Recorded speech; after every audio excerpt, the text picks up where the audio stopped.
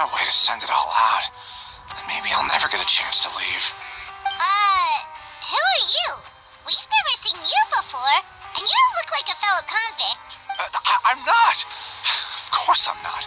Please, don't mistake me for a criminal. I'm a good, law-abiding citizen. Then what are you doing here? You sure seem anxious about something. I'm a promoter for Fontico, and I'm usually responsible for promoting our drink products. I thought I could complete my task here quickly and return to headquarters, but I've been here way longer than I anticipated. Oh, a promoter from Fontico? So what kind of problem did you run into? I'm so upset. It's all because of that Duke. After discussing the company's promotional plans with him, he told me outright that my project was worthless. However, in light of our long history of successful collaboration, I still tried to patiently explain the details. However, to my surprise, he just cut me off while I was speaking. Let me take a moment and recall his exact words. I'm just gonna stop you there and say no. If anything, I'm saving you time. It seems you don't fully understand the value of credit coupons here, nor do you understand the value of your own products. The former is because you are from the overworld. That's understandable, and I don't blame you for that. But as for the latter, only someone monumentally stupid, so breathtakingly stupid, that they were completely ignorant of the value of credit coupons, despite living in the underworld, would ever possibly consider buying your drink. Let's just forget it. Anyway, that's how he rejected my proposal and asked me to come up with another solution with the condition that it doesn't cause any trouble for him. Can you believe that guy? Well, he is the head honcho here. Not much you can do about that. We met him too and could tell that he's the kind of guy that's hard to pin down. Fine. I know I should just let it go. I'm on his turf after all. His house, his rules.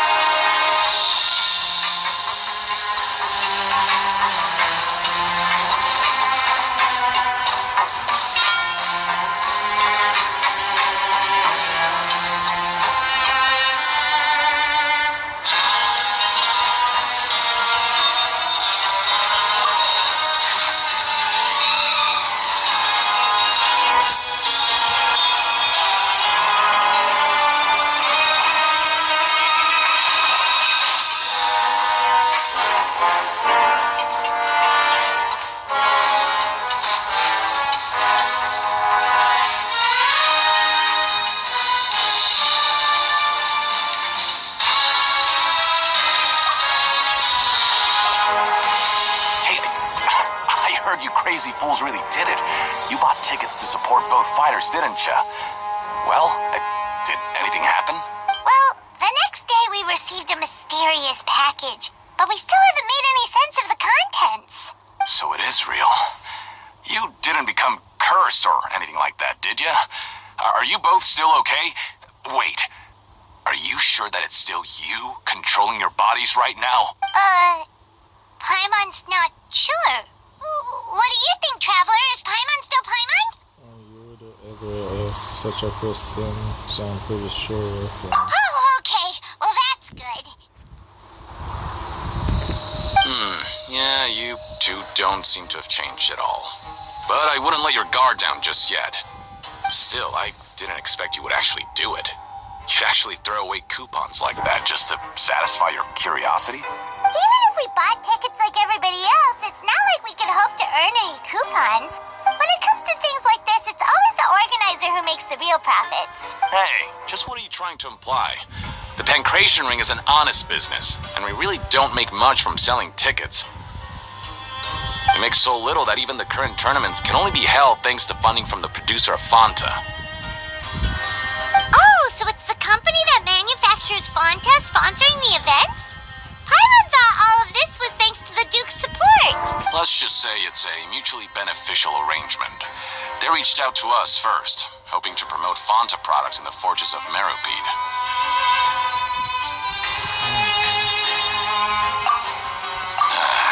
Anyway, you try and take extra good care of yourselves these next few days, you hear?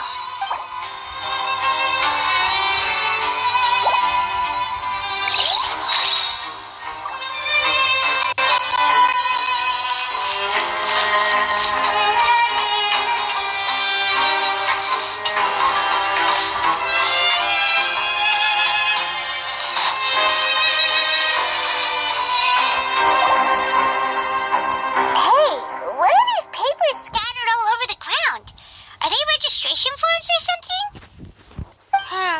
Maybe not.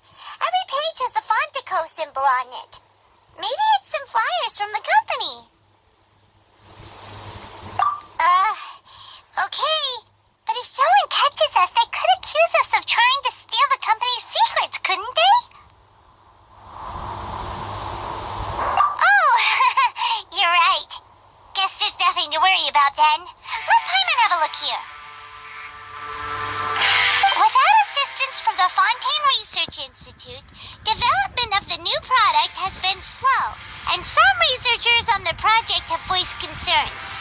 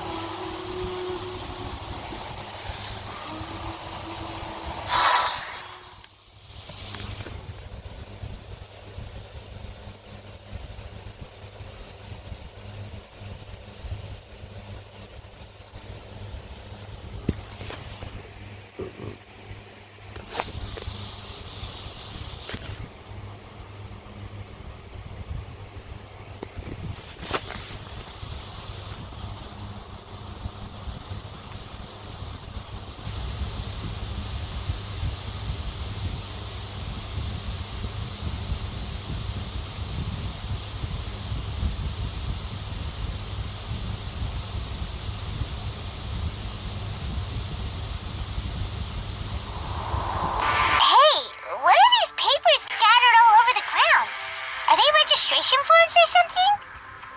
Maybe not. Every page has the Fontico. Okay. But if so. Oh, you're right.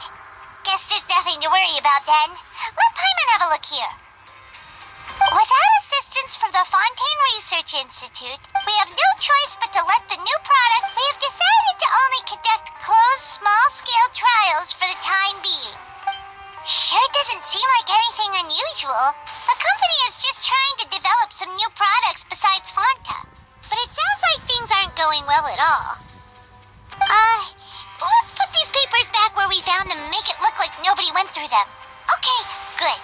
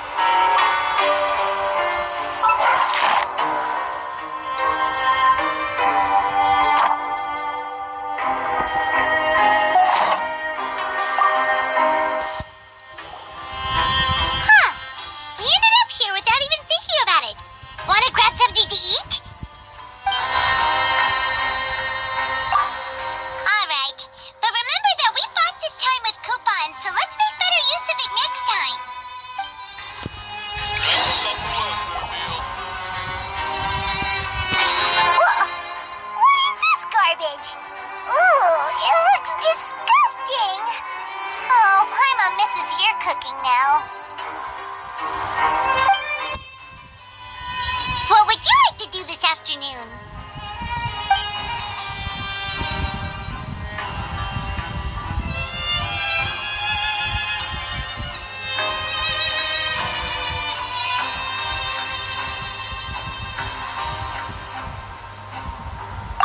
After working here so long, we're really starting to get the hang of it.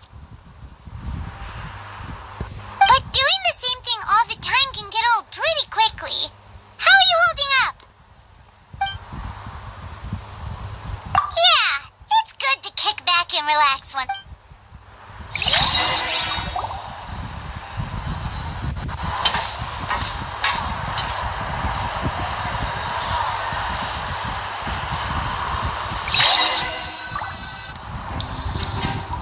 A mysterious box? A bottle of crimson liquid? Paimon still doesn't know what to make of it.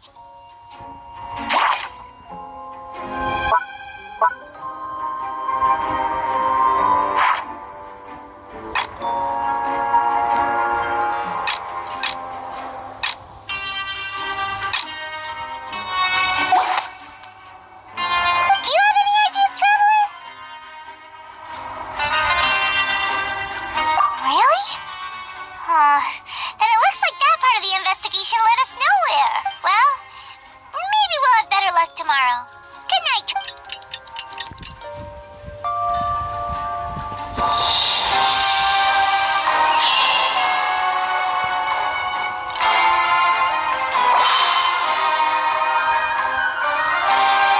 Okay, so we've investigated 2 of the hidden rules. Paimon didn't think this prison would have so many weird things going on.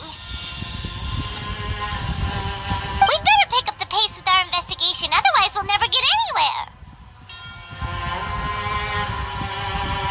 Yeah, let's skip work for now and put our time to good use.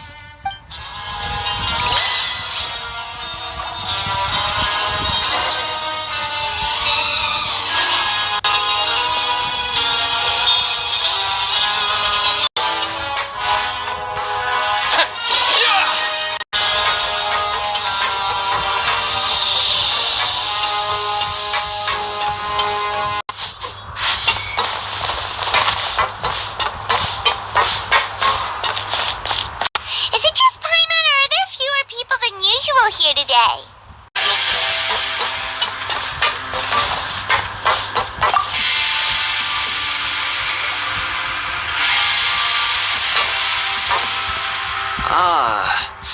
Seeing you at this time must mean you've already saved up a lot of credit coupons. Or at least enough to skip work. Seems you're getting into the swing of things around here.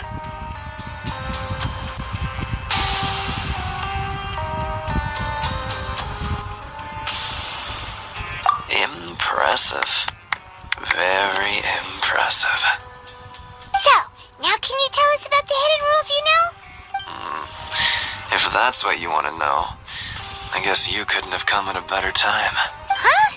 What do you mean it's a good time? Leonid and those other pesky broke urchins have all gone to work in the production zone. I wouldn't want them listening in without paying up. We get it! Just tell us already! So, you know those pipes that make strange sounds? Don't ever go near them at night. Even if you manage to avoid the guards, you might find something even more terrible there. Something even more terrible?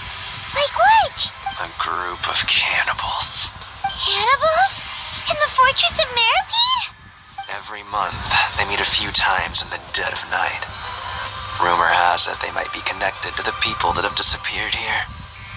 But what's even scarier is that they have a special proclivity. Since they have no way to dispose of the leftover remains, they have ways to transform them into other forms and keep them in the fortress forever. Paimon might already know what you mean by other forms. So that's what's going on here.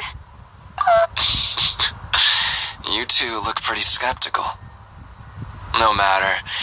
Learning the truth behind dark secrets isn't necessarily a good thing. I've got things to do too. I suggest you just act like I never told you anything.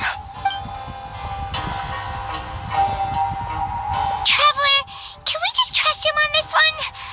Oh, Paimon doesn't want her blood and flesh entombed here for all eternity.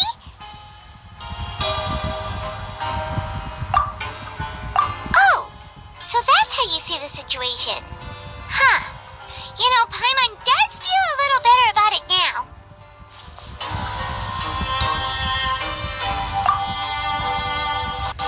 When will all the secrets end?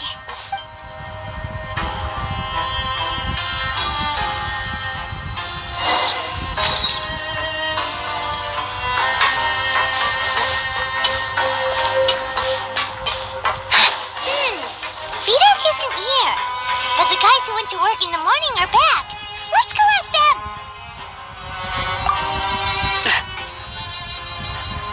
Just stay away from me.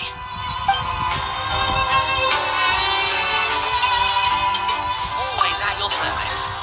What? What are you saying? You shouldn't go around saying stuff like that.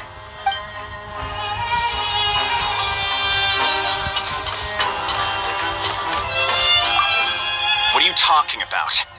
Listen, you should keep your nose out of other people's business.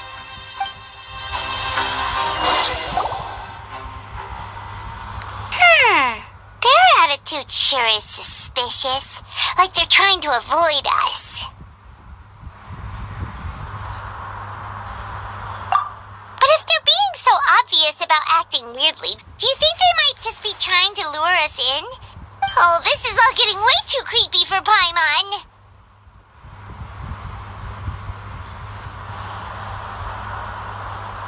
So you mean we still need to investigate some more? Okay, if you say so.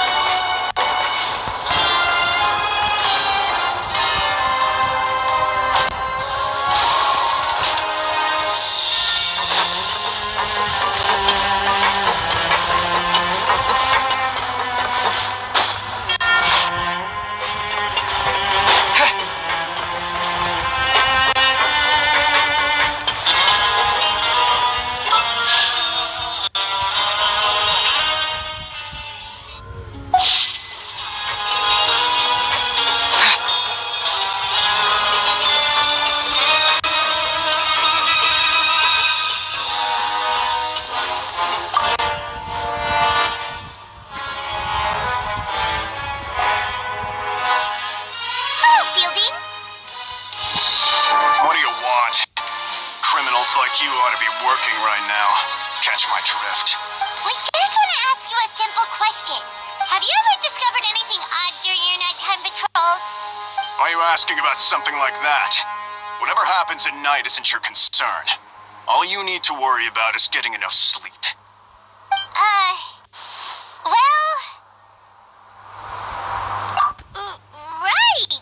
We've heard it happens a few times every month. Paimon has sensitive ears, so it makes it hard to sleep. Really? I see. But it's not like I'm on duty every night. And now that you mention it, I recall my colleagues talking about something like that before. They say that strange things tend to happen at night on pipe cleaning days. Lots of us don't willingly take those shifts. So, what happens at night on pipe cleaning days? They just conduct regular cleaning of the fortress's drainage facilities. There are 3 pipe cleaning days per month, and it just so happens that today is one of the scheduled days. You can try to confirm the sounds tonight if you want, and if they're real, then I can report the issue to my superiors for you. Oh, okay. Then we'll keep both ears out tonight. If that's all, then I'll be leaving now. I advise you not to try anything funny, though. Even if I'm not on duty tonight, someone will still be watching you. Don't worry, we don't want any time added to our sentences. Oh, he left. So what do you think about the pipe cleaning days he mentioned?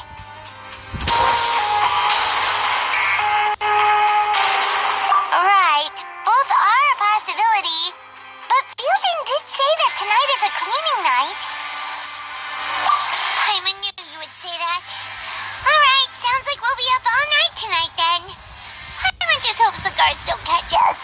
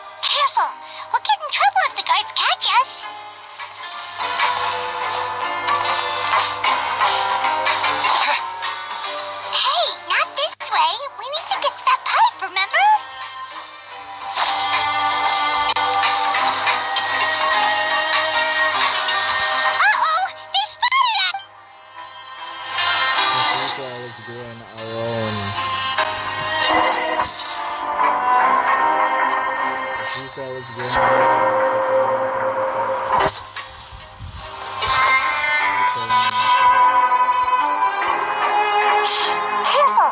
We'll get in trouble if the guards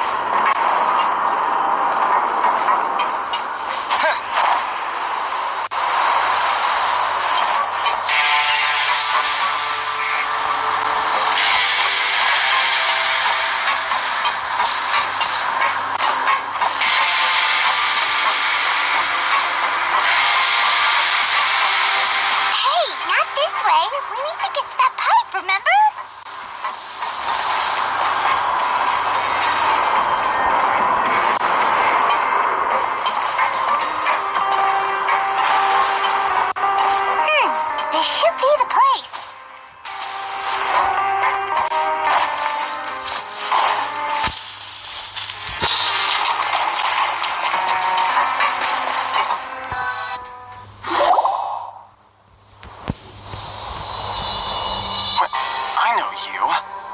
You were the ones we saw.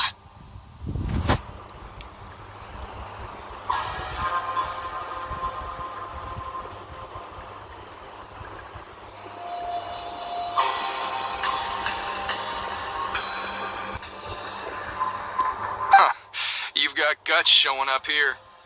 You know who we are, right? Cannibals. You'd better leave now. Ain't nobody coming here to save you. Not for your future. What'd you say? Well, there's rumors that we're cannibals on who they is. They said about you. Yeah, so what if they were? If you push us, we can make those rumors a reality at any time. Hey, what's the point of all those rumors anyway? What exactly are you trying to do? I don't have to tell you anything. If you turn around, go back to the dormitories and act like you never saw anything, then I'll pretend that you never showed up here. Yeah, scram. Nothing worth seeing here. There's something wrong. Huh? What did you say? Isn't that exactly what Boss said when he left? Hey, do you know our boss?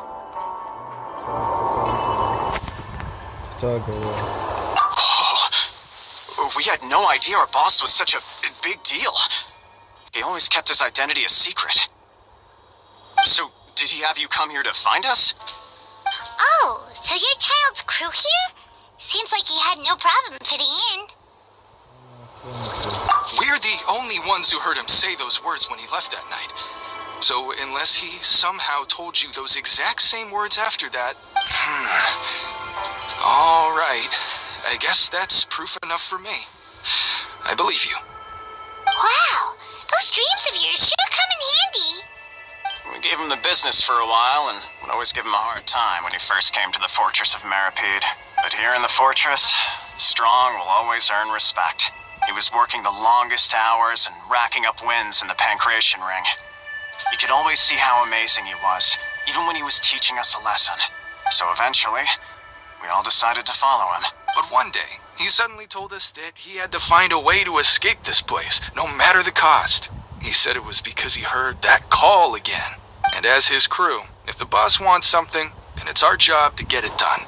So, we got to work and used the hidden rules that were here to make up and spread the rumor about the cannibal rule. We just wanted to give him a better chance of escaping on a night after the pipes had been cleaned. Oh, thanks to your rumor, nobody would want to come anywhere near here, prisoner or guard. Wow, it sure is easy to exploit people's fear of the unknown. But, has a child already escaped? Why are you all still coming here after pipe cleaning day? Because as far as we know, the pipe he went into isn't actually an exit. It should be a dead end. It leads to an abandoned factory area, and even if there were a way to escape from there into the sea, we're still way too deep. No one could ever reach the surface alive.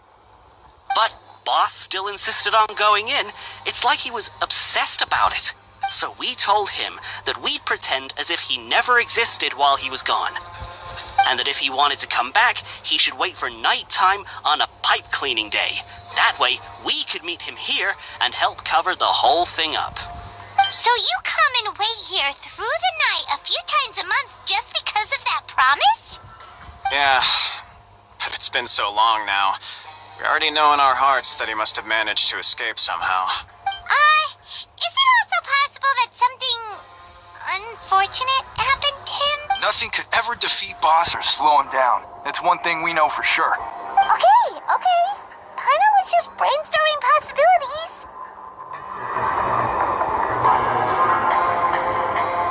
All right. Keep quiet and follow us.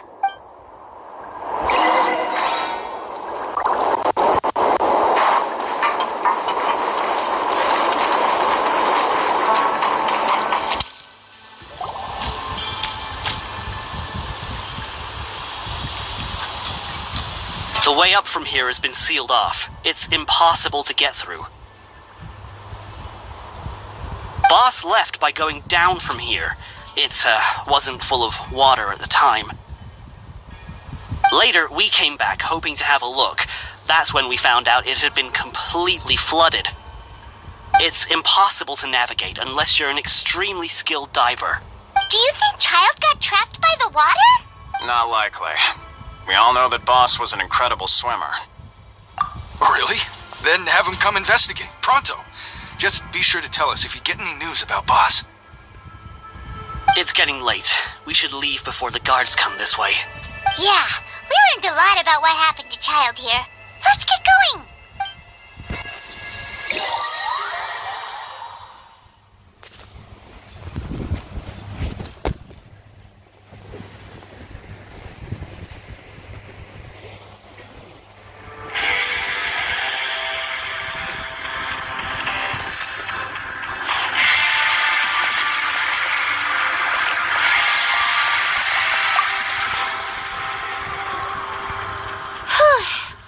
We finally learned some key information. Seems all of our investigative work has finally started to pay off. When you said you knew a diver, you were talking about Fremine, right? If we ask Linny, he'll definitely have Fremine help us. Ugh. Why is Child like this? What was he doing going into the pipes? Not making our jobs easier, that's for sure. Fortunately, though, it seems like it's only a matter of time now before we find out what really happened. Now that we can finally relax, I'm starting to feel super sleepy. Let's try to get some rest while we still can. Night-night, traveler!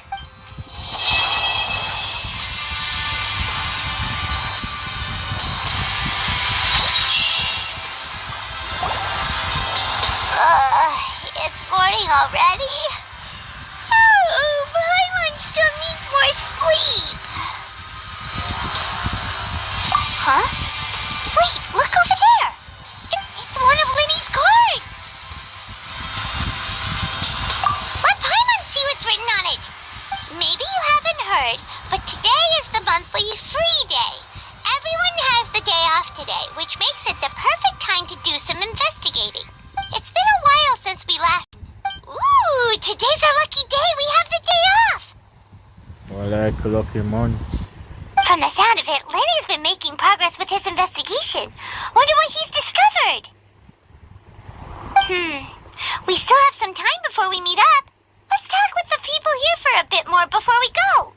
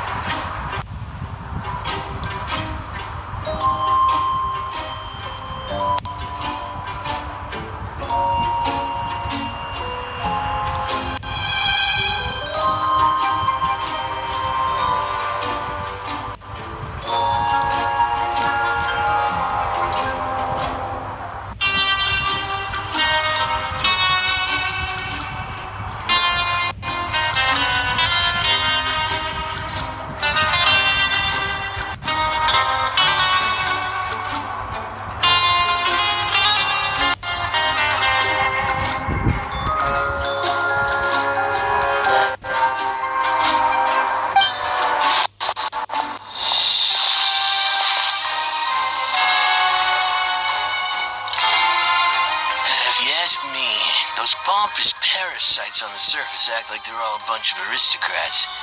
Do any of them give half a hoot about a bunch of dogs like us? Hey, speak for yourself, mate. I'm no dog. Oh, you think you're special or something? If you're here, then you're just a convict like the rest of us. I've heard that even if you're released after serving your sentence, going back to life on the surface ain't any better. Once a criminal, always a criminal. We're marked for life. I don't buy that. Hey, how cool would it be if the whole world was destroyed by a giant flood and everyone had to start over from nothing? What kind of filthy bilgewater are you spewing? I have family up there. You best shut your sewer hole and talk like that. Listen, things ain't so great on the surface, but who says that you have to leave? I've heard that you can still stay here and work even after you've served your sentence. Not bad if you ask me. Who wants to live in the ruddy overworld anyway? And what makes you think they want to hire someone like you? It's one of the great mysteries of the universe, how someone as useless as you is so... Whoa. Sounds like they're really unhappy about the overworld. Speaking of which, Paimon never heard anyone use the words overworld or underworld when we were living up there. Is it only something the inmates down here say?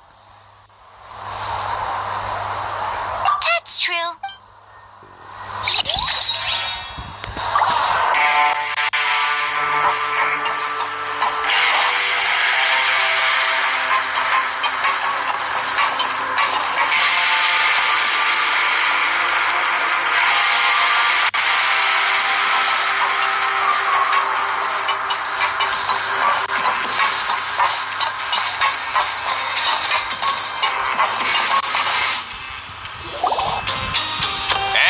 Over there. Yeah, you. Say, do you like playing card games? You know, like Genius Invocation TCG? You TCG players are like mint in the wild, literally sprouting up everywhere. Hey, come on now. What's wrong with finding fellow Invocation aficionados? Anyway, care to join me for a game? All right. No pressure. But why would you be looking for people to play Genius Invocation in a place like this? Don't people usually come here to fight? Whether you're throwing down cards or throwing punches, it's all a competition, isn't it? It's all the same in my eyes. There are lots of card players here in the fortress. When I saw you, I immediately thought, hey, even outsiders from other nations play cards. So I came over to say hi. Sure. Great! Since you've been here longer than us, you need to flex your seniority a little bit, right? Maybe you could start by telling us newcomers some stories about this place. I thought you would have already heard everything by now. All right, then. Did you have anything specific in mind? Or do you want me to just pick a topic? Why don't you pick? We'll let you know if we've heard it already. All right. Have you heard any strange rumors since you've arrived? Then, did you know that there are some people who are always gossiping over in the corner? There are two guys who are always skulking around in the corners of corridors gossiping. The bigger guy is Quisto, and the skinny one is Lavaroon. People call them the Bombshell Bros. I never really found their gossip very mind-blowing. It's pretty much just the same stuff that I hear about when I'm at work every day. If you're interested, you can go talk with them. They tend to talk a lot of nonsense, but they aren't exactly bad. Good to know. Do you have anything else to tell us? Let me think. Sounds like you want to hear something a little more tantalizing. Oh, did you know that the Duke was also a convict in the fortress of Meropide before? Huh? Wait, are you serious? That's right. The Duke was an inmate just like you and me. Seems he was exiled here for committing some crime. Who knows how he ended up rising up to become the warden, though. To go from an ordinary inmate to becoming the manager of the whole place? I'm not gonna lie, I kinda respect that.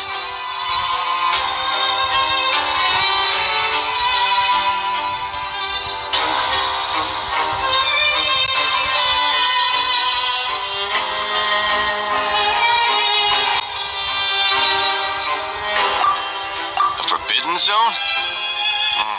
Sounds like something that someone just made up. I've never heard of that. Where did you hear about it? It's just a rumor we've been hearing, but no worries if you've never heard of it. Do you have anything else you can tell us? Anything else? Not that I can think of, but I'll be sure to tell you anything interesting I hear next time. You'll have to play a game of Genius Invocation with me first, though.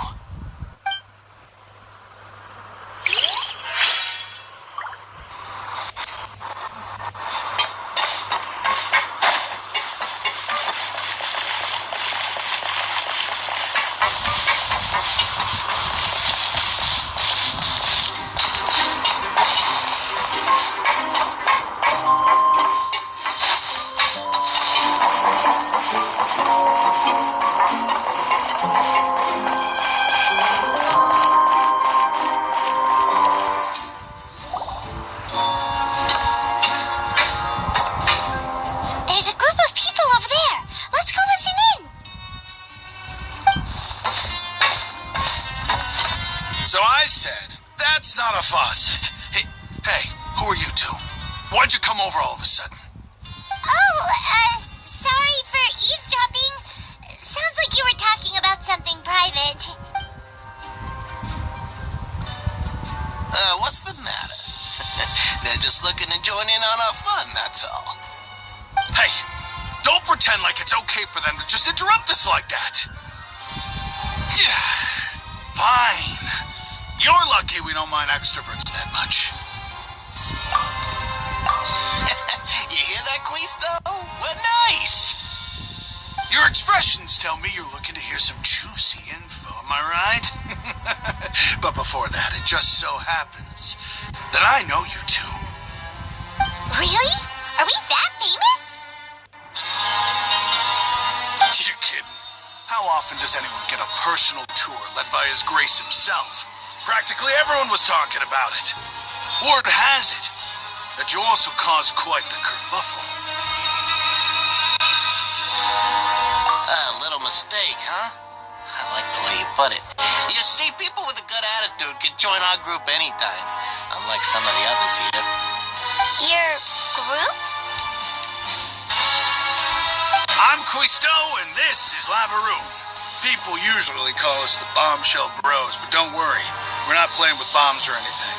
It's just that our information is always so explosive, and we blow minds on the regular.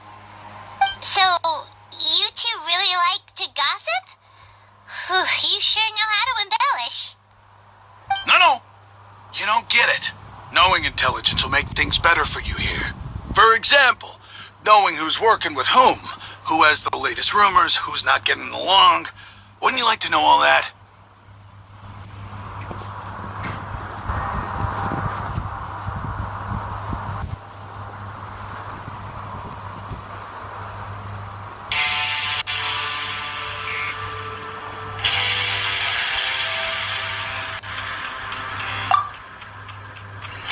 Whoa, all this info's worth something, you know? You should prove you're worthy of it. I don't mind him. Quisto's always this way. Just play nice and say something to massage his ego. The welfare meals. Talk about the welfare meals. Right. That meal we had yesterday was super delicious. Paimon can still taste it whenever she closes her eyes. Is that so? To tell you the truth, I've been helping out with making those welfare meals. I've been working as a kitchen assistant for about a month and a half now. Oh, so you're the one who made those delicious steaks. Amazing. You could be a professional chef. You are correct. I am a true professional. In fact, I even went to culinary school. But enough about that. Since you like my cooking, I guess that means we share similar tastes. Listen carefully. This little bombshell will help you learn what's really going on here in the fortress.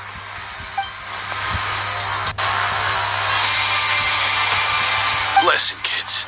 The power structure within the fortress is quite complicated. The overworlders couldn't care less about us down here. We're basically dogs to them. You've already met the one person here you should never cross, the Duke, Risley. He knows more than you think. And if he doesn't care about something, then he often doesn't bother dealing with it. Those who have the Duke's attention get all kinds of special perks, even better treatment in the infirmary.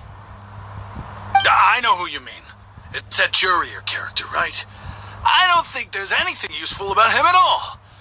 Why does he visit the infirmary practically every day? Is it normal for anyone to be going in and out of there so often? If you ask me, he's just faking it to get out of work.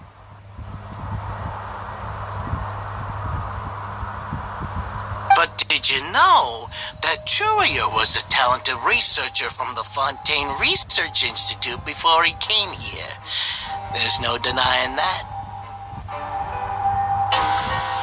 I don't care if he was a researcher that could turn dirt into Mora. Once you're in the fortress of Meropide, you're just another inmate like everybody else.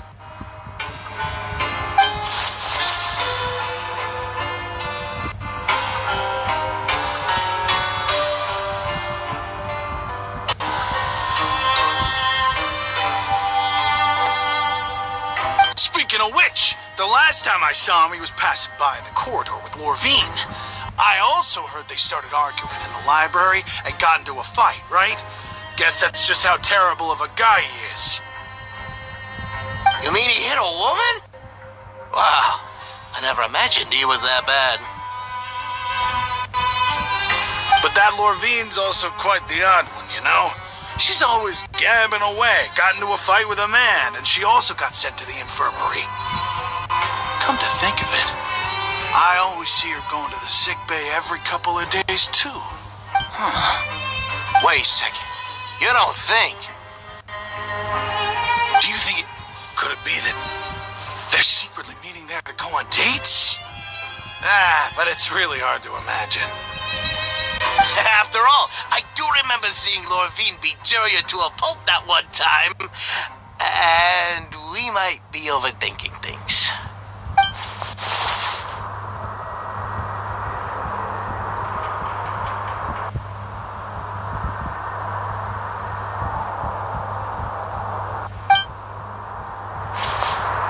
Okay, we've talked to just about everyone, and it's about time for us to go meet Linny. According to the card he left us, we should go meet him in the production zone.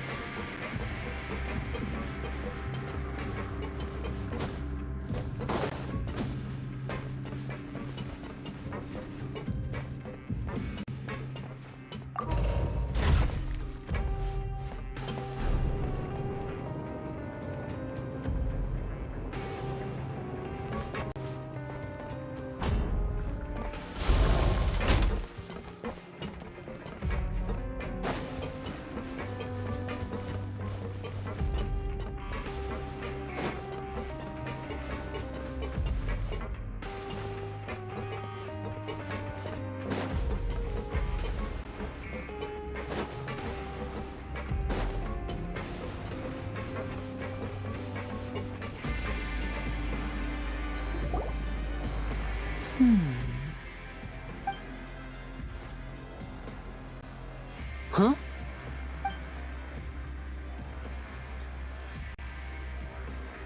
That look in your eyes. You found something? Hey, this is no time to be modest. Just tell him we found a boatload of information. Oh, as expected of the legendary duo, you have my full and undivided attention. I'd have never guessed that myself. The rumors swirling about this place are unreliable after all, and Master Child probably went missing because he found a way out. He is a harbinger after all. I suppose he's much more resourceful than I initially gave him credit for. Unfortunately, this isn't enough for our final report to Father. We need to find out Master Child's exact whereabouts. Father told me that even though Master Child said he was just coming to Fontaine for a vacation, he actually had some personal reasons. His agenda might be linked to his disappearance. The most important thing right now is to catch up to him. His escape route is already flooded, so we'll have to task someone with professional diving skills to chase after him. Well, when you put it that way, it's obvious that only Fremine would be up to the task. Bingo! Is he around? He's working today. Coming here as a group would have attracted too much attention. I'll talk to him about it later. You still repenting? It's the least I can do. We're all in this together, so it's only fair for us to fulfill our end of the bargain. Honestly, I'm far more impressed by you guys managing to collect all this information right under Risley's watchful eyes. Collecting information has always been our strong point. Now, let me think.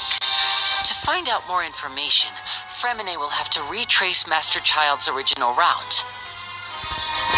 And if he's to do that, he'll have to set out on the next pipe cleaning day at the earliest. That's 6 days from now.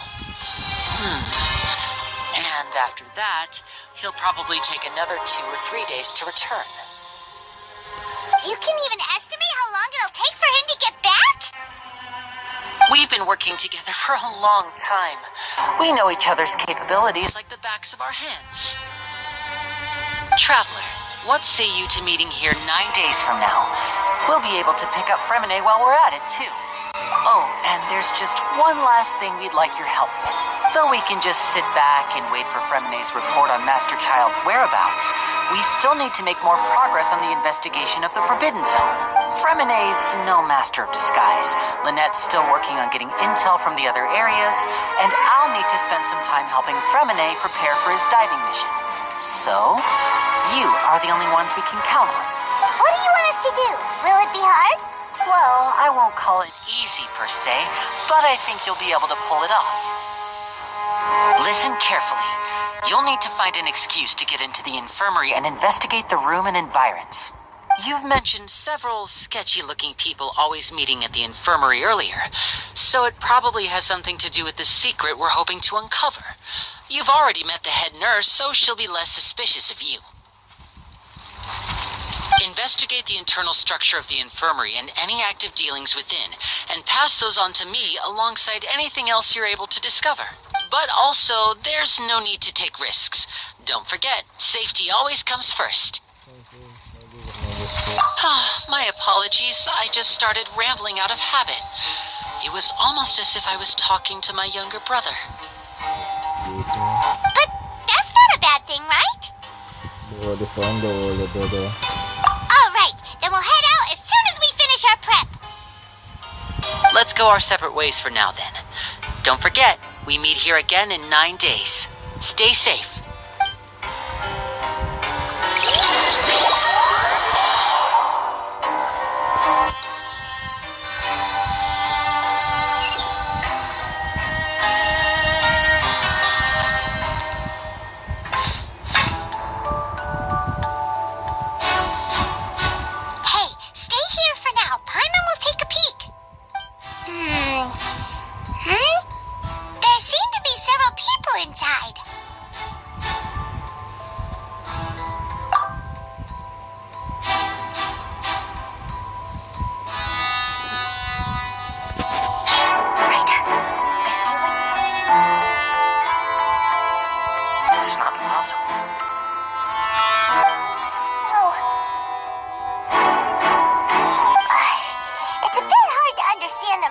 here, so why don't we just try to talk to them in person? Let's go as soon as you're ready.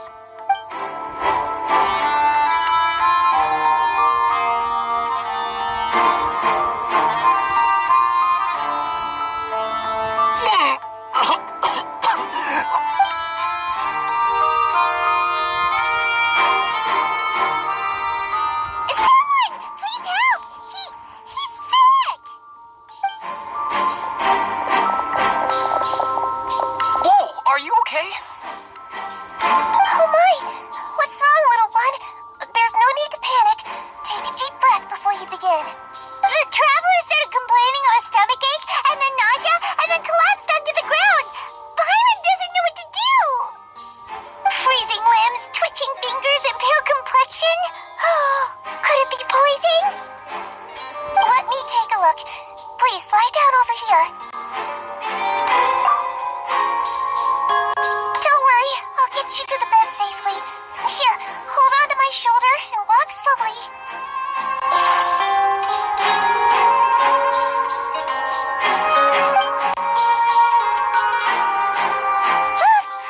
You can do it, traveler. Don't apologize. You're sick after all. Now, please relax. I'm just going to do a preliminary checkup on you.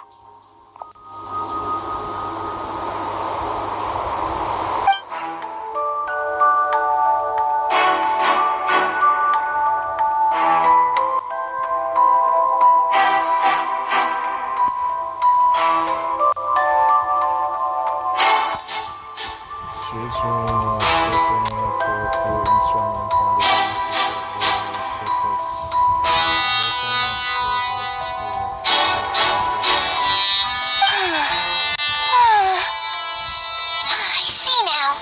My checkup has confirmed that he's not in any mortal danger. That's our worst fear out of the way. Eh? Oh, that's good. But I'll continue my diagnosis of the patient now. Please, relax and take a deep breath.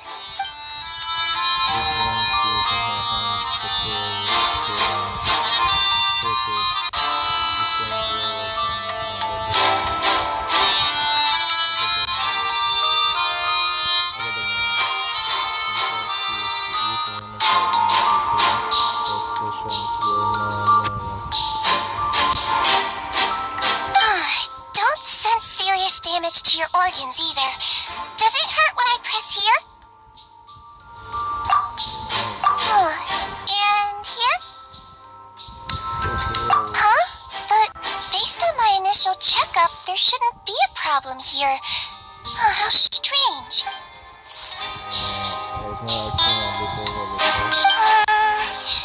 What about here? Does this hurt? Oh, I understand. So that's what it is. I think you just ate something that disagreed with you. That's all. Nothing too serious. Outside of a pretty bad stomachache when it decides to act up. So that's what it is. Thank goodness it's not anything more serious.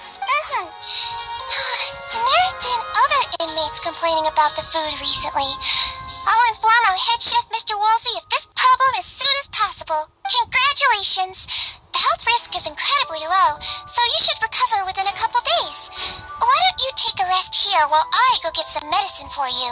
Miss Levine, I'll have to trouble you to help me look after this new patient while I'm gone. Very well. And she hopped away, just like that. This infiltration mission is much more smoother than I imagined. Next, there are only 2 people left in the room. 3 changes carrier, but 2 men were wing, so she has to be one of the most frequent visitors to the infirmary. I've heard of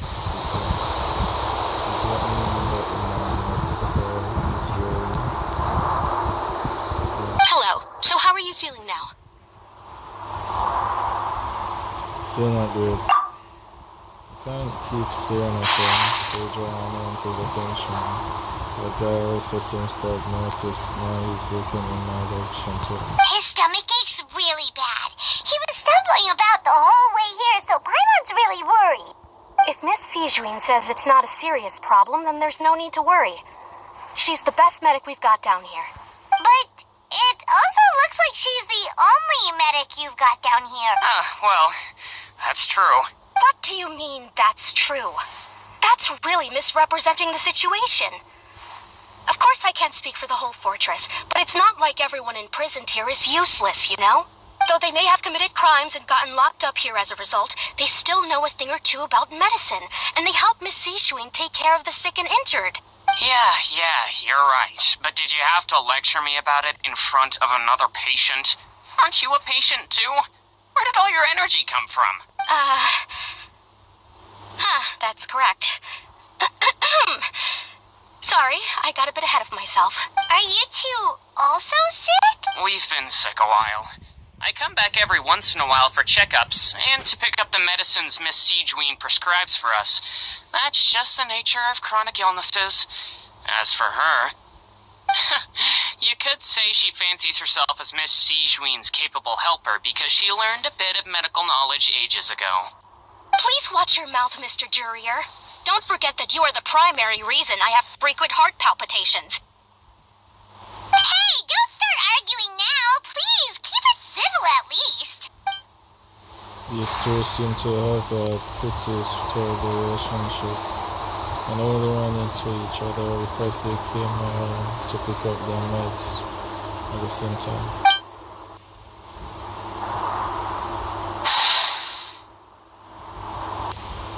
But outside of the two of them, there is nothing suspicious inside the room.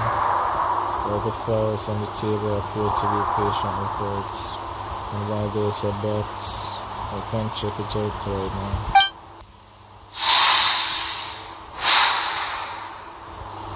There also aren't that many furnishings on the wall. Wait, there's something to be a movable hatch on the ground over there. Hey! There's no need to fight! Everyone will be released someday, so there's no need to argue over silly things like this! But...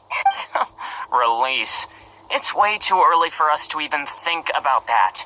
And who the heck knows if we'd even be able to continue our previous lives? Closing the far movable hatch isn't strange by itself, but perhaps it's my adventurous intuition speaking. But isn't it a bit strange that there is a movable hatch here of all places? Is it telling me something? Please allow me to end this boring and useless conversation. Oh, and Mr. Jurier, I don't want to see your face here again anytime soon. And same to you, Miss Lorvine. Anyway, that was more than enough rest for me, so I'm going to get out of this excessively noisy place. See you later. He just slowly walked off like that? That's just what he's like. I'm sorry you had to see all of that. I'm Lorvine, and that's... Well, his name is Jurier, but I hope you'll never have cause to remember his name. You really can't stand him, huh?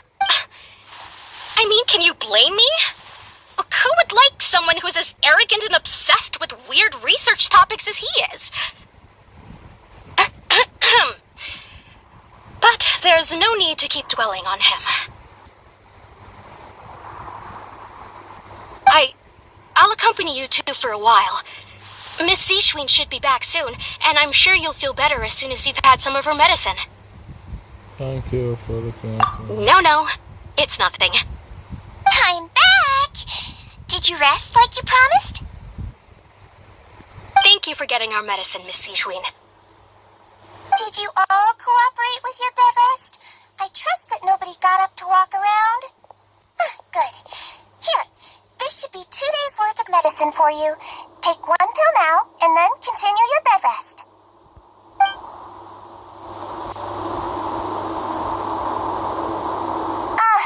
Miss Levine, I left in a bit of a hurry just now. Do you still remember if we discussed the color of the pill that you should be taking today? I remember. You said it should be yellow. Did we talk about that before we walked in? Yeah, I don't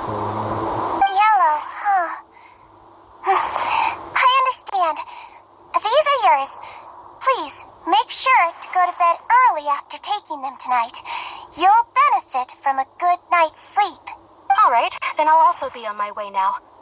I hope you feel better soon, too. See ya! I'm going to fill out your medical record now. You're widely known as the Traveler, right? I just want to double-check a few details, if that's alright with you. Those two made quite the commotion just now, so why don't we let the Traveler rest?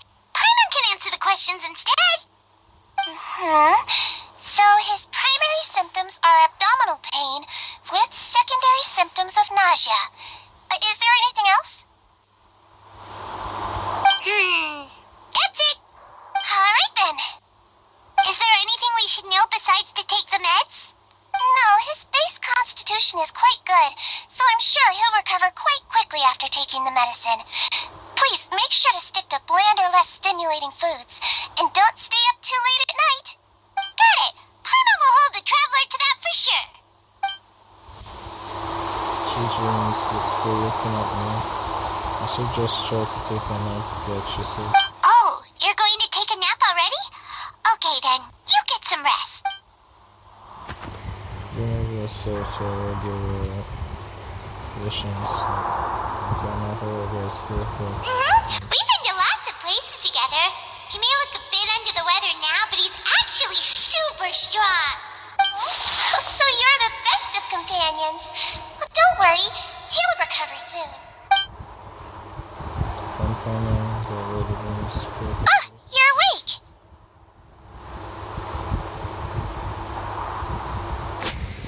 How do you feel? You slept for a really long time, but we never left. Well, now you can go back without a worry in the world. Remember to take the meds regularly, and don't forget, bland foods. Thank you, Miss Sijuin.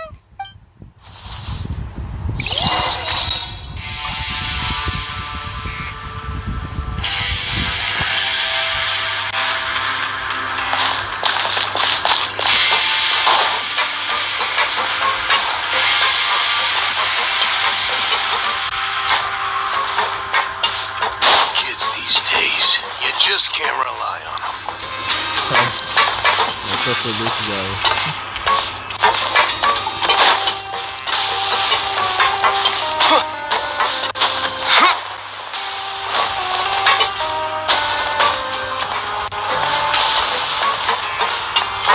Help each other, get through it together.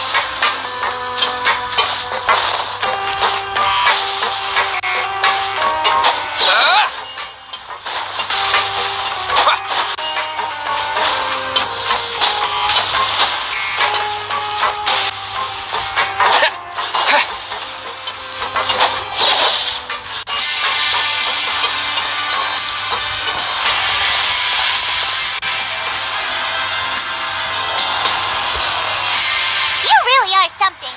To be able to fall asleep like that and even sleep talk the entire time, you scared Paimon half to death.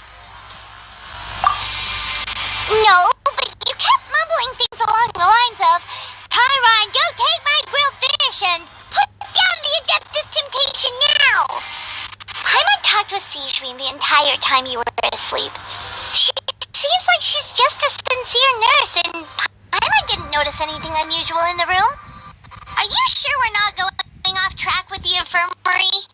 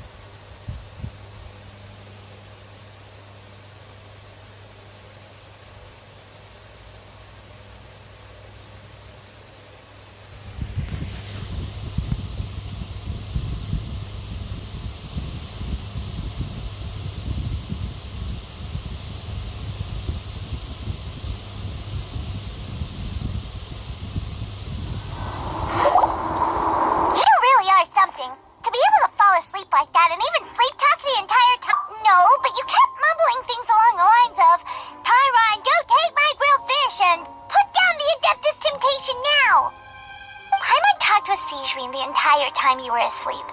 She seems like she's just a sincere nurse, and Paimon didn't notice anything unusual in the room. Are you sure we're not going off track with the infirmary? Are you really off track there? Yeah, this is cool. I still a few things about the place. A movable hatch on the ground, as well as the custom surgery next door open. And also, were they really talking about their mates before the action? Oh, and was the Reverend and Joey arguments generally, or were they just putting it on the show? Whoa! You really are super thorough. All those tiny little suspicious things that Paimon didn't even pick up on. We've got to give the info to Lenny.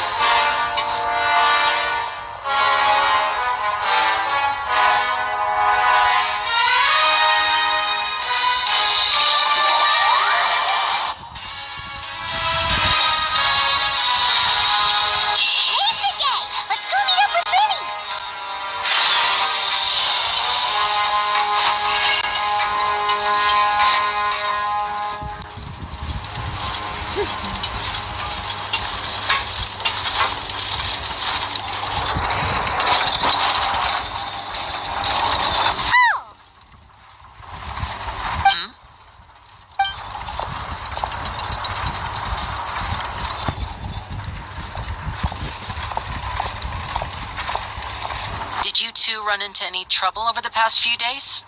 No, we just worked our shifts according to the schedule. Nothing weird happened. That's good. That means you didn't raise any suspicions when you infiltrated the infirmary. We've taken a look at the slip you've sent. Fremine successfully left the grounds via the pipes 2 days ago. And as of last night, Lynette has also infiltrated the infirmary after faking an illness. Wait, why is she getting involved as well? You already went above and beyond when you scoped out the infirmary. To put it more bluntly, even if we were to view that as something you did in exchange for Fremine's help, you've already done more than enough. Infiltrating a guarded stronghold is a different kind of job from a one-off investigation. We want to avoid using the same faces over and over and reduce the amount of suspicion that will fall on any given person. Good point. Lynette also felt like you have already taken the first step for us, so she should be the one to finish the job. So that's what Lynette thinks. Oh, Paimon hopes everything's going well for her. Perhaps that's true. You are both very good people, and we've come to appreciate that more than anyone else.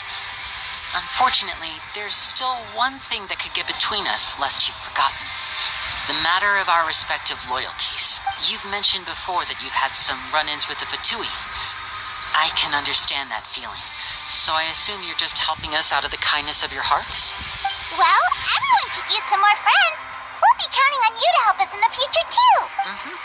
Since I see you as friends, then it's even more important for us to protect you from any peril. Fremine and Lynette feel the same way. Glad to hear it.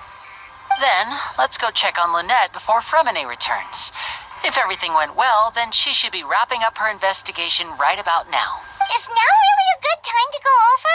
According to my observations, Sijuin always spends around half an hour away from the infirmary right before lunch. Lynette knows this as well, so this should be a good time to meet up with her. Also, I'm her brother, remember? It's only natural for an older brother to care about his younger sister's well-being. Okay, then let's head over right away.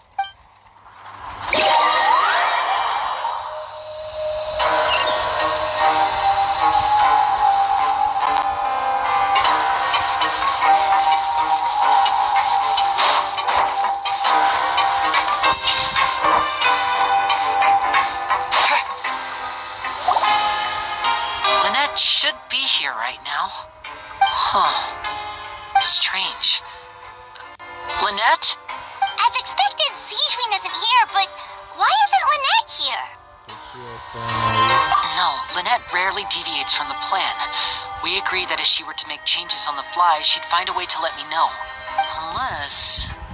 Let's see if there are any clues around here. We can look while we wait for her. Who knows? Maybe she'll be back soon. Okay.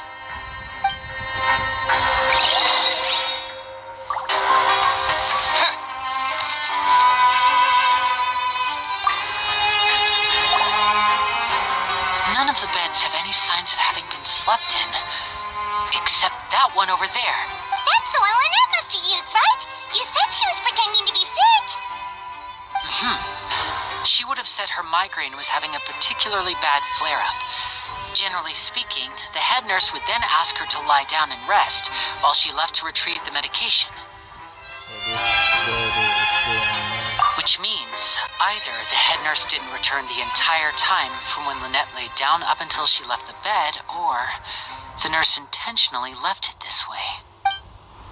Oh no, that's not a good sign.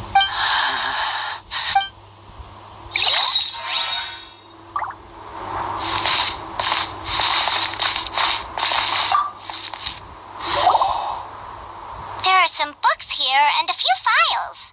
They all look like medical records. Advanced nursing, how to raise the spirit of your patients, a quick guide to the psychology of emotions, and the meaning of laughter. These sure are some interesting books. Who knew Zijwin would be interested in these kinds of things? She even has books on understanding people's motivations and feelings. Is it because she's a Melusine? Or does she have a need to understand her patient's emotional state? Seems quite normal to me. These are skills that would come in handy for a nurse from time to time.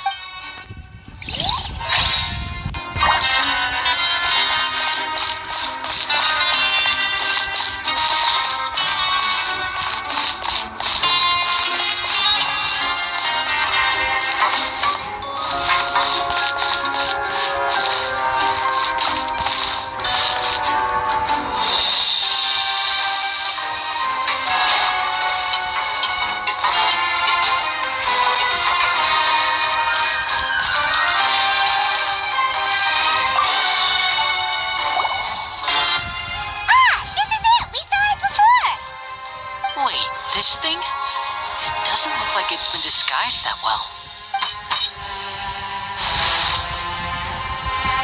The space behind it is empty. From its size, I don't think it's an entrance that is meant to be taken apart. There's probably a mechanism around here somewhere. Could Lynette have tried to get inside? But if that's the case, she would have contacted me for sure. Let's look around here for some more clues. Don't panic, just take another look. Look how many stairs. She's definitely beginning to panic. He probably said that subconsciously, not for himself.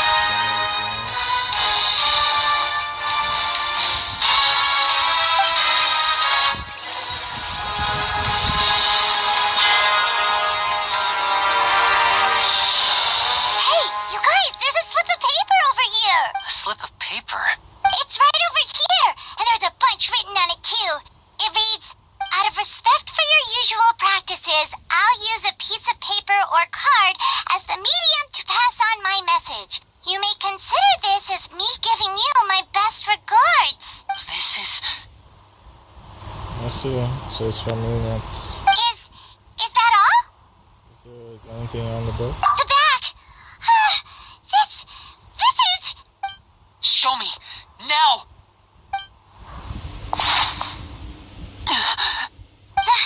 That look on your face. Paimon's reading it now. Would you care to guess where Miss Lynette of the Fatui could be right now? Somebody got her. No! Could she have... Is she already...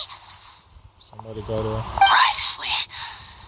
Did he deliberately leave the infirmary unguarded to use it as bait? This was Razzie doing. Wait, you mean he was aware of our goals from the very beginning? But why? We didn't run into any trouble last time, and he also never reached out to us since. Why would he we chose Stark during our second invitation attempt instead of the first? Yes, that is a crucial question. Risley, he doesn't do anything without a clear goal or reason. So this means he had no concerns about your activities from the very beginning. You're not from the same camp as us. You were sent down here by Nervulet, so you have no conflict of interest with Risley. We're a completely different story, though.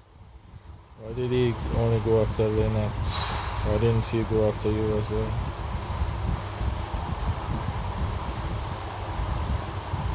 I'd like to know that too. Why did he only go after her? Don't panic, just think everything over. I have to stay calm. This is not like what happened last time. The situation's different now. Wait, you're right. Wait, but that means the fact that Fremine was able to leave the grounds. Could Risley have let him go as well?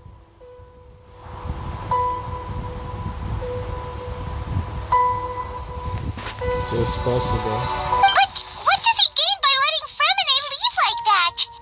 I don't know. He deliberately made them both disappear. So he's challenging me and trying to provoke me, I'm sure of it.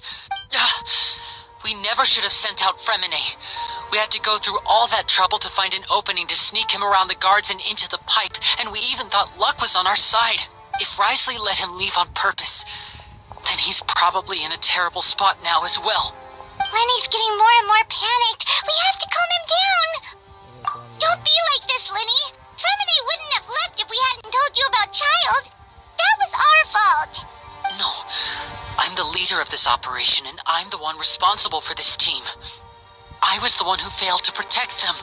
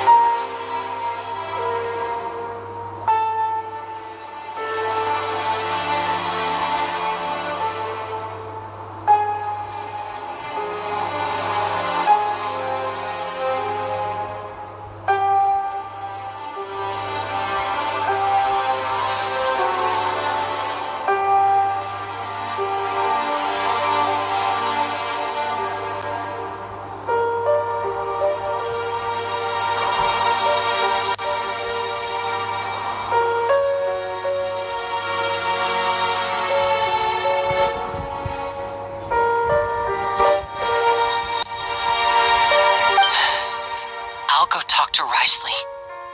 Hey, don't be reckless! Traveler, please talk some sense into him! I simply cannot allow Lynette to be abducted again. I have to go. I'll find a way to get them back. He smashed out the door! After him!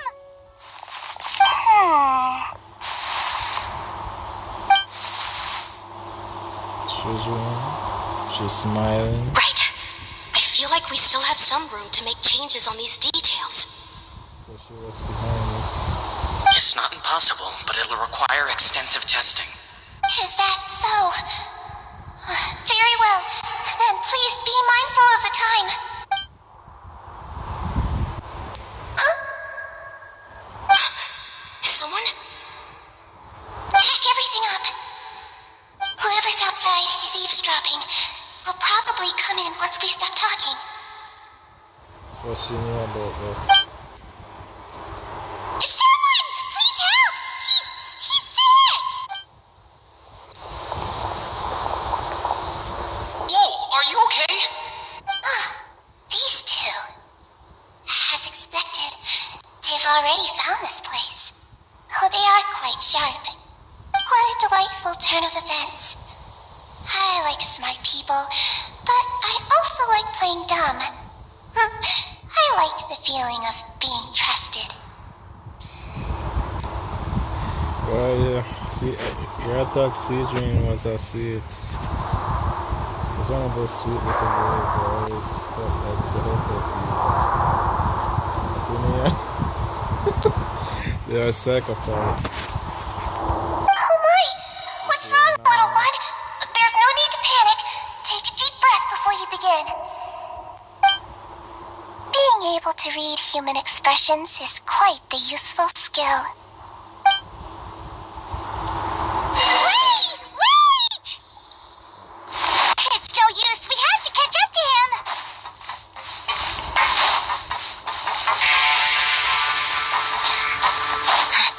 He's already out of sight. How is he so fast? Let's go head him off at Risley's office.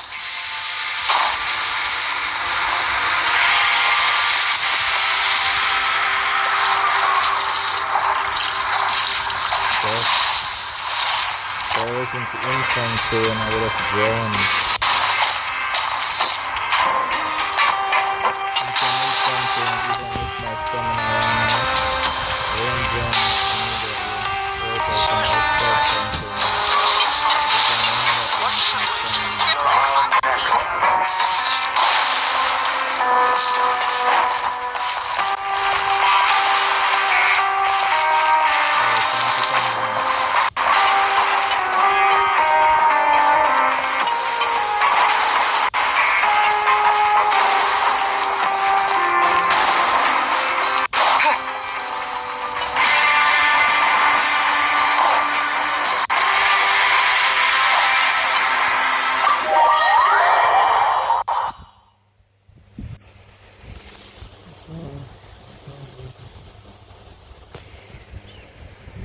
Experience, which was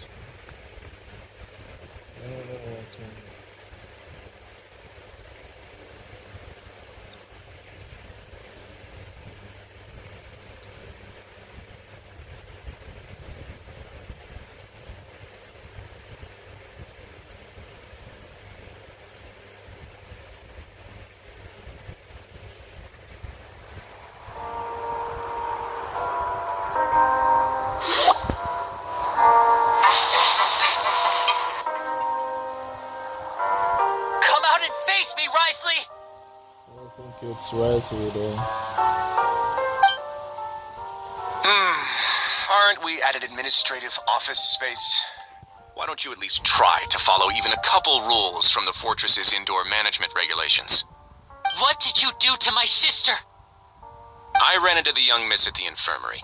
I'd heard that she was suffering from quite the migraine, so I decided to invite her over for a cup of tea. I do have some teas in my collection that can work wonders against such an illness. Stop joking around! Where did you take my siblings? I have also heard that your performances are quite the spectacle. Miss Lynette would sometimes enter a box filled with water, only to emerge the next second from another place altogether. Maybe she'll appear behind you right now if you were to turn your head. Is he trying to trick me into turning my head? No, he's probably not looking to attack me right now. All of the hostages are in his hands, and he's even in the mood for small talk. That means Lynette is probably still alive. You knew we were investigating the infirmary from the start, so you deliberately aroused the Traveler's suspicions and baited us into continuing our investigation, just so that you'd be able to kidnap Lynette. As for Fremine, no, you probably didn't even interfere with Child's escape. You let him go, so you could purge the Fatui members that we had planted into your ranks. There was no need to do so. The fortress of Meropide is a pretty pleasant place. Most people enjoy their lives here. The only ones who act differently are those with personal agendas. It was quite easy to identify your colleagues. You removed our original members and spread the news of Child's escape so Father would assign our team to come down and investigate. Fremine has also fallen into your hands, right? If you're oh so omnipotent and so in control, why would you need hostages?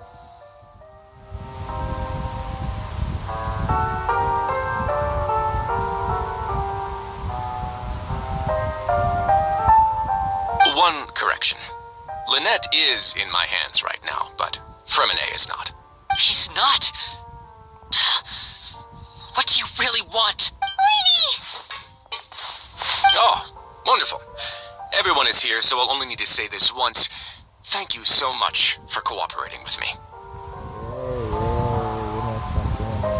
Eager and to the point, I see. Alas, only Miss Lynette is currently having a cup of the fortress's finest tea. Although, as per your original plan, Mr. Fremine should also have returned to the fortress by now. But he has neither shown up within my gates, nor has he been taken into any kind of custody. So, where do you think he may be right now? Wait, you can't mean you locked him outside in the sea? I closed the fortress's gate to the outside world. That's all. Fremine's a star diver, so he should be fine, right? No, we're still here, so he definitely tried to find a way to come back for us. So we can't assume he might have made a break for the surface.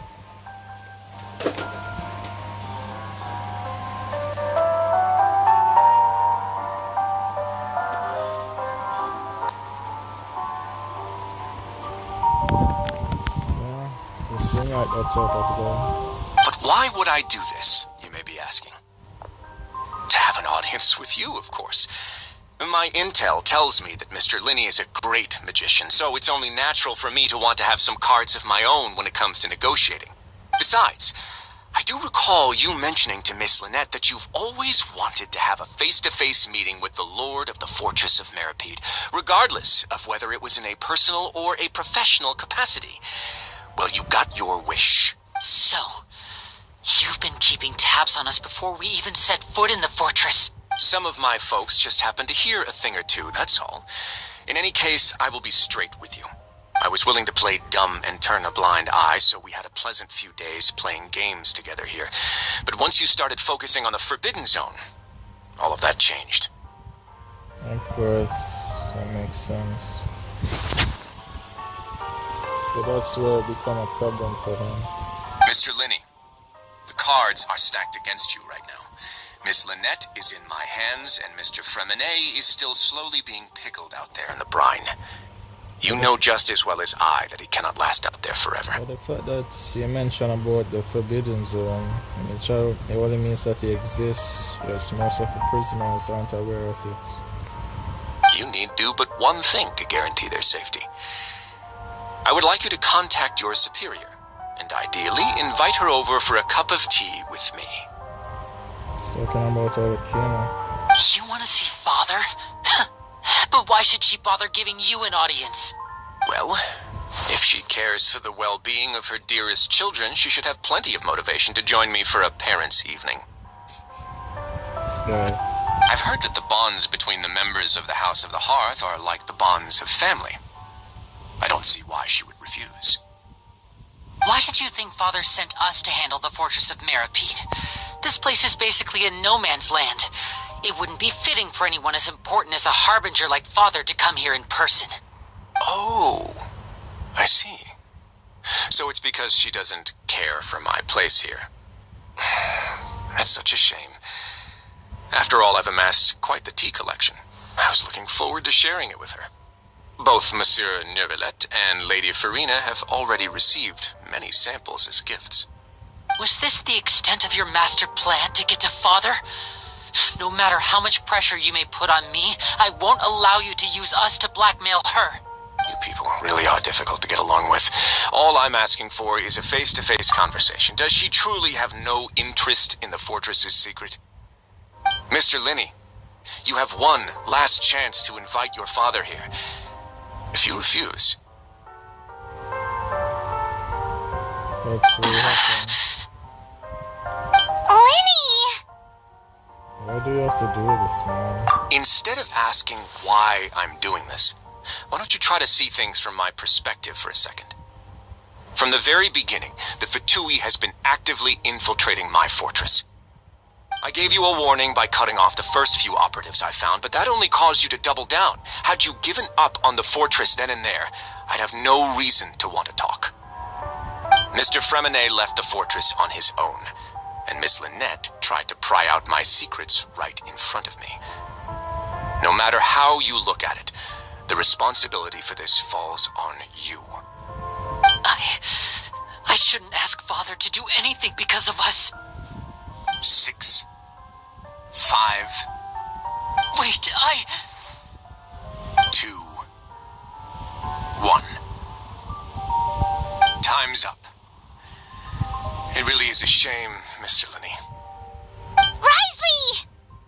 Negotiations have broken down. Please leave, ladies and gentlemen. It's time for my afternoon tea.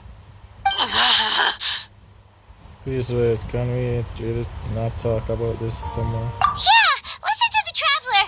If you can't talk to Lenny, can you at least talk to us? You do realize that I'm only letting you go because of Neuvillette, yes? You're here helping him out, and I've already done my best to stay out of your way. But that doesn't mean you can just do whatever you want. The fortress may be small and remote, but it still has its own set of laws. You spear from any other net. Then how about this? Those who are capable deserve respect. You've spent quite some time investigating my home turf by now, so why don't you tell me a thing or two about what you found, I'll ask you 3 questions. Answer all of them correctly, and I'll agree to your request. Question 1. Regarding the hidden rules of the production zone, what is the truth behind the one about not being allowed to work for 3 days in a row? Can't believe he's asking about the hidden rules. If I recall you correctly, if you keep working without any rest, during lunch hour on the 3rd day, you will find a portion of strange meat in your welfare meal. It's a good thing that we've already run a thorough investigation on this. Let's see if I can remember all the clues. I should be able to find an answer if I can piece everything together.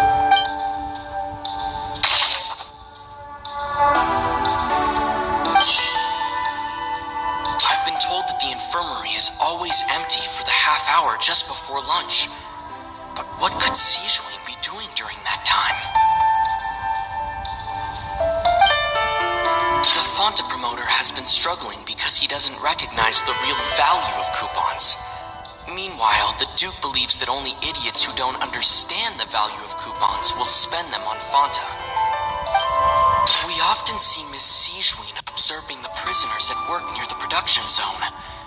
It seems like she can perceive the general state of a person's health just by looking at them.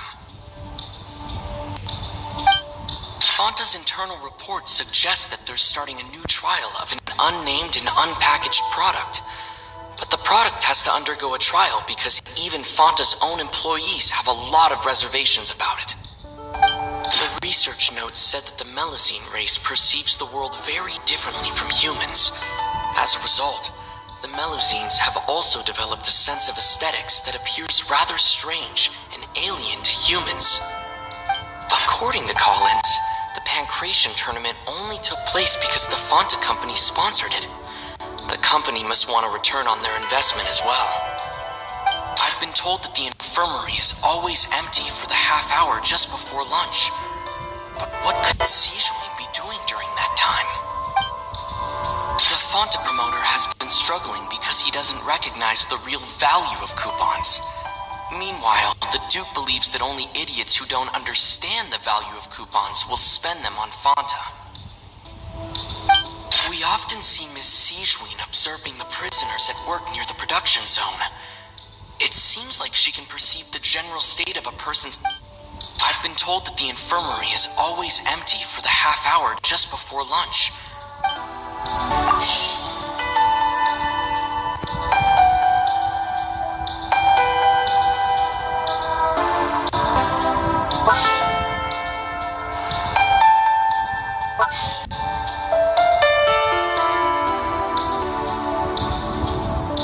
The Fonta promoter has been struggling because he doesn't recognize the real value of coupons. Meanwhile, the Duke believes that only idiots who don't understand the value of coupons. We often see Miss Sigewin observing the prisoners at work near the production zone. It seems like she can perceive the general state of a person's health just by looking at them. Fonta's internal reports suggest that they're starting a new trial of an unnamed and unpackaged product. But the product has to undergo a trial because even Fonta's own employees have a lot of reservations about it. The research notes said that the Melusine race perceives the world very differently from humans. As a result, the Melusines have also developed a sense of aesthetics that appears rather strange and alien to humans. According to Collins, the Pancration tournament only took place because the Fonta company sponsored it. The research notes said that the Melusine race perceives the world very differently from humans. As a result, the Melusines have also developed a sense of aesthetics that appears rather strange and alien to humans. We often see Miss Sigewin observing the prisoners at work near the production zone. It seems like she can perceive the general state of a person's health just by looking at them.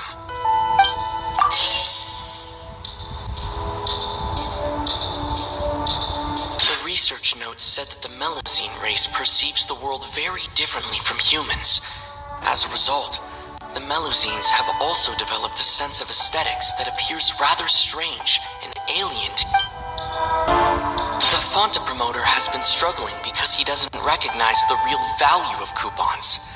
Meanwhile, the Duke believes that only idiots who don't understand the value of coupons will spend them on Fonta. According to Collins, the Fonta's internal reports suggest... The research notes said that the Melusine race perceives the world very differently from human.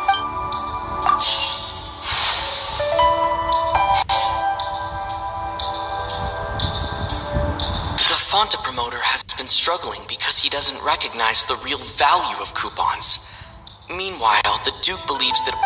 We often see Miss Sigewin observing the prisoners at work near the production zone. It seems like she can perceive the general state of a person's health just by looking at them.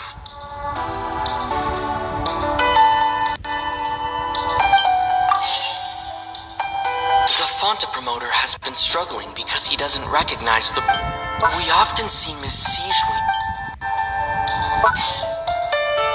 Fonta's internal reports suggest that they're starting a new trial of an unnamed and unpackaged product. But the product has to undergo a trial because even Fonta's own employees have a lot of reservations about it. I've been told that the infirmary is always empty. According to Collins, the Pancration tournament only took place because the Fonta company sponsored it. The company must want a return on their... I've been told that the infirmary is always empty for the half hour just before lunch. But what could Sigewin be doing during that time?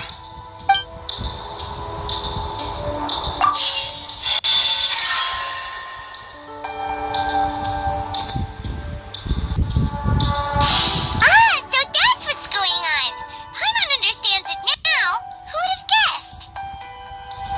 The hidden rule of the production zone. People are not supposed to work 3 days in a row, and if they do, they'll get strange meat in their welfare meal. At first we thought this strange meat must have something to do with the people who disappeared, but in reality, they were all prepared by Sigewin, the head nurse.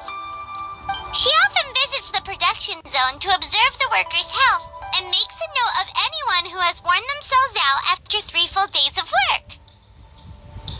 her sense of duty as the head nurse, as well as her genuine concern for the workers' health, Sijuin visits the cafeteria right before lunch and cooks an extra dish for those who can use the stamina boost. Sijuin has only the best intentions with her surprise gift and doesn't want anyone to find out about what she does. However, unfortunately, Melusines as a race perceive the world differently from humans, and their sense of aesthetics is even more alien to us. The recipients of her lovingly prepared special meals cannot taste the care within and usually just freak out. Are we on the right track? Not bad. You've uncovered Sijuin's secret and even guessed her intentions correctly as well.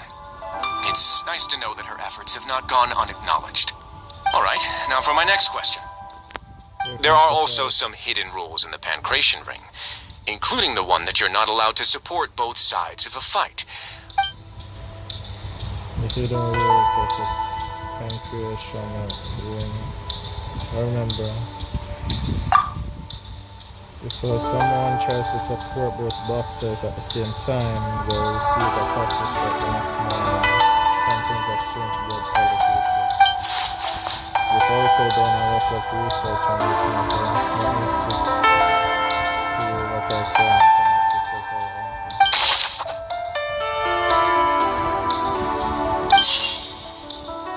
I've been told that the infirmary is always empty for the half hour just before... Fanta's internal report suggests that they're starting a new trial of an unnamed and unpackaged product. But the product has to undergo a trial because even Fanta's own employees have a lot of reservations about it.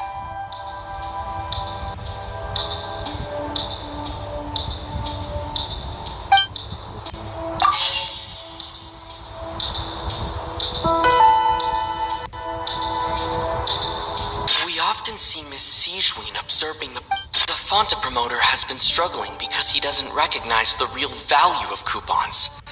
Meanwhile, the Duke believes that only idiots who don't understand the value of coupons will spend them on Fanta. According to Collins, the Pancration tournament only took place because the Fanta company sponsored it. The company must want... Fanta's internal report suggests that they're starting a new trial of an unnamed and unpackaged product. We often see Miss Sijuin observing the prisoners at work near the... I've been told that the infirmary is always... The Fanta promoter has been struggling because he doesn't recognize the real value of coupons. Meanwhile, the Duke believes that only idiots who don't understand the value of coupons will spend...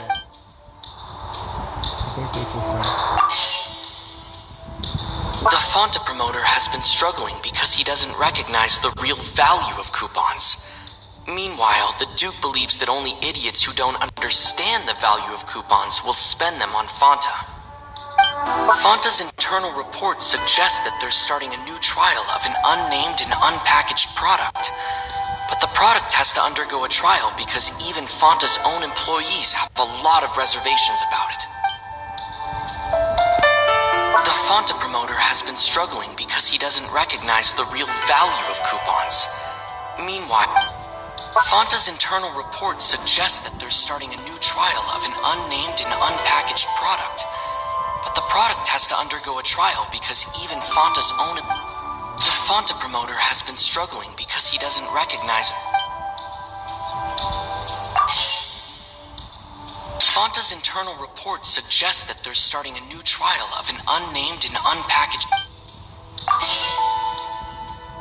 I do only those who buy tickets to support their fighters. According to Collins, the Pancration tournament only took place because the Fanta company sponsored it. The company must want a return on their investment as well.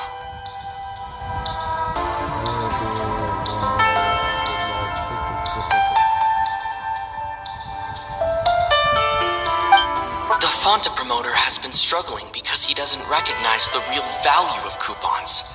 Meanwhile, the Duke believes that only idiots who don't understand the value of coupons will spend them on Fanta.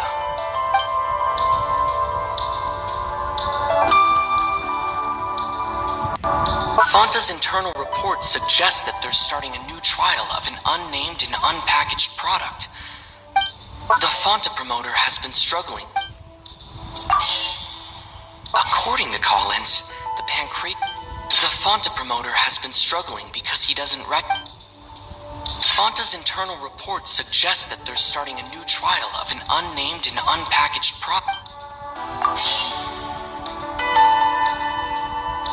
The Fonta promoter has been struggling because he doesn't recognize the real value of coupons. Fonta's internal reports suggest that they're...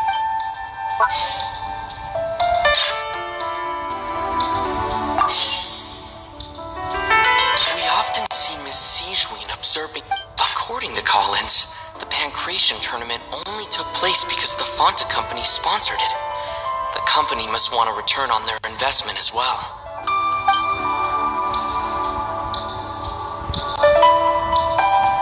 The Fonta promoter has been struggling because he doesn't recognize the real value of coupon.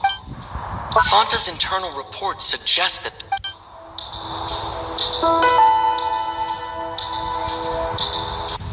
The Fonta promoter has been struggling because he doesn't recognize the real value of coupons. Meanwhile, the Duke believes that only idiots who don't understand the value of coupons will spend them on Fonta.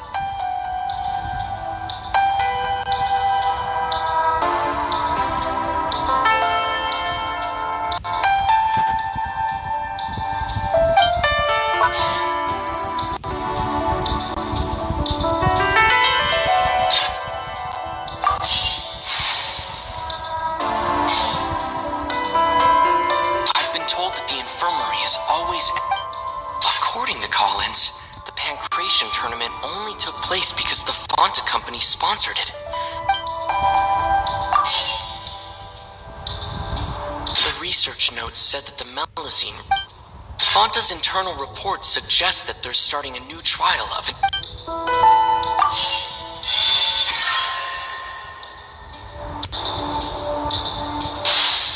Paimon gets this rule too now, so there really was nothing to be afraid of. That hidden rule of the Pancration ring is about how, people are not supposed to bet on both boxers at the same time. And if they do, they'll receive a package containing a strange, blood-colored liquid. People get scared when they see it because they've subconsciously begun to associate it with the missing boxer. But really, it's just a bottle of the latest yet-to-be-named and packaged new Fonta trial product. A blood-red drink. It's no wonder even Fonta's own staff were questioning the company's decision-making. The company, facing backlash from its own staff, decided to try to trial the product on a smaller scale to see how it might be received by customers. They came to the fortress of Meropide and offered to sponsor the Pancration tournament so they could push their new product. But the Duke completely refused to even entertain the idea. The Duke, knowing how valuable coupons are in the fortress, knew that only total idiots who didn't understand their true value would bother buying a Fonta product here. And so, only those who proved their stupidity by being dumb enough to bet on two opposing sides of the same match were selected to receive the drinks. I acknowledge the effort you've put into bringing the truth of this mystery to light. Although, based on your description, that Fonta promoter is a bit too careless with his words, I may just reconsider my collaboration with the company. Alright, and here's the final question. What's the secret behind our head nurse and all of her patients in the infirmary? We haven't collected enough info to answer that question. Stop your cruel and pointless games, Risley! You know that we haven't finished our investigation, so there's no way we can answer the last question. The thought of sparing Lynette and Fremine never even crossed your mind. You'll pay for this!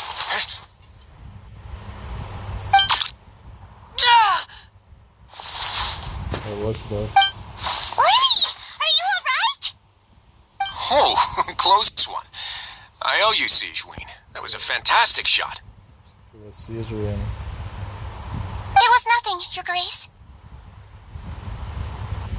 Sijween? Though this gun may look like a toy, it's actually fully functional, as I just demonstrated. Sijween. his accomplice in all this? Not at all. I am merely a resident of the fortress, and thus protecting it is my duty. When Monsieur Nervulette asked me to come here, he told me that my job would be to take care of the well-being of everyone here. I am merely discharging my duties. But if you mean what you just said, then isn't Linny someone you should be looking after as well? Isn't he a resident here just like the rest of us? You're close with Nervulette. Why not learn a thing or two about virtue from him? But I really am just doing what Monsieur Nervulette told me to do. Everything I did, I've done to protect them. Had I not, they would be in far more dire straits right now. His Grace knows it too, right? Your Grace? Mind proving my innocence to them? My dear Sigewinne, whatever shall I do with you? Would it have killed you to just wait another minute or two? Well, it's nearly time after all. The way you do things can be truly frustrating sometimes, Your Grace. I figured I should try to talk some sense into you. What are you talking about? What time? Take me if you want, but let them go. How touching. Can you just give me one more minute? Don't be like that, Your Grace. All right, everyone, calm down. 2 more visitors will be arriving any time now. I'll go get a cup of tea. Miss Sigewinne, I leave Miss Lynette in your care. What are you doing? I believe I hear footsteps. Who is that?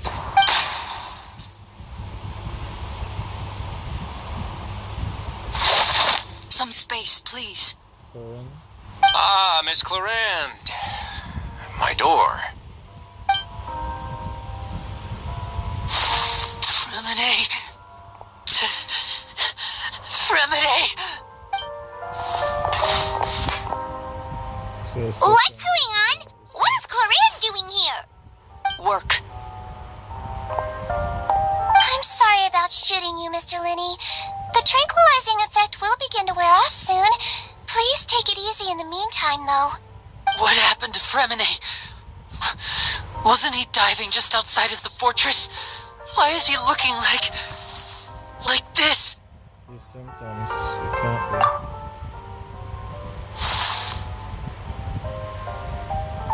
A flushed face, an accelerated pulse. He must have consumed primordial seawater. What did you say?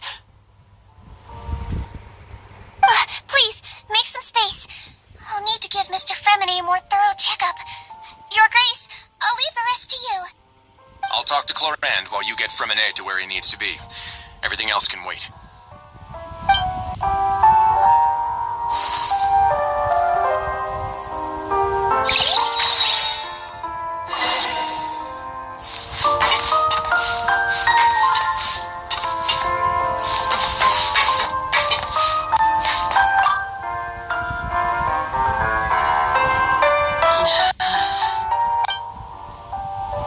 His expression looks disgusted. It seems like he'd rather not have Sigewinne touch Femine. Still, he didn't stop her, since it's obvious that Femine does require urgent medical care. Sigewinne is examining Femine carefully. She doesn't look too upset, which is a good sign. I hope Femine will be okay. How is he? These symptoms are probably caused by an acute ingestion of a large amount of primordial seawater. Still, his condition is not critical. Of course, it would be best if he stayed for further observation. Let's leave him here for now, and move him to the infirmary once he's recovered a bit more. Sorry. I am aware that the infirmary may not be your favorite place in the world at the moment. We do only have a single clinic in the fortress, however. Why would he ingest a large amount of primordial seawater after leaving the fortress? How could that possibly happen? Please, look after Mr. Fremine for the moment. I'll go fetch some medicine and a respirator.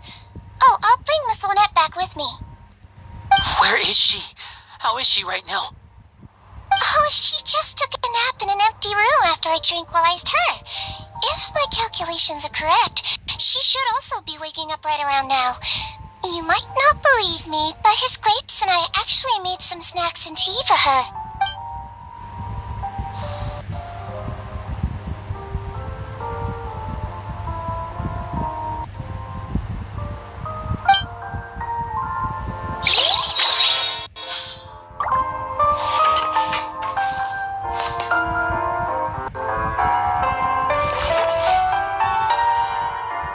What's that look on your face? I thought I made good time on the way back. Oh, I'm just admiring your punctuality. Had you arrived just a few minutes later, Sijween may have been forced to shoot Mr. Linney again. How's the situation out there? The water has changed. It's pretty much as expected. The concentration of primordial seawater has increased significantly. I was only out there a short time, so it wasn't too bad. But if one were to stay for any significant amount of time, well, you can see how that boy's doing. Where was he when you found him? The abandoned zone at the end of the pipes. A good distance into the water. Closer than I thought. He must have recognized it early on and tried desperately to swim back. Locking the door was necessary. I don't think we could have... Well, I did try to convince him that I had my reasons. Never seems to work, though. It would probably work on Neuvillette. He has a knack for picking out who had good intentions, even when the outcomes were all terrible. It's a bad sign if you're having to plead your case to Neuvillette. Want some tea? Not particularly. If you want to drink some that badly, just say so. Fine, I'd like to get some tea. Want me to get you a cup too, since I've already made it? Might as well then, I suppose. Actually, do you have a towel? I would like to dry my hair.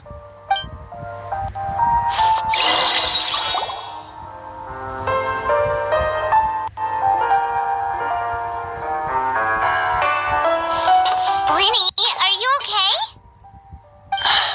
I'll be fine. They're all here now. Don't worry about me. Are you sure? You don't look alright. My hands and feet are still a bit weak, but that's probably just the residual effects of the tranquilizer shot. I'm back, everyone. Lenny! Oh, Traveler, Paimon, you're here too. Premone? Is he... He'll be fine. But for now, please help me lift him up.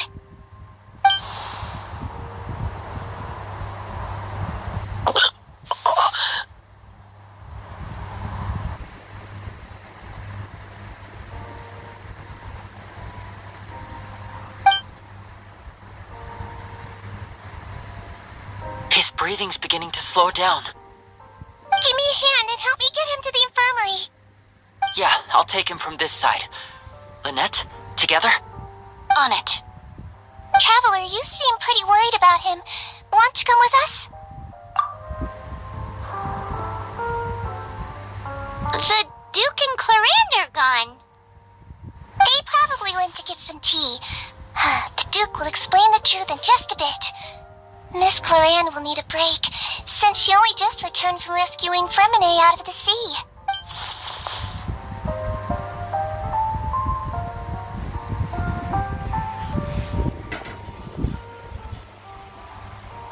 Clarande, say a good feminine from the sea.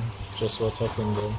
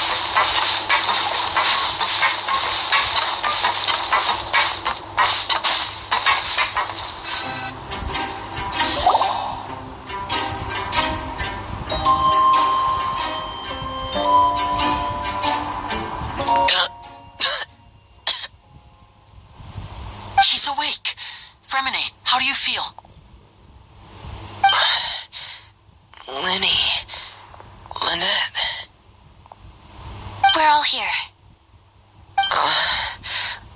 Where am I? The infirmary at the fortress of Meropide, Mr. Fremine, and you are no longer in any danger. How do you feel? Don't push yourself if you're not feeling up to it. Traveler. Paimon. It's been so long. The sea. There's something wrong with the seawater. Shh, it's okay. We can talk about it after you've recovered. No, listen to me. This is really serious. There's primordial seawater mixed into the regular seawater.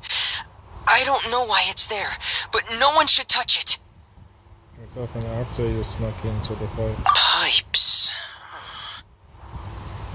Right, the pipes. It's all coming back to me now.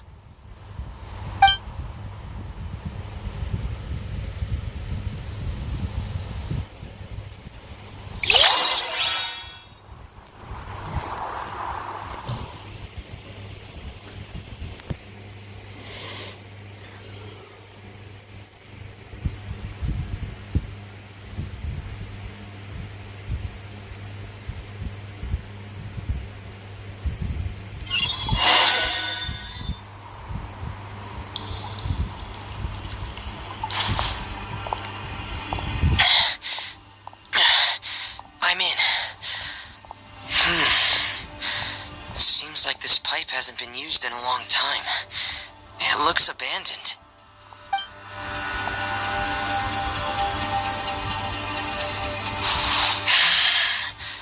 Where could Master Child be?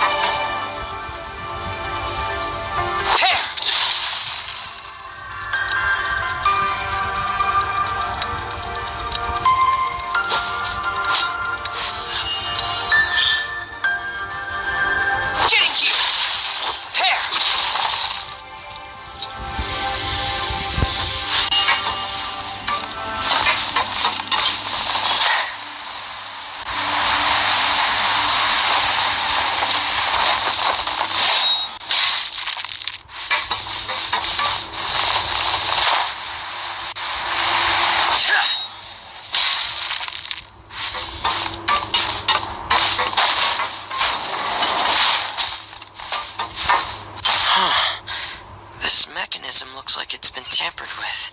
Could he have done it?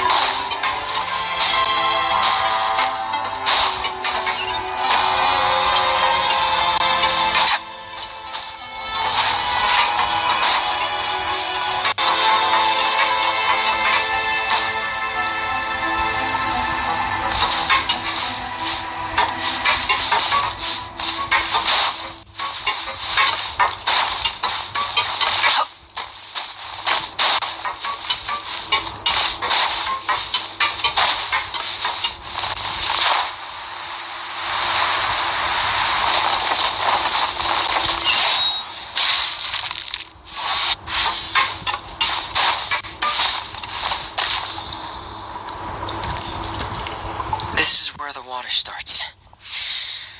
Okay. Master Child probably dived into the water. I'll go take a look as well.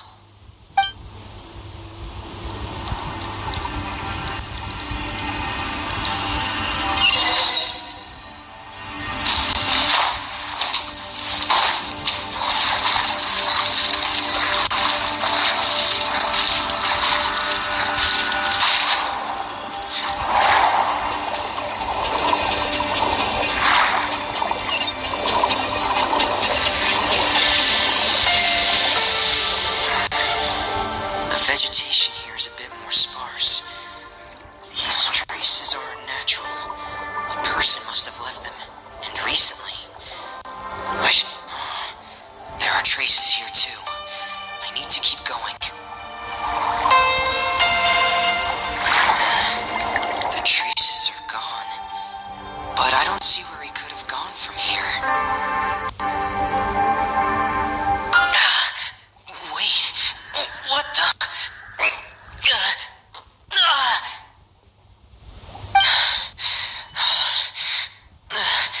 My heart is racing, and it's getting harder and harder to breathe. What's going on? No good. I have to get back. They still don't know anything about what's going on. If I turn back right now, I should still be able to make it.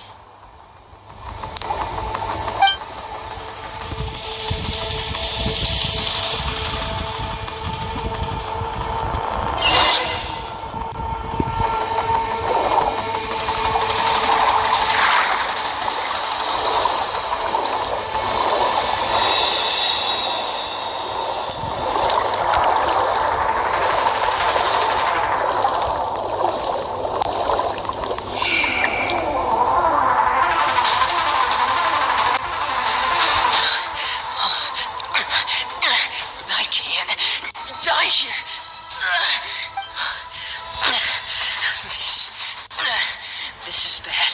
I'm feeling worse and worse, and I'm still underwater. I have to push on.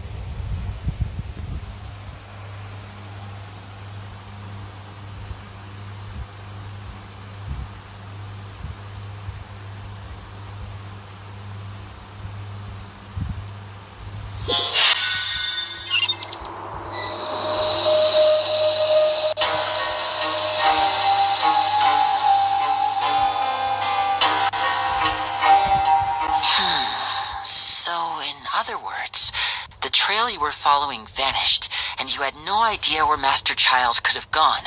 But there was also no obvious place for him to have disappeared to. That's right. I tried my best to swim back, but I had already put some distance between myself and the fortress, and I just couldn't find the strength to keep going. I probably passed out some time after that, and you know the rest. Miss Clarande brought you back, but we also don't know why she just suddenly appeared at the fortress, or why she went out to save you. Miss Clarande, you say? I must go thank her in person. You're still too weak for Monet. You can go after you've had some more rest. Miss Lynette is right. I believe Miss Clarande was the one who invited her to come down here? You should ask His Grace about that. He'll be able to explain better than me. Yeah, it's about time he actually told us what's going on. Wanna come with us, Lenny? No, please go on without me. I don't want to leave just yet. Lenny. The logical part of my brain is aware that we're safe right now, but I still can't bring myself to leave. Both of you are just in danger. Understood. Then let's just sit together for a while. In that case, I'll leave the infirmary to you. The Traveler and I are going to head out for now. As long as you stay in here, I don't think you'll be disturbed. Thank you.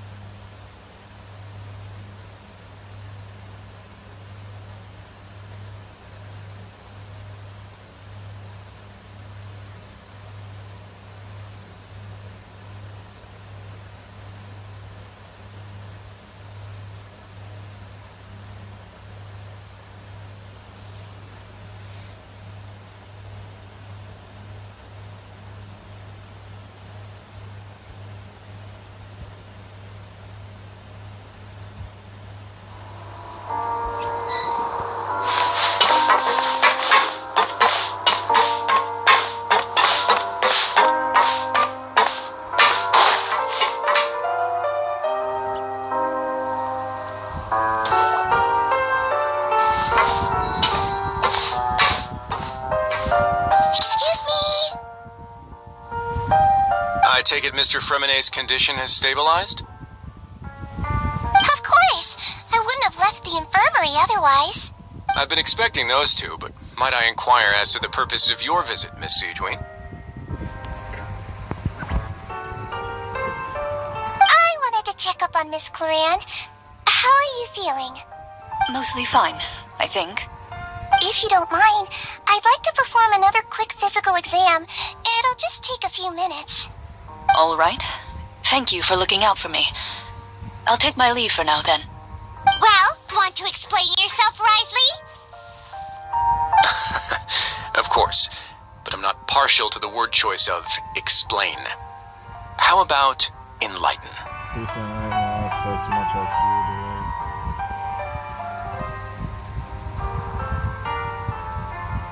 you do. Where should I begin? How about you start by asking me any questions you have? You can start with whichever one you'd like to get answered the most. Then Paimon will begin. Did you know about Lenny's goals from the very beginning? No. I just knew they were Fatui operatives sent to the fortress by the Knave. As for their specific goals, I only figured those out as you made progress on your investigation. You managed to monitor and stay ahead of them even though you didn't know what they were trying to do? They came here with ulterior motives. I'm quite adept at discerning what that kind of behavior signals. Initially, I thought their goal was just to investigate Child's disappearance. Linny suggested that I had deliberately let him escape, but in truth, I didn't really do anything special to help or hinder him while he was here. Everything he did, from finding helpers to leaving this place, he did on his own.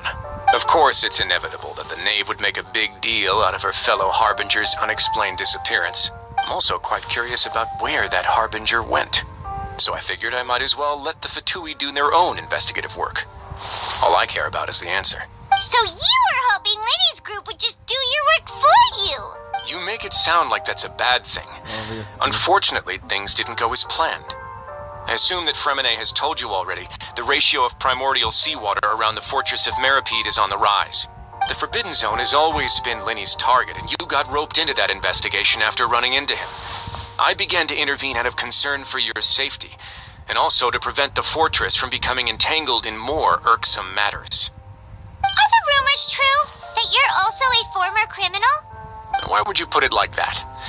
Isn't staying here all day and serving as the manager of the fortress a kind of sentence unto itself? Another form of prison? I just happen to have some support from the rest of the inmates. That's all. Oh, right. Paimon wanted to ask, who invited Cloran down here? Me, of course. I paid her good mora to come down to the fortress for some field work. As a champion duelist, Miss Cloran could be considered to be an independent party. I needed to find an exceptionally capable person to help me get through the impending crisis.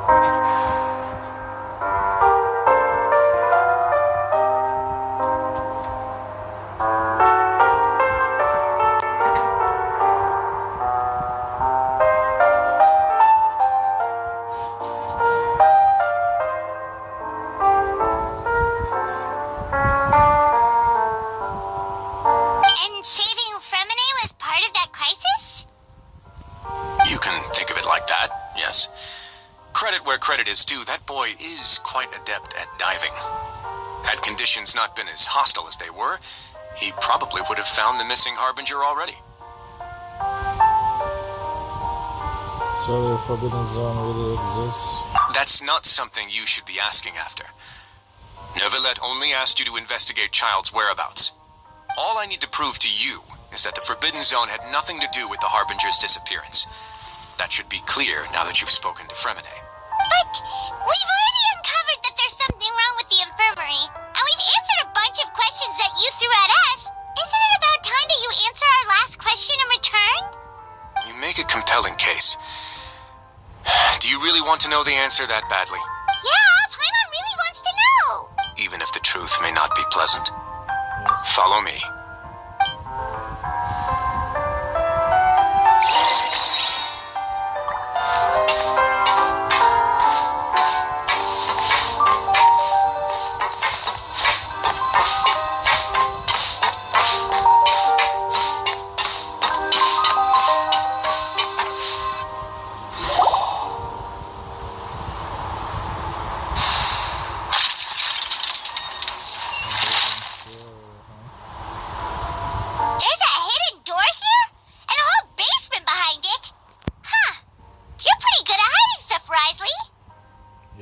Kidding.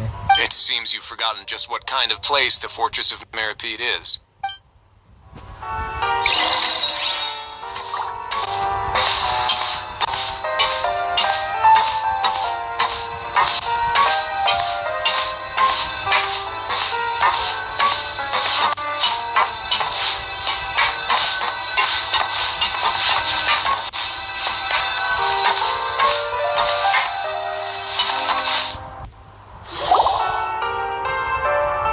Stand on the central plate.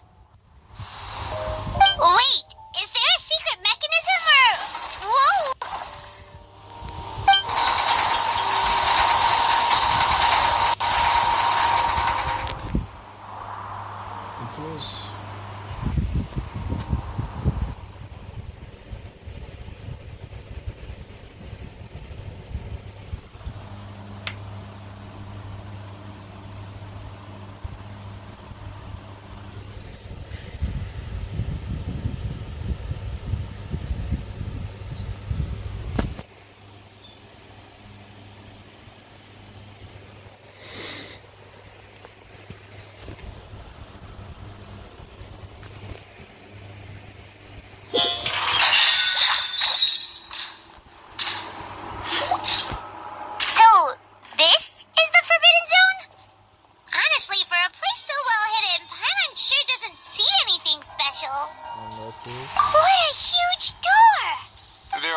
Such isolation gates in total.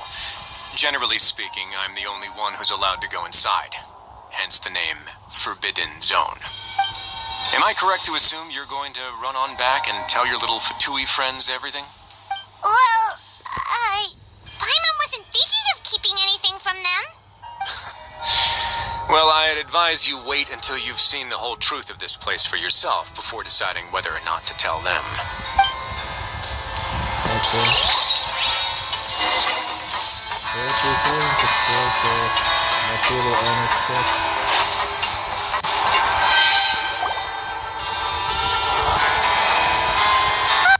So there's a switch on the side. Stand back.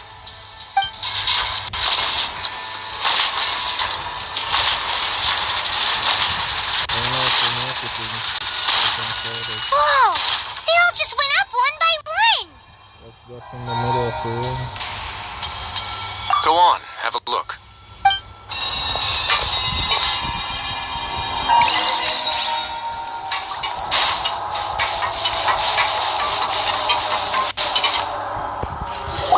Is it a nurses?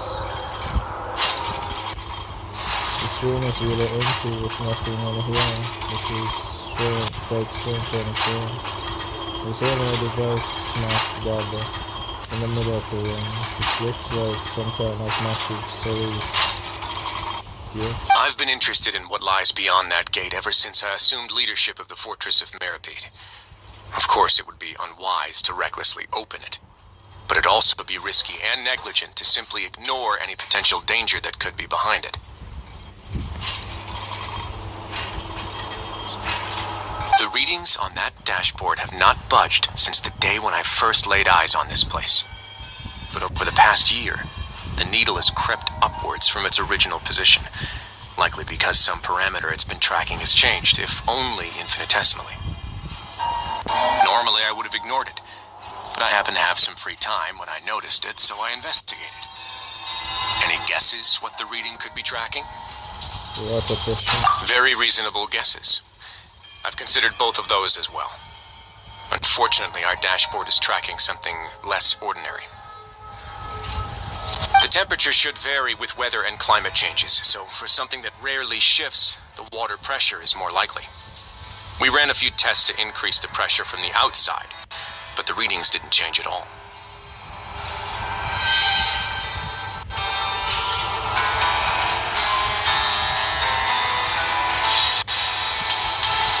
Later on, a few more possibilities occurred to me, such as a potential connection with the primordial sea.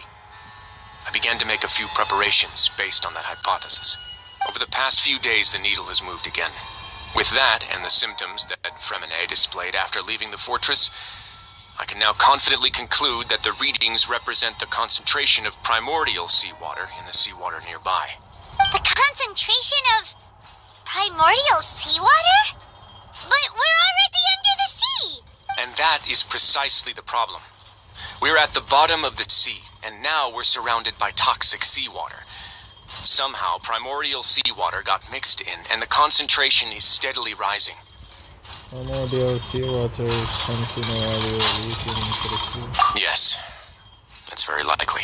But forget about the two of us! Not even Novelette knows where the primordial sea could be, much less where we could find and plug a leak. Oh. Seems like you've figured it out. I believe the primordial sea lies directly beneath this sluice gate. For some reason, the primordial seawater levels have risen significantly, and it's now very close to us. The indicators are now red. Although the gate still stands, some primordial seawater has already leaked out and mixed into the sea around us. If this continues, soon it will no longer be able to hold back the primordial sea at all. And if the primordial sea is leaking here, if this gate falls, all of Fontaine will fall with it. Yeah, you know what the legends say. If this place falls, then everyone in Fontaine will be turned into puddles in the span of a night. But that's just too weird! Why would the fortress of Meropide be built right above a sluice gate for the primordial sea? Who built this place anyway? Your expression tells me you think this might be part of a vast, complicated conspiracy. To be honest, you might find the actual answer may be exceedingly boring. It's just that the secret of the Forbidden Zone had been long forgotten by the nation before I rediscovered it with my research. There's no single founder of the Fortress of Meropide in any traditional sense. What we know about its history has been left to us by the people who used to live here. When the previous Hydro Archon, Egeria, ruled the land, all convicted criminals from Fontaine were exiled. The people drove the criminals away like a wolf pack chasing away the banished. The criminals received no sympathy of any kind from the people. They were exiled to the desolate seaside, where they experienced only pain, struggle, and the bone-chilling cold. Some of them began to repent, and prayed to the Hydro Archon, asking if there was still anything they could do. The Hydro Archon took pity on them, and said, "You may go guard my secret, deep underneath the waves." And so, leaning on the power of the Hydro Archon, they gathered underneath the sea and began to build a fortress. They became a community down there in the deeps, and over the years helped it to grow. As the number of exiles increased, more and more people joined the community. When the first group of exiles died, they left the yet unfinished fortress to their successors. The Hydro Archon continued to lend her support, allowing the fortress and what it stood for to continue growing ever larger. Before long, this dark underwater fortress became the sinner's only home. And with that, the people here stopped referring to the fortress as a prison. They saw themselves as repenting sinners who would regain their freedom once they had sufficiently redeemed themselves. But as time went on, people also realized that the fortress was a lonely place. Once they had gotten used to life here, they could no longer feel comfortable living in the overworld. Once they had finished serving their sentences, some people left and some others chose to stay. They'd find some idle position and let their withered souls fade away with the ancient secrets of the past. After many, many centuries, few people still remember the reason for the fortress's founding. Now they just see it as an integral pillar of Fontanian society, as the place where criminals deserve to be sent. Now and again, researchers manage to break one law or another and live out their days in the fortress. I learned all this from an elderly historian. Everyone else just thought he'd made it all up. But now you know every part of that history is true. Indeed. That's just as the prophecy says. If this gate fails, then everyone will be dissolved into the sea. To be frank, not really. But sadly, that hasn't stopped this prophecy from proving all too accurate. Prophecies are troublesome things. Just hearing one will create the first wave of panic. Seeing signs of it will bring about the second, and actually witnessing it in real time, the third.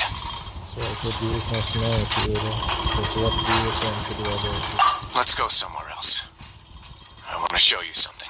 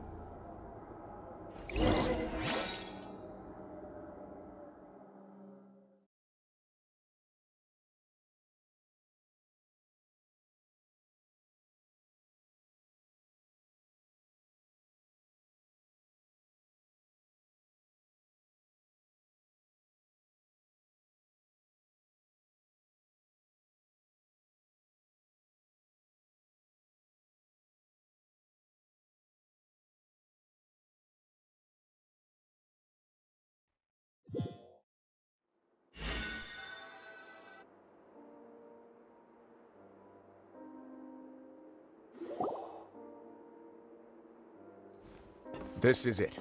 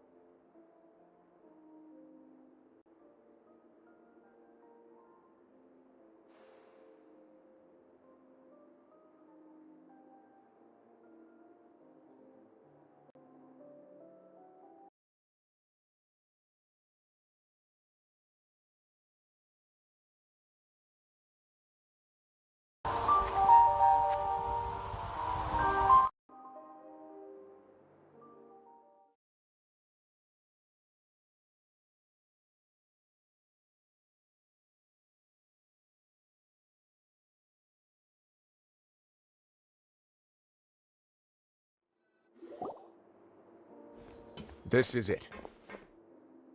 Your Grace, perfect timing. The results from our last round of experiments have... Wait, Jurier, he's not alone. Huh? Lorvine and Jurier? No need to panic, you two. I've already told them about our plan. What? After you warned us not to tell a single soul about any of this? I'm skeptical as well. Are you sure they are trustworthy? The results speak for themselves, don't they? These two may already know more than you could ever imagine. All right then, if Your Grace insists. They seem harmless enough, so I'll trust them for now. Well, how about some reintroductions? This is Jurier, one of the highest-ranked researchers from the... Good. Saves me a bit of time explaining. Edwin's main areas of research were Archeum and gravimeters. As his assistant, Jurier is quite familiar with them as well. I hired him to be my technical consultant. You want to blow up the fortress of Meropide? Ah, what a lovely idea. I'm already imagining it in my head. Gotta admit, I'm tempted as well. Guys, focus! Focus! That taskmaster over there is Miss Lorvine, and is also one of my technical consultants. While Jurier used to be Edwin's assistant, she used to be Jurier's assistant. Ooh, are they together? Is that really necessary? See, everyone keeps asking this question.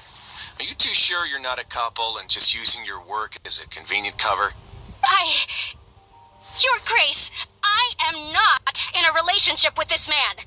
If I dated her, I'd officially be madder than Edwin. Jeez, forget I said anything then. Follow me. Whoa, there's another door that goes right up. Your constant amazement makes it seem like the fortress can do anything. Same thing I was thinking.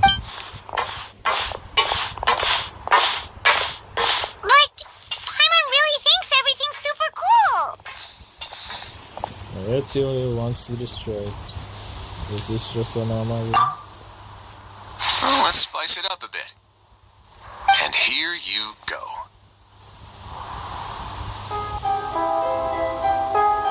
Looks like a city. What a huge ship? Oh, they're making a ship. This is also a production zone that Paimon's never seen before. What's going on? How much do you know about Fontanian history? Not much at all. Well, then maybe you haven't heard the story of ancient Lemuria. To give you a quick rundown, Fontaine used to be ruled by the Lemurian dynasty. I just did a Lucas related to it's According to legend, the Lemurian king Remus came to this land after being inspired by divine revelation and found the seer Sibila, who had taken on the form of a golden bee. Taking the golden bee with him and riding on a huge ship, the Fortuna, he created his nation above the surging waves. He called his nation Lemuria and used the Fortuna to incessantly search for new tribes and islands, calling on them to join his empire. There's a ship in this story too? Where there's water, there'll be ships. People believe that hope can always be found at the end of a voyage. Do you believe that too? To a point, I think. As you've already seen, I have a whole factory's worth of labor, materials, and technology at my disposal.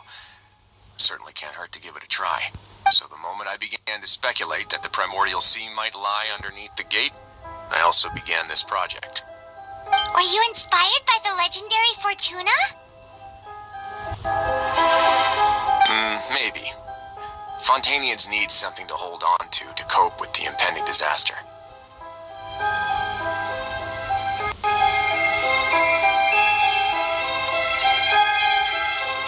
Were the workers to find out the truth behind this ship, riots would destroy the fortress faster than any catastrophe.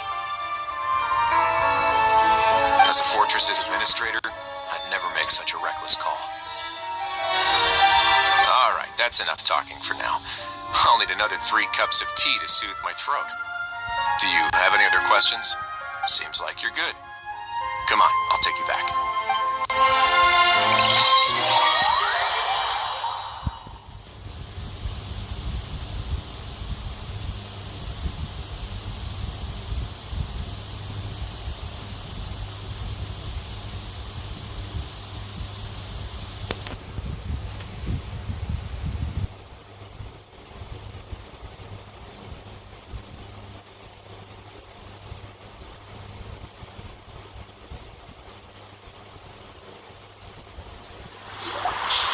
I'll leave you here for now.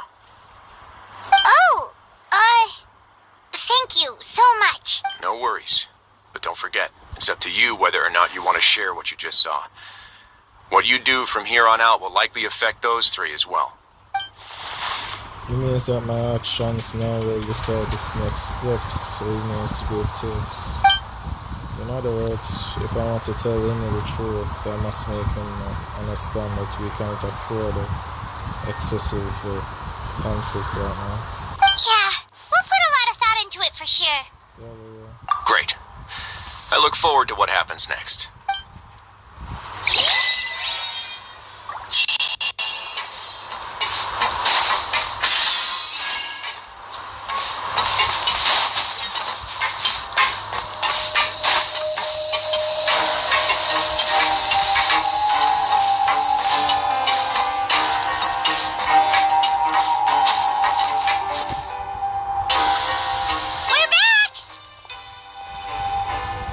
Welcome back. Do you want a cup of tea? Again with the cup of tea. How can you be so much like Risley, always drinking tea? Huh. Actually, now that you mention it, I just remembered something now. While I was sedated, I could still barely hear two people talking next to me. They were discussing everything, from the leaves to the water and even the teacups themselves. Must have been Risley and Sejuin. Yeah, I heard one male voice and one female, so it should have been the two of them. They really were just talking about brewing tea. I really can't make sense of this place. So, Traveler, Paimon, were you able to learn anything from Risley? Yeah, he explained everything. Very well. Then, would you mind checking your answers against my speculations?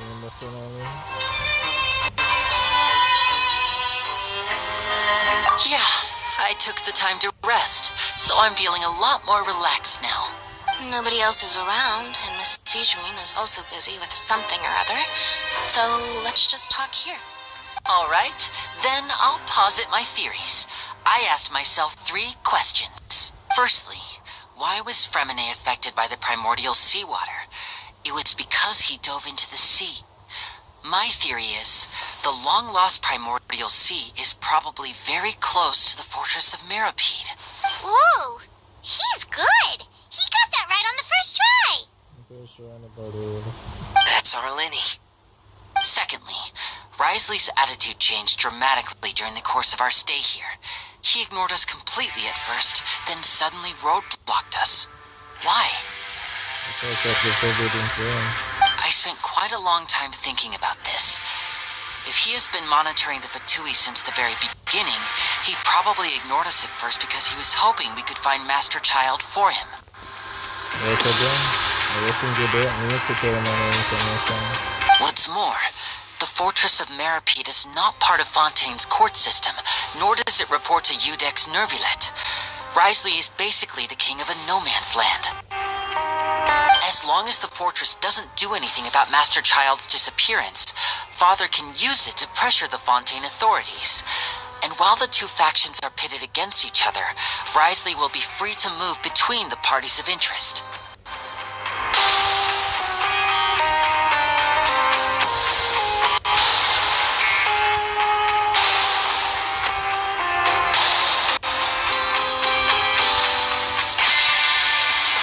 If I had to guess, he probably has something that he's working on himself. It's likely related to the secret of the infirmary, but I just can't think of what it could be.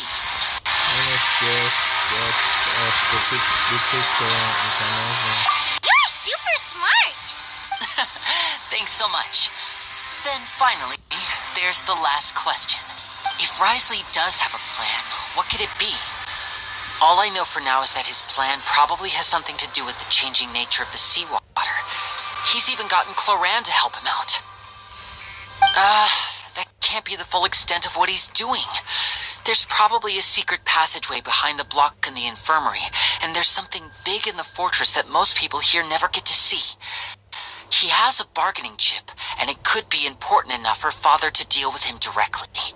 I don't have enough information, so I have no idea what his chip might be. But Let me guess. You have the last piece of the puzzle. After some deliberation, you share the information. You're sharing what you say. I can't believe it. The sea will engulf everyone. Just like the prophecy said. Could Risley have wanted to meet Father to figure out a way to deal with this crisis? If you remember, I once mentioned that Father sees the House of the Hearth as her base of operations, and she truly wants to resolve the crisis. But how could Risley have known that? Or perhaps he didn't know, and just wanted to bring Father over to his side, which could be why he said he just wanted to negotiate. Yeah, that makes sense to me. I understand your concerns as well, Traveler. I'll figure out a way to pass this on to our father. No matter what, we're on your side. The two of you have already aided us far too much. We probably wouldn't be standing here right now if not for you. If you ever need anything else going forward, please come to the House of the Hearth at any time. Though you may not share the sentiment, after all that we've gone through together, the three of us basically see you as family now. You have my gratitude. Thank you for protecting Lenny when it really mattered. And thank you for sharing the secrets of the fortress with us. We didn't think you were going to do it. Why are you being so formal all of a sudden? What was that? Paimon's hungry. You've done so much already. Go get some food. Alright, then we'll catch you guys another time.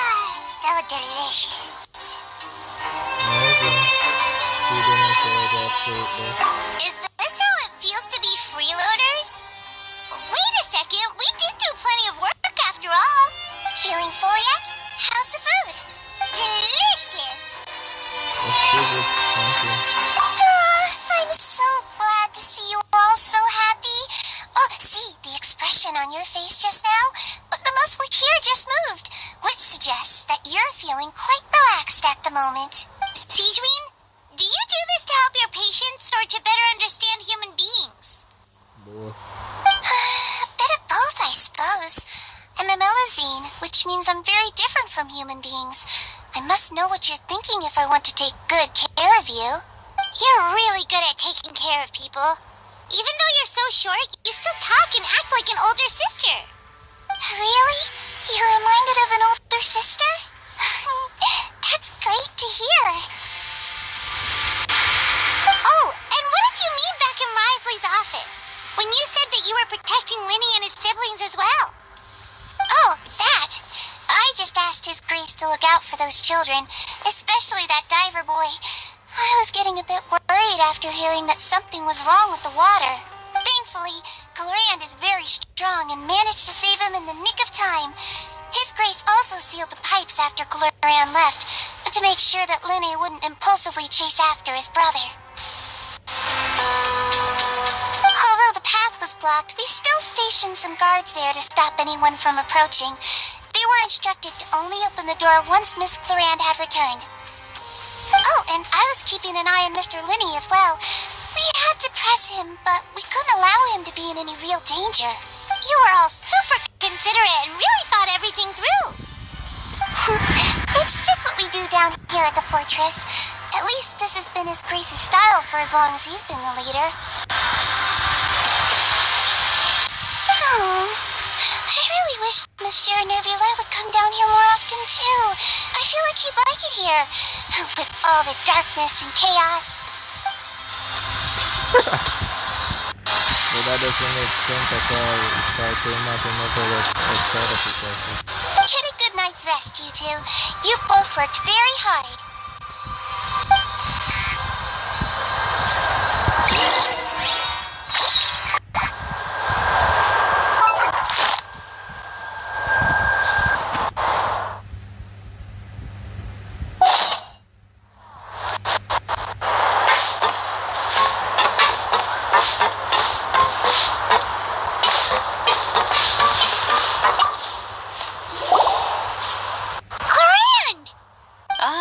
It's you two.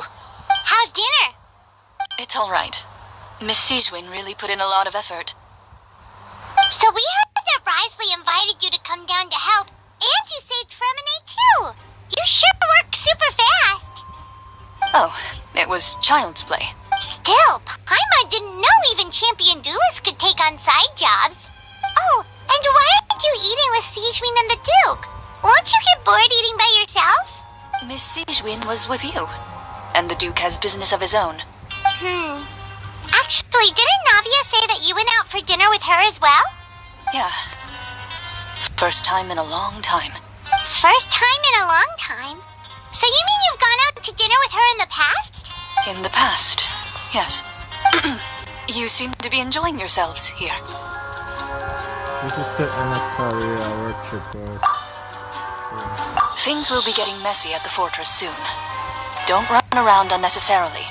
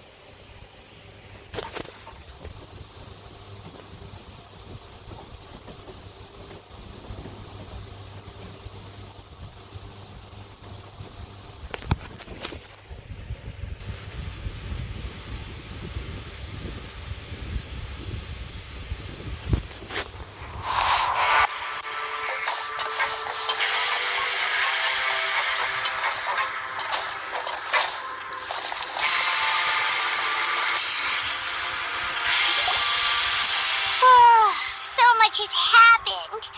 Paimon just feels absolutely exhausted now that she's finally relaxed. Paimon's super sleepy. Are you sleepy too?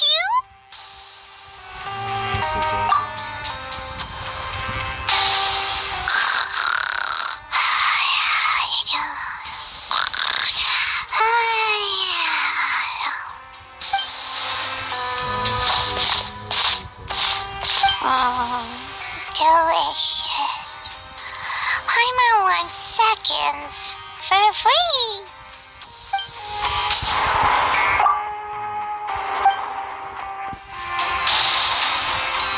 Out of my way! Get out of my way! What happened? Why is everyone running? No idea, but something must have happened. Stop asking! What's going on? Who's yelling? Paimon still wants to sleep. That's come on, wake up. We need to go out and see what's going on.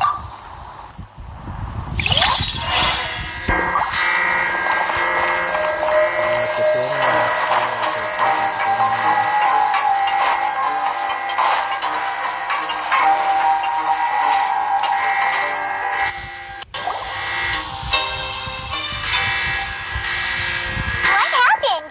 Why is everyone running around? Hey, what are you doing? There's no time to explain, mate. Goodbye. Hey, wait! What's wrong with these people? They won't even talk to us. They're here! There you are! Oh, thank goodness! Crystal and Laveroon, do you know what happened here? We came here especially to inform you. Something seems to have gone terribly wrong just now. His Grace is telling everyone to evacuate and get out of here. Laveroon was saying you two are new here and you don't have many friends, so you might slip through the cracks. Haven't you heard all the stories like that?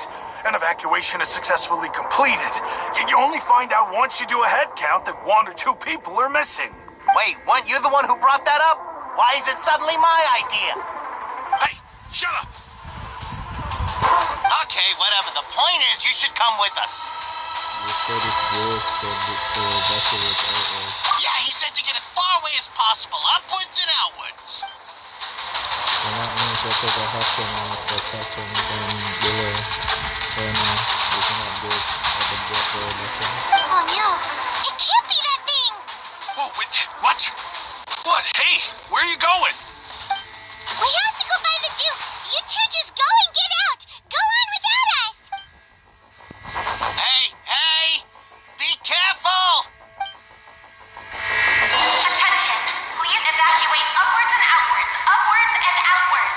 If you're already at the topmost layer, then try to move as far outwards as possible.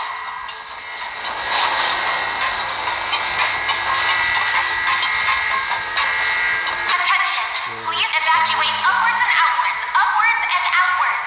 If you're already at the topmost layer, then try to move as far outwards as possible.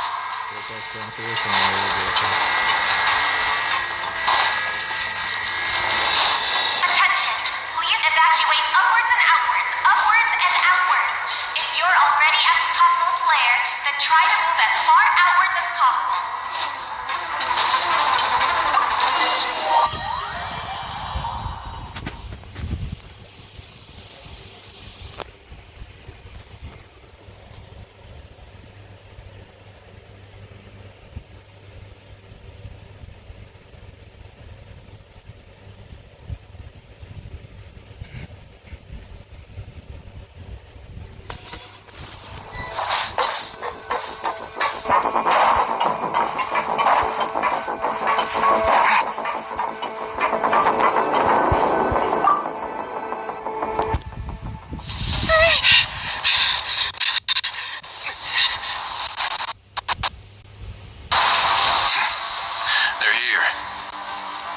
Just like I said.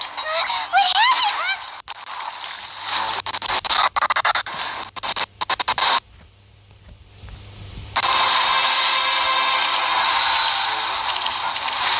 You're just in time. But be ready to run.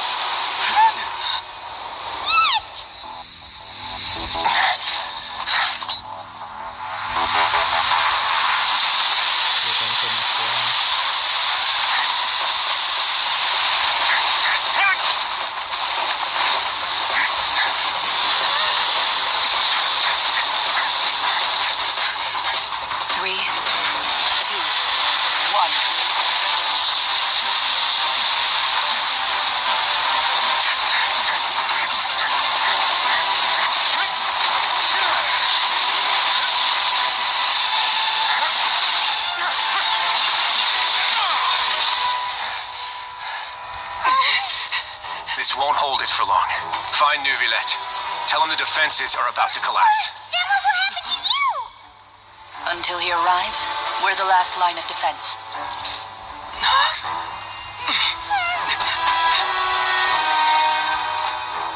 The gate. How long do you think it'll hold? That depends on us.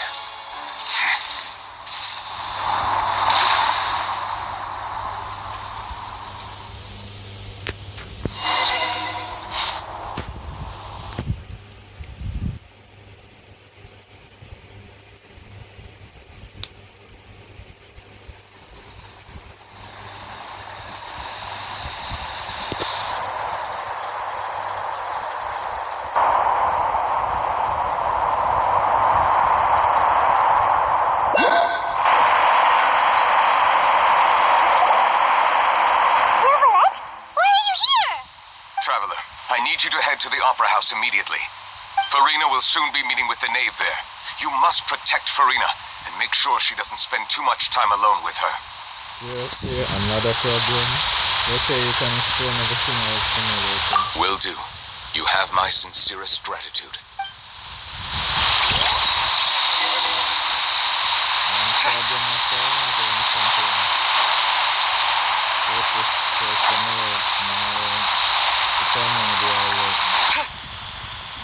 I think that's the reason why. Everything is trying to get immersed because of the forming of the situation. Possible.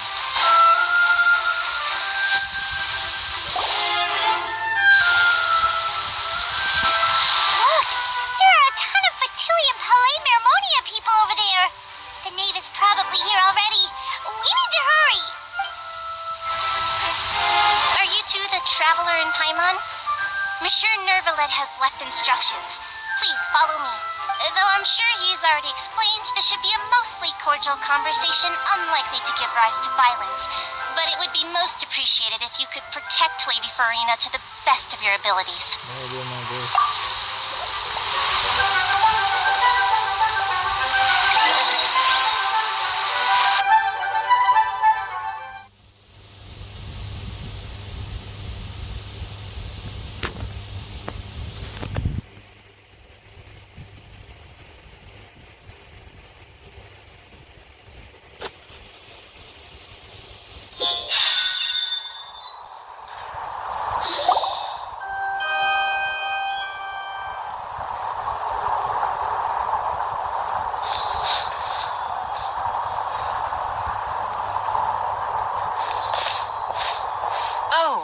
So you two are the honored guests Miss Farina mentioned.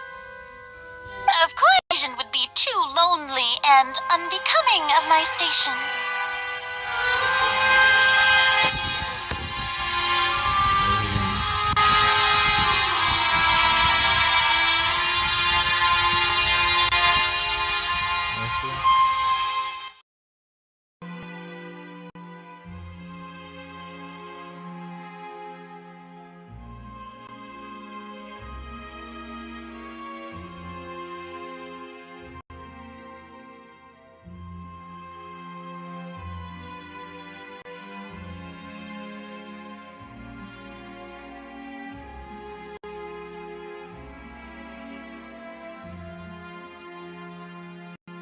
It is my pleasure to make your acquaintance, traveler.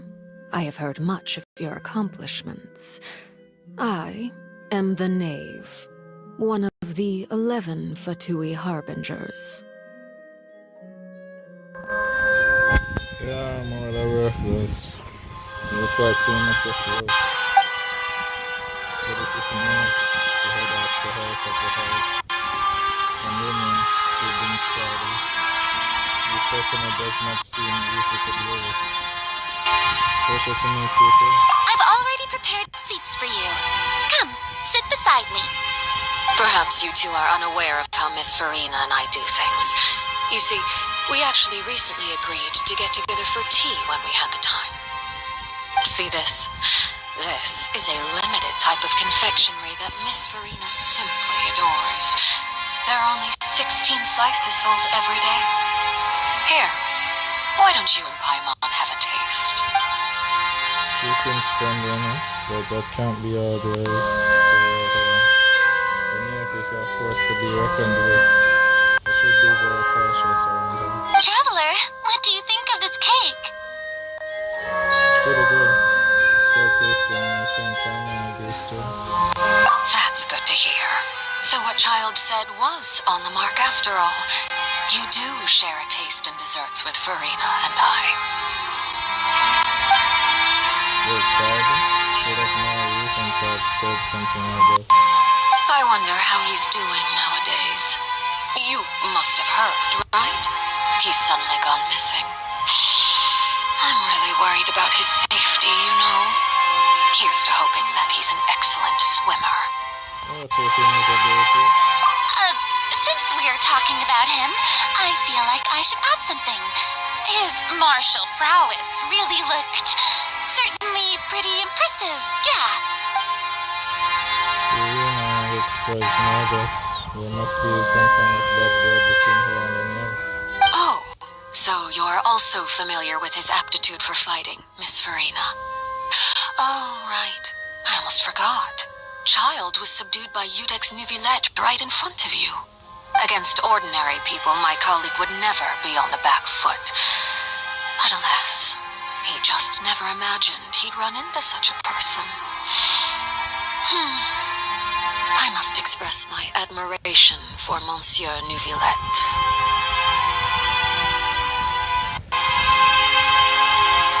I managed to find a few leads on his whereabouts. Coming from you, that's not surprising at all. But I thought you would be happier to hear the news. Of course, but it's still a bit of a shame. You see, I would have been far happier had I received this news somewhat earlier. As you well know, a long time has passed since Child disappeared. Well, in any case, there's no need to worry. We know for sure that Child is still alive. Oh, and just how do you know that? Because we found evidence that proved he left the Fortress of Meropide. And where did he go after leaving the fortress? Well... Oh no, Pamela's statement just left us wide open. The Fortress of Meropide lies deep beneath the waves. Unless he pranced right out of the main gate, he must have had to swim for it. Do you have any proof that he surfaced safely? We do not. But there was also no evidence that he's been injured or killed. There's good news at least. His sister Tonya sent a letter to Fontaine not too long ago. Since he was unfortunately unavailable, I picked it up on his behalf. Do you have any idea how he usually writes back to his family? Dear Tonya, your letter made me feel like we were still enjoying our time in Snezhnaya together. I'm currently admiring the scenery on the streets in front of the Opera House. Is it something like that? She's turning up the pressure. I'm not sure if I'll be able to convince her. But I cannot reach her to distract her from Farina. It seems good to me, yes. All letters tend to follow the same few formats anyway, right? As long as the contents are accurate, it doesn't matter so much how it's written or how it's worded. Hold on. The water in the teacup is shaking. We'll say that's just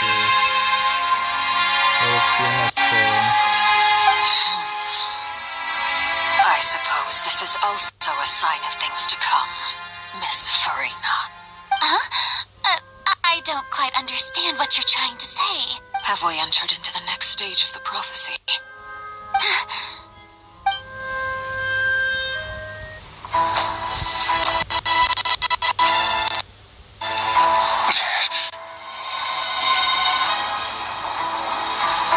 My thanks to you both. I will take it from here.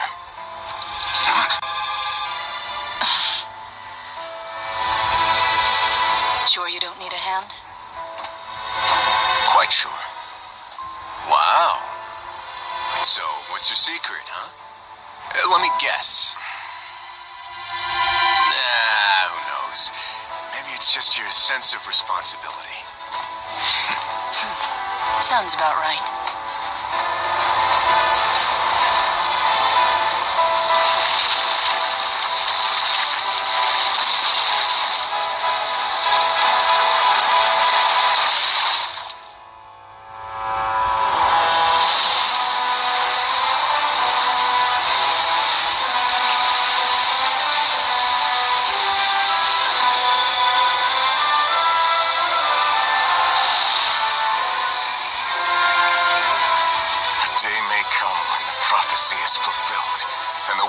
Burst forth. But it is not this day. This ancient power could easily obliterate an entire race. The tsunami of fury would unleash endless catastrophe.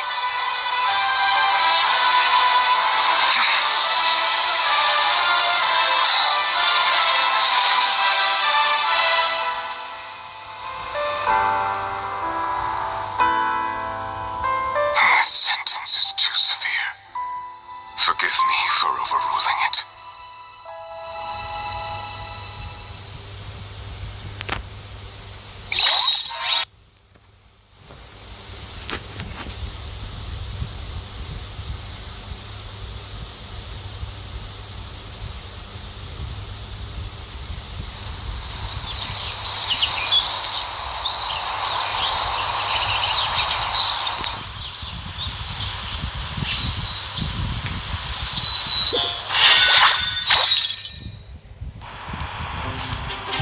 All right.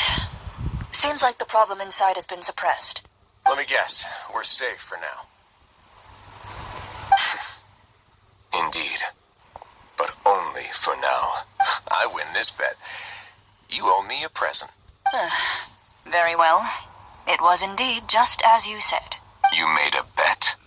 We made a bet on the size of your entourage. Cloran thought you wouldn't come down by yourself. I figured you would have at least brought a few people along for appearance's sake. It appears I underestimated just how confidential the mission was. Shouldn't you have gotten used to confidential missions by now? That's just how the courts operate. So what gift must the loser give?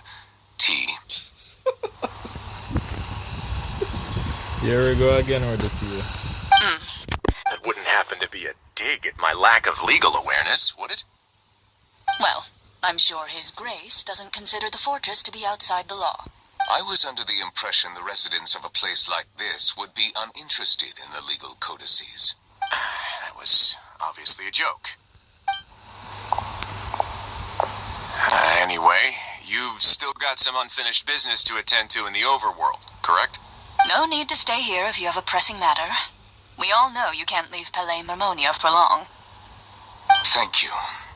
I hope everything went smoothly with the Fatui Harbinger.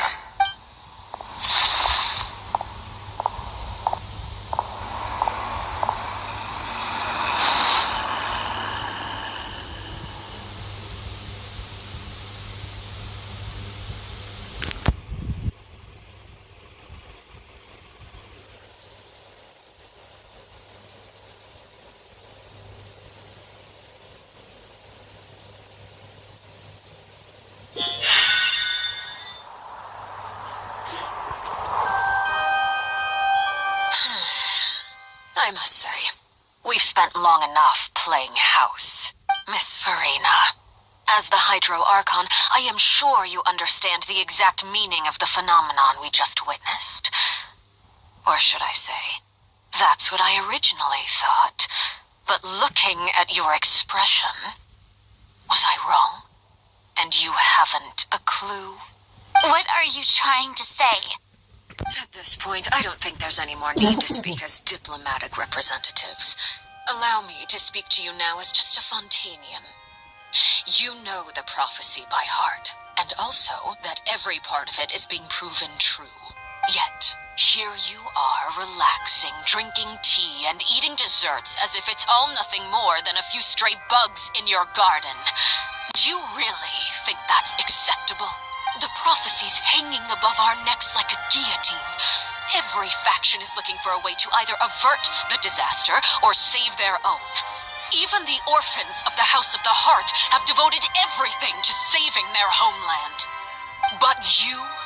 It beggars belief just how nonchalant and carefree you have been. From the very beginning, you, the god Focalor, you have utterly failed to take action. You're wrong. I've never ignored the prophecy, nor have I just been passing the time in self-indulgence. Retract your accusation and stop doubting the wisdom of the gods with such absurd conjectures. I am not alone in my doubts, you know. All the children of Fontaine may be harboring the exact same thoughts right now. Oh, great Hydro Archon.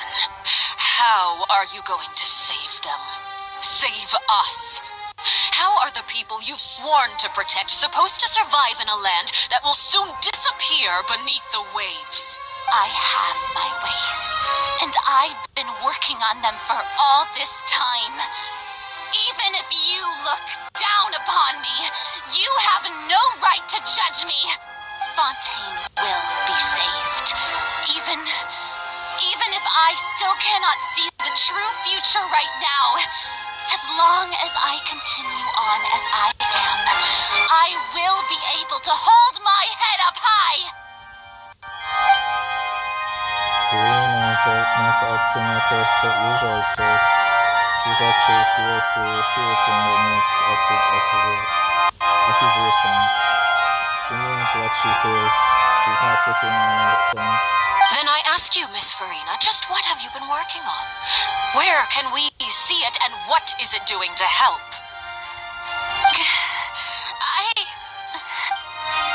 So, is that all a lie? Or can she really not tell us? She was so full of conviction and confidence just now. And now she is deflated like a popped balloon. My machinations are just like the prophecy itself. They will only reveal themselves at the fated time. It is just that beings like yourselves are unable to perceive them as of yet. I see. As a god, the proof of your labor always lies beyond prying mortal eyes. Allow me to be so bold as to ask another way. Would it be possible for you to tell us the parts of your plan that are not confidential? Such as your emergency response plan for the impending disaster? An emergency response plan? Oh, that look in your eyes. Have you not even prepared one of those? The emergency response plan is also strictly confidential. Then allow me to jog your memory.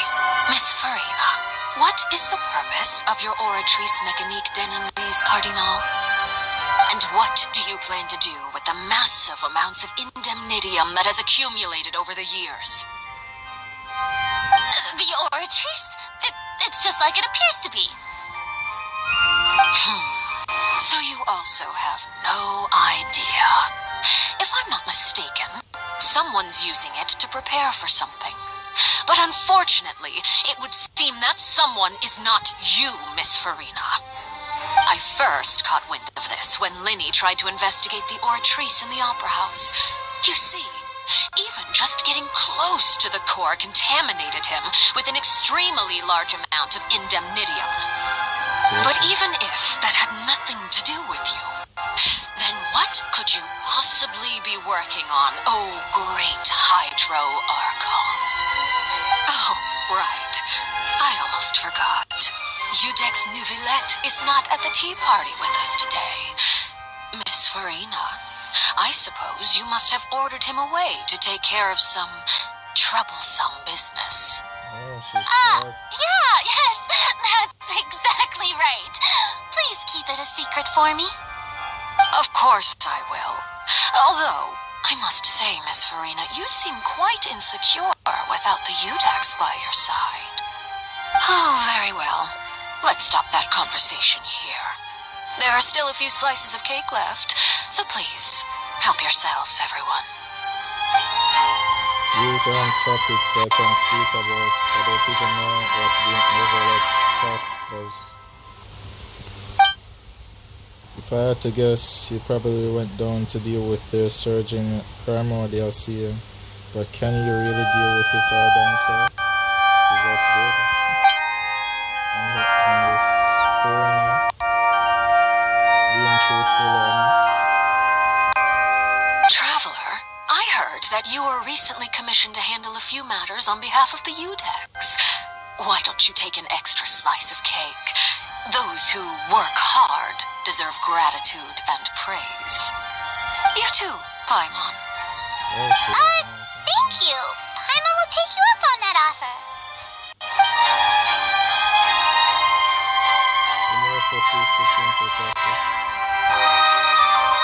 Oh, Paimon's super full. That cake was great. If it's on my tea table, it must be of the highest quality. Yes, and we must thank the knave for bringing these over as well. You're welcome. I'm sure the cake also felt greatly honored to be featured at Miss Farina's table, and I was merely catering to Miss Farina's tastes, seeking a chance to chat over tea. It is getting late. Why don't we call it a day? There are still a few matters that I need to take care of, so I must take my leave now. Very well. We'll end it here. Mind seeing me off, traveler? We could use the opportunity to discuss Child before I must be on my way. Of course. Paimon's coming too!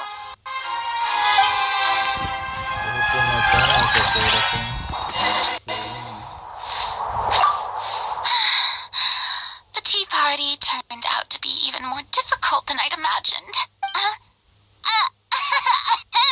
Why are you looking at me like that? Is something the matter? If there's nothing urgent, then I shall be retiring for now.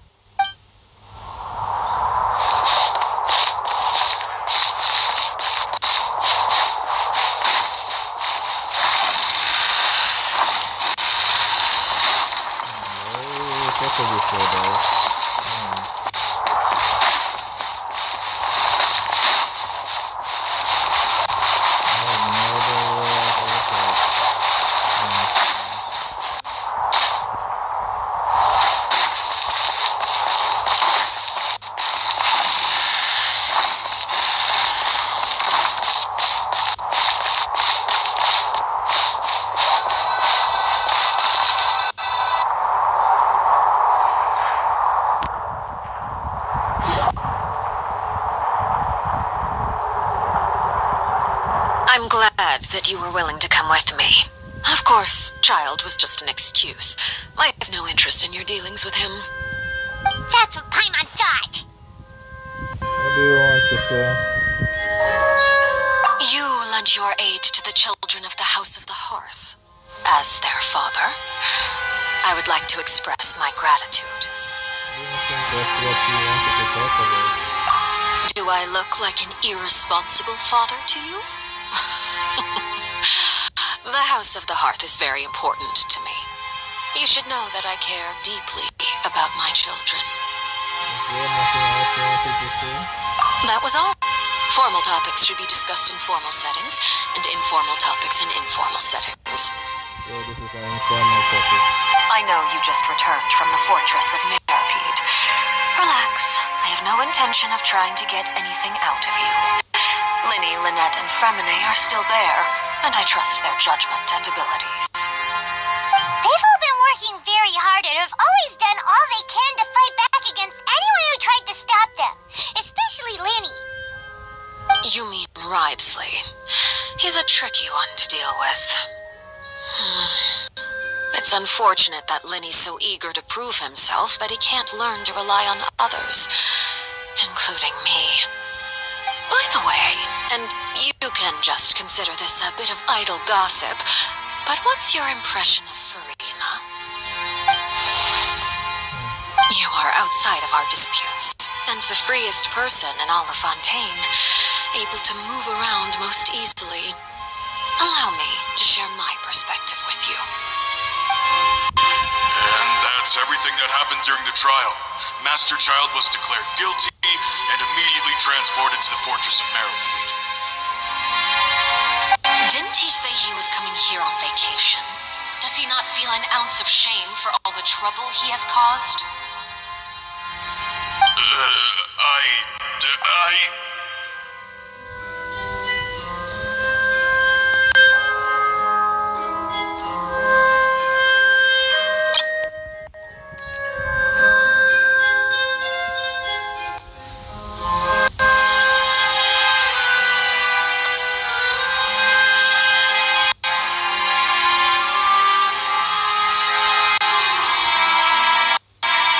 Forget it. He did give us an opportunity. I will be meeting someone shortly. Do you require help with any preparations? No need. I will take care of it myself. I need to meet with Farina, the Hydro Archon. She is at the heart of Fontaine. But what's fascinating about her is that she often seems more like a celebrity than a working Archon. Oh? Come over here, you little critter, you!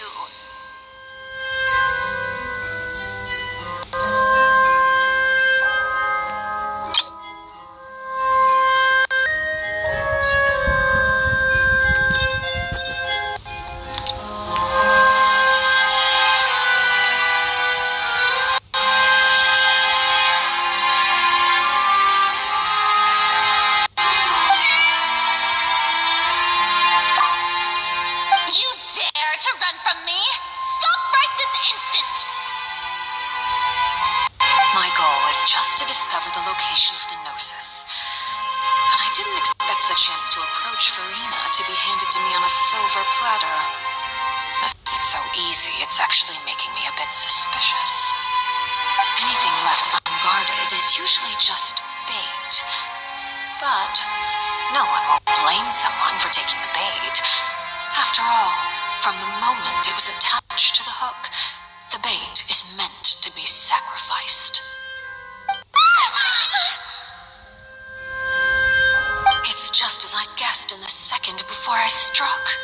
The Hydronosis is not currently held by the Archon. In fact, this Archon doesn't seem like a god at all. And I sense that she's under some kind of curse. Who are you? What are you trying to do? Please, don't kill me! I'm begging you, please! The fear in her pupils is genuine, so perhaps she's not bait after all. Either way, targeting her has lost all meaning. I left the scene with ease. Nobody came looking for me, and nobody could serve as a witness to my near assassination of Fossilor. I suspect even Farina dares not mention this incident to anyone. Not long after, my informants confirmed what I had guessed. After returning to her quarters, Farina quietly cried alone. She was so scared that she could not sleep that night, nor could she even bring herself to eat her cake. There's no doubt that there's something wrong with her. I began to entertain the possibility that she is not the true Hydro Archon.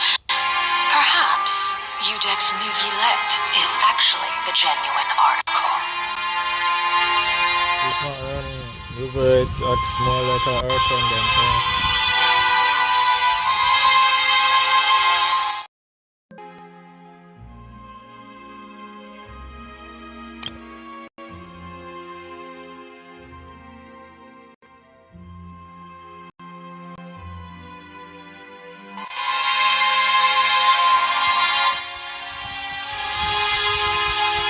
I have to find the Gnosis.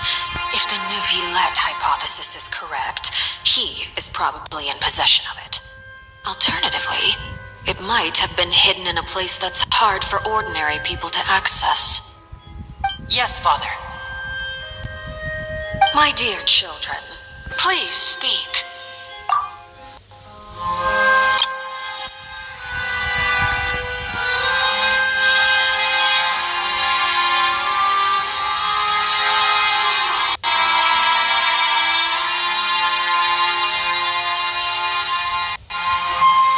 News from the fortress of Meropide. Master, Master Child has gone missing. On top of that, the contacts and guards we bribed at the fortress have all gone quiet as well. Probably the handiwork of that Writhely. I'm afraid so. This is a good opportunity. The value of a Harbinger is much higher than most would imagine. We now have an excuse to exert diplomatic pressure on the Fontaine authorities. Set up a meeting for me. I would like to meet the Hydro Archon and Udex Neuvillette. Oh, and I have an additional mission for you three. Yes, Father. Tartaglia's disappearance was not a part of my plan, but I can use it to make a breakthrough. With this as my excuse, I can ask for an official audience and continue my investigation of Farina and Udex Neuvillette. The initiative belongs to the House of the Hearth. My wish to investigate the fortress of Meropide will be a front. Linny and his group will be responsible for the actual intelligence gathering.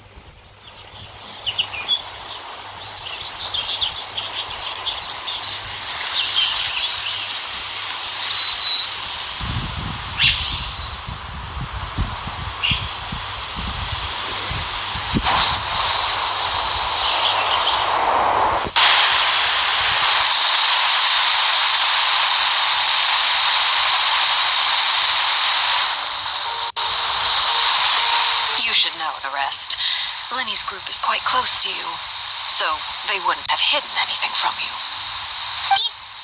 You attacked the Hydro Archon? It wouldn't mean anything, even if you shouted it from the rooftops. After all, even Farina herself is still pretending that nothing of that sort ever happened.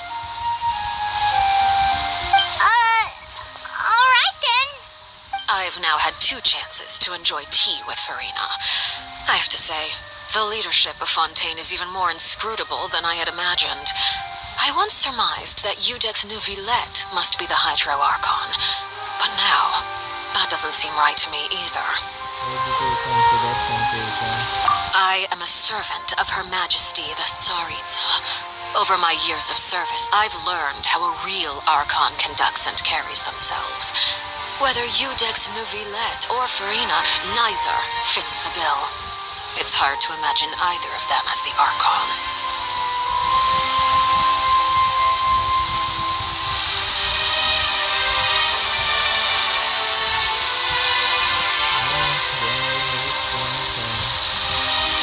Some kind of Archon she was expecting to conduct because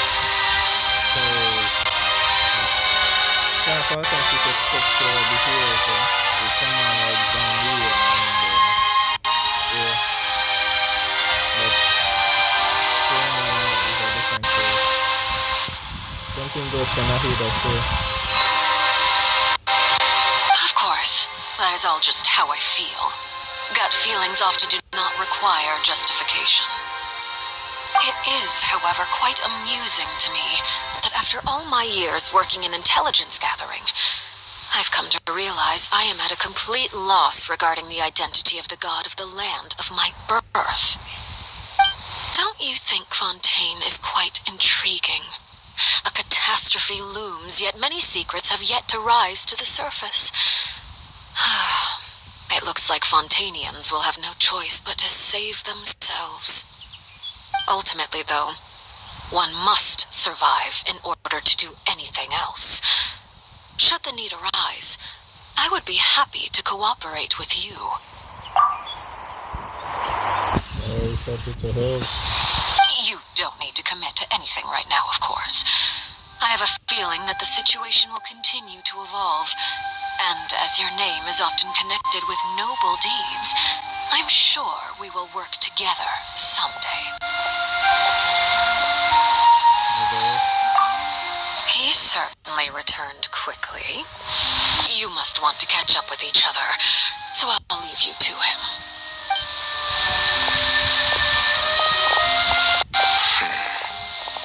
Neuvillette, is it over? For now, yes. But this issue will prove quite thorny in the long term.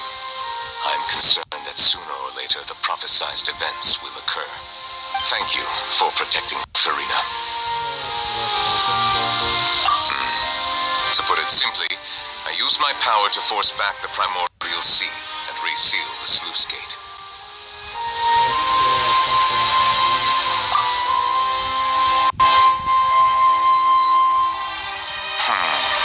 So as expected, the knave has turned up the pressure on Farina. She's trying to feel her out, though I'm still unsure as to her motives. Permission granted.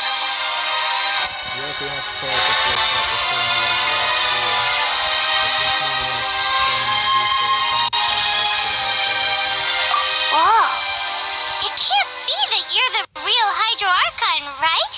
But that's just a speculation on our part, though. You can't tell us?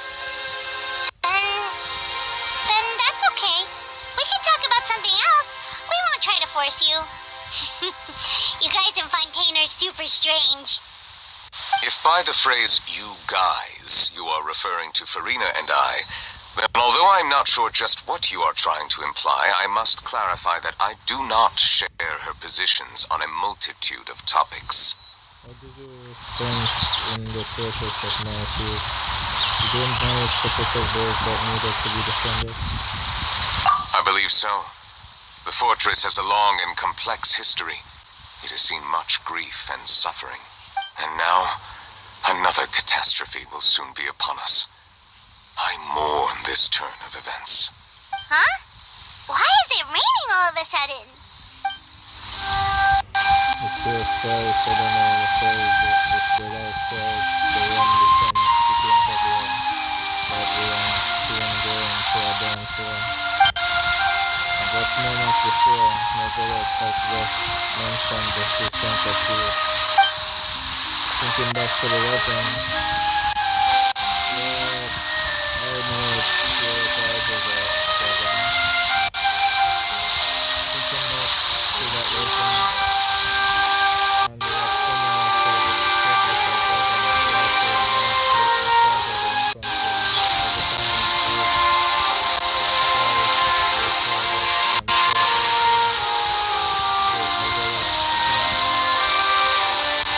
You may be closer to the truth than you think. Oh? And what are you thinking? The dragon of... what? Huh? Please do not be so surprised.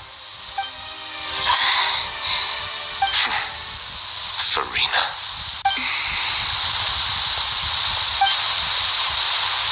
Neuvillette! Neuvillette, are you listening? My apologies. We were just guessing randomly. We didn't guess right, did we? You're not actually the dragon sovereign of water, right? Well, if you don't want to confirm or deny... You guessed correctly. I sincerely hope you'll be able to keep this a secret for me. Right, of course. We'll definitely help you keep it a secret. There's still something Paimon wants to ask you, though. Please, go ahead. Well, if you are the dragon sovereign of water, and you were able to force back the primordial sea from the fortress, then since Fontaine's prophecy is all about seawater, couldn't you just use your power to solve the crisis? I guess it's not that easy for him. None of the currently living dragon sovereigns in the world, myself included, possess our full dragonhood. They say that when the first usurper arrived on Tivat, they seized a part of the dragon's power. Today, that stolen power is the basis of the Archon's authorities. There are 7 elemental archons and 7 matching dragon sovereigns. The dragon sovereign of water who lived through that era perished a long time ago.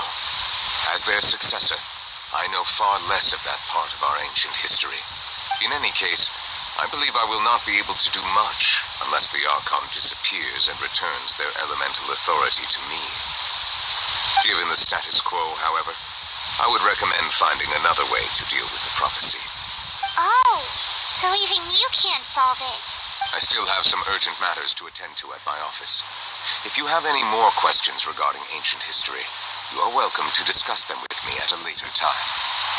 Please go right ahead. There's a place that Paimon wants to go to. Traveler, why don't we pay another visit to the Fortress of Meropide? Paimon is a little worried. We'll see you another time. Take care.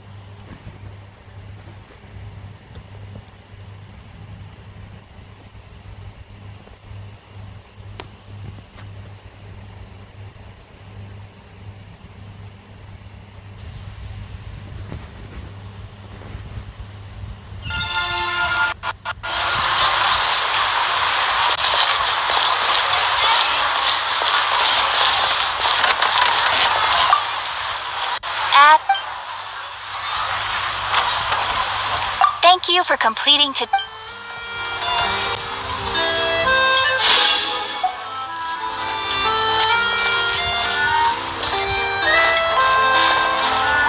Ad Astra Abyss.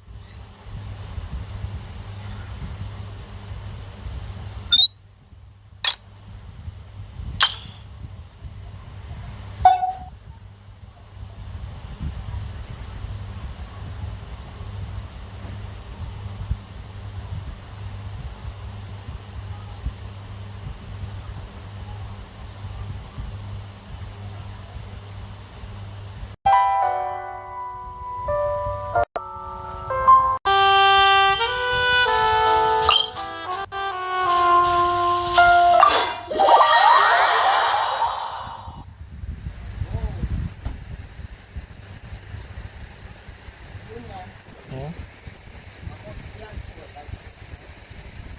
No, that's me.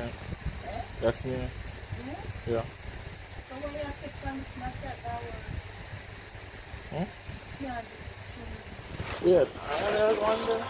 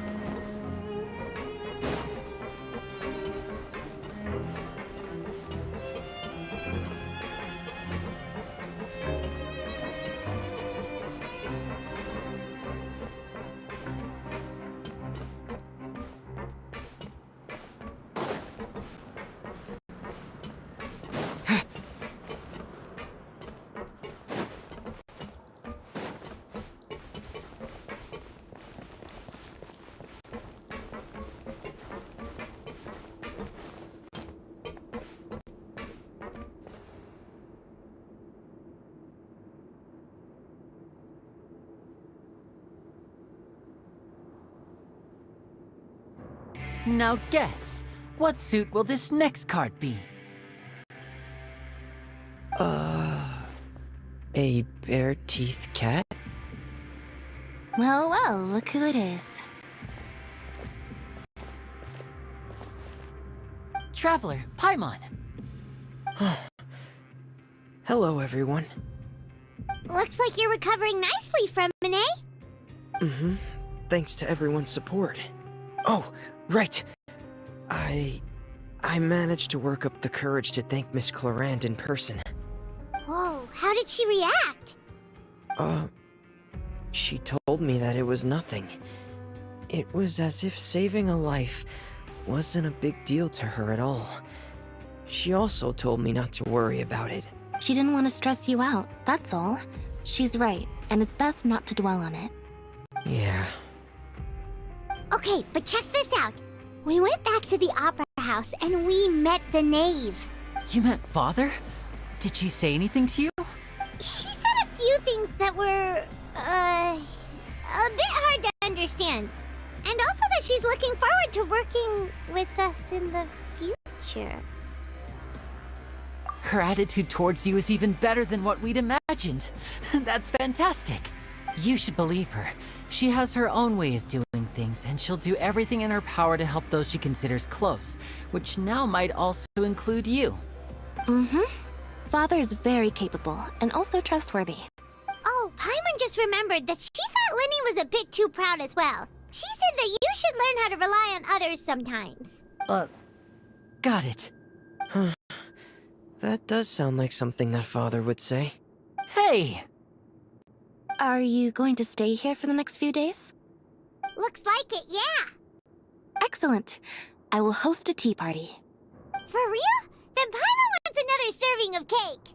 Another implies that you were already served some delicious cake while you were up there.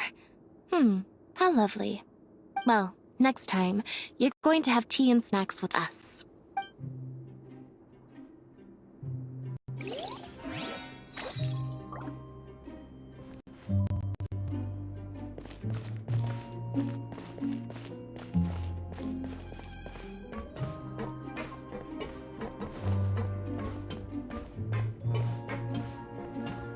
Kids these days, you just can't rely on them.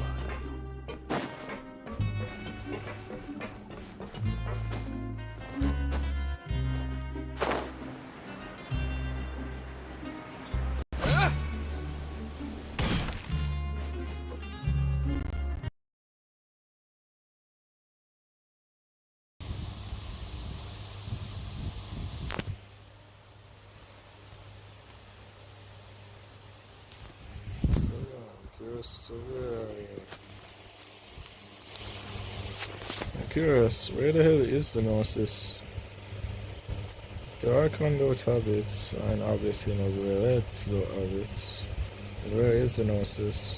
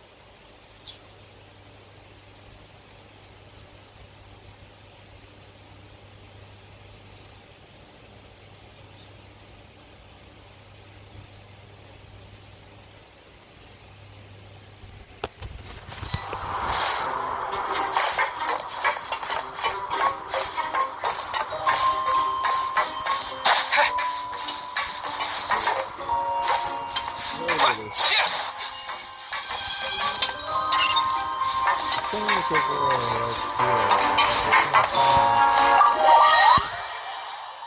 see the guy in his office.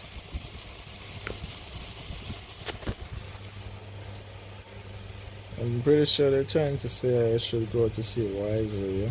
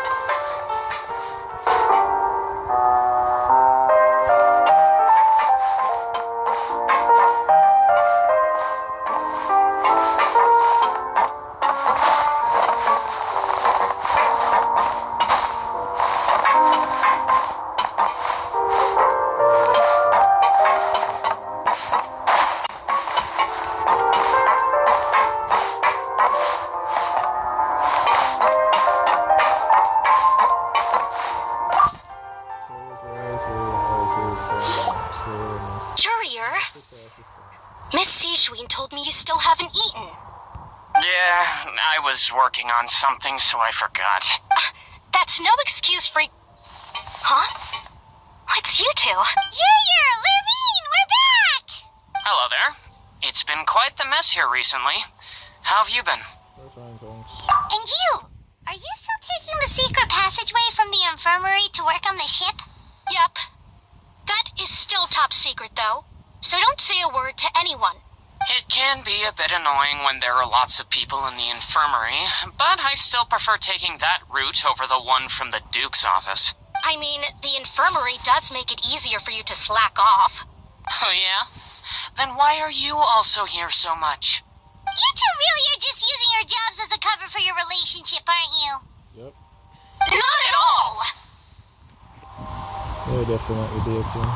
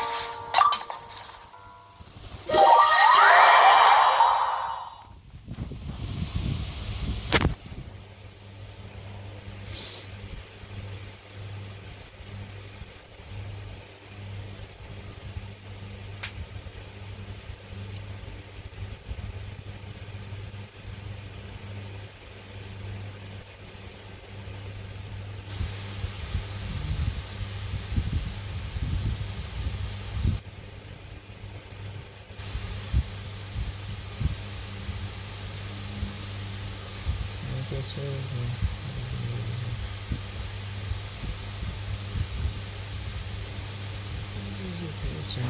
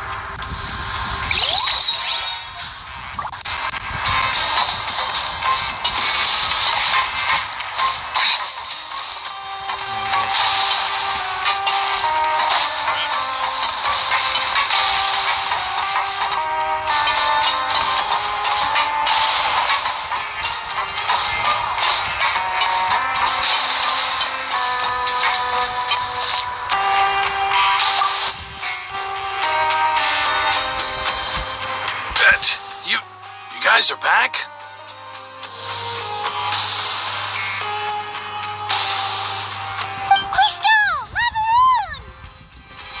You guys didn't get caught and thrown back down here, right? Huh? No, not at all. Here I thought you'd managed to escape from jail during all the commotion. I'd held you up as legendary jailbreakers, but now you're telling me you just never left? We're sorry, but we just had some business to take care of. You told them the truth, they'll be angry with you. Hey, it wasn't just me. Weren't you super worried as well? Something like that, yeah. I was also transferred to work in the kitchen a few days ago. I can still hear Quisto mumbling to the carrots. Are those two all right? Do you think they made it out alive? Whenever he'd say that, I'd tell him I'm sure they're fine. Wherever they are, they're kicking back with drinks in hand, enjoying the lovely scenery.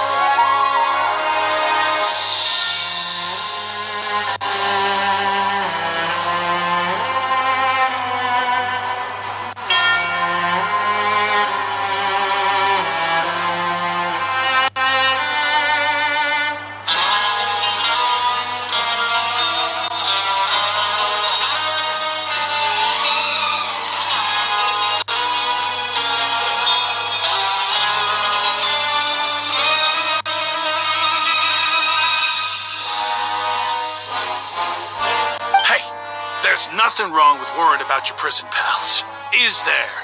I mean, considering how they always love listening to all my gossip. These two, they sure are a lot warmer and friendlier than when Paimon first met them.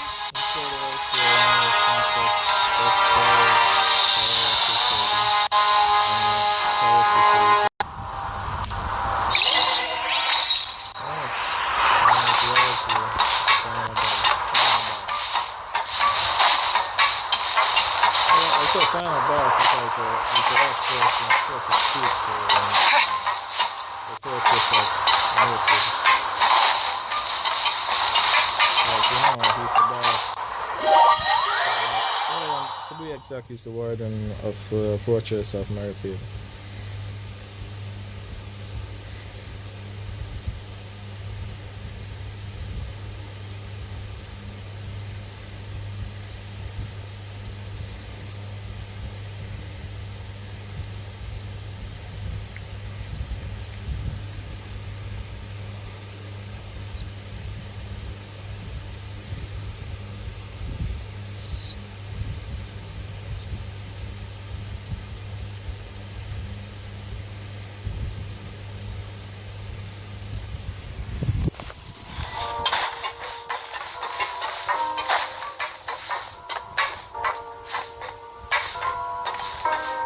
Plan.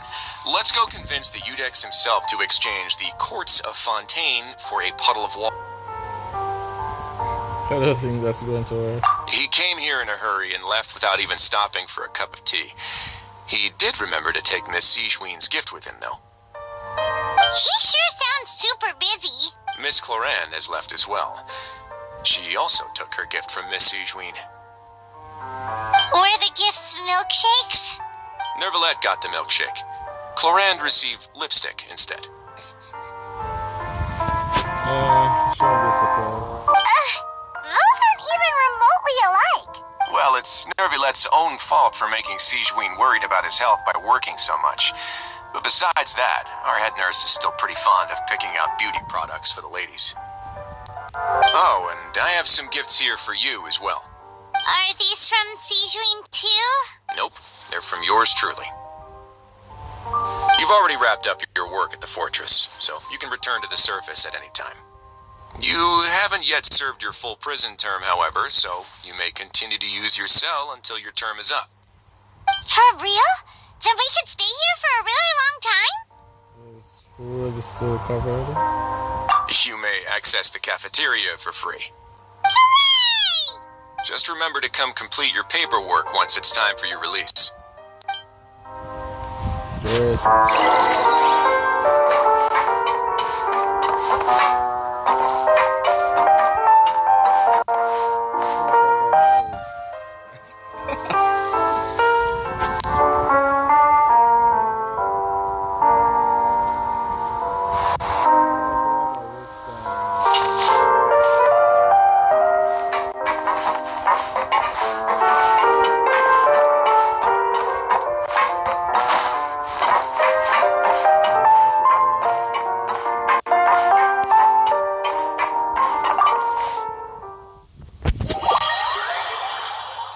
I thought Raz was the type of guy who was short temper, easy to get angry. But boy, I was wrong. That's why they say should have judged a book by its cover.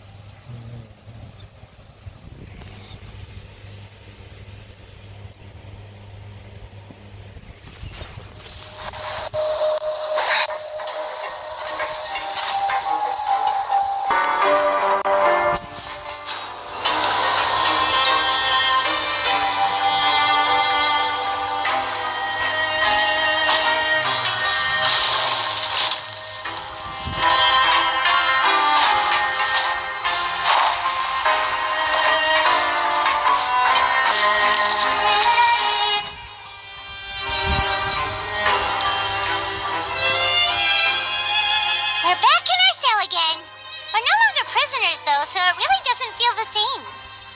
Feels like a huge weight is off our shoulders. Sure feels that way. But the truth is, we never did anything bad to begin with, so I'm not sure why we put so much pressure on ourselves. Paimon, is there something you'd like to say? Huh?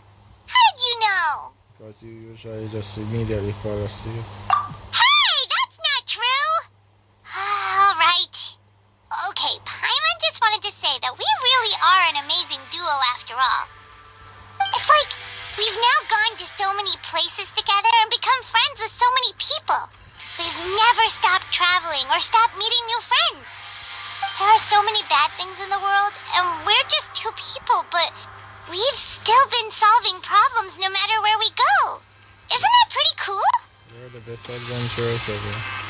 You're counting Paimon today? Aren't you the only adventurer here? Being a guy points too. Then let's ask Catherine to give Paimon an adventurer handbook as well. Paimon will also be an adventurer from today forward. Just got thoughts making Paimon giddy. Paimon's gonna crash, so you sleep soon too. The last time we fell asleep here, we woke up to a whole mess outside ourselves. The primordial seawater nearly rose up.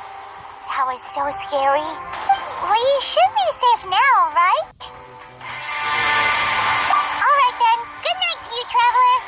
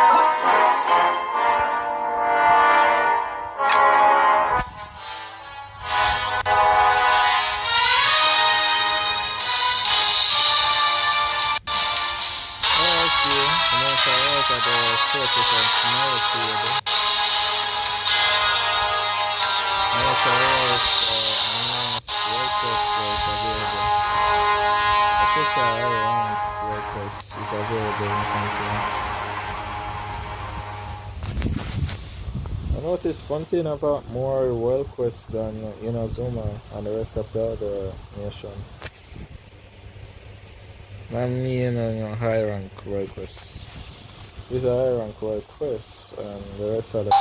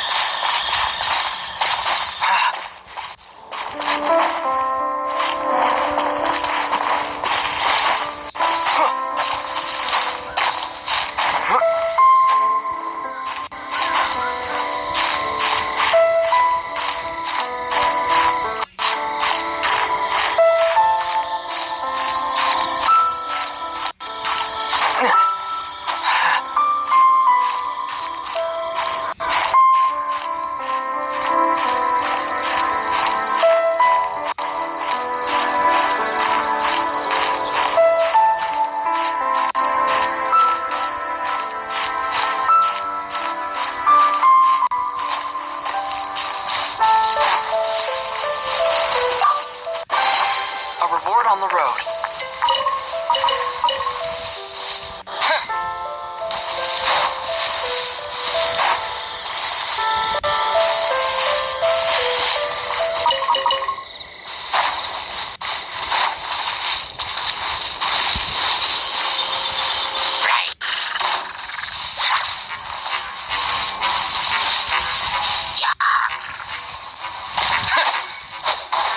Get him to wait a sec.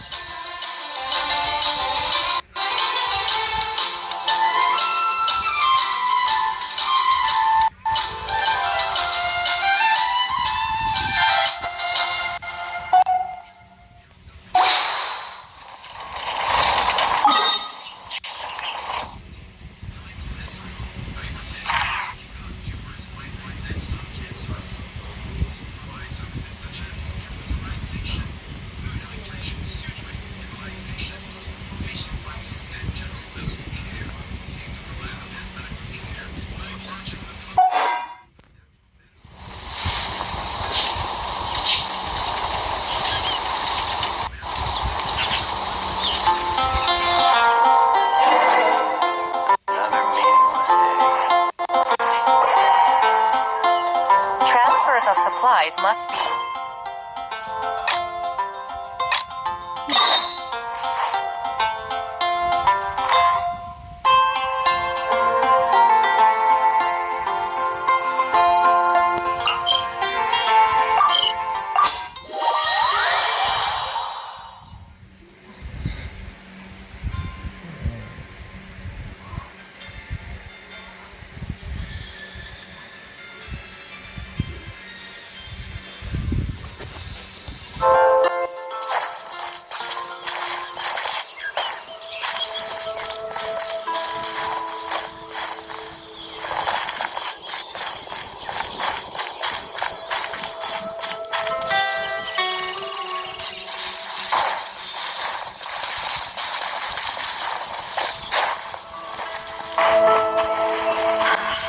The situation here seems trickier than I thought.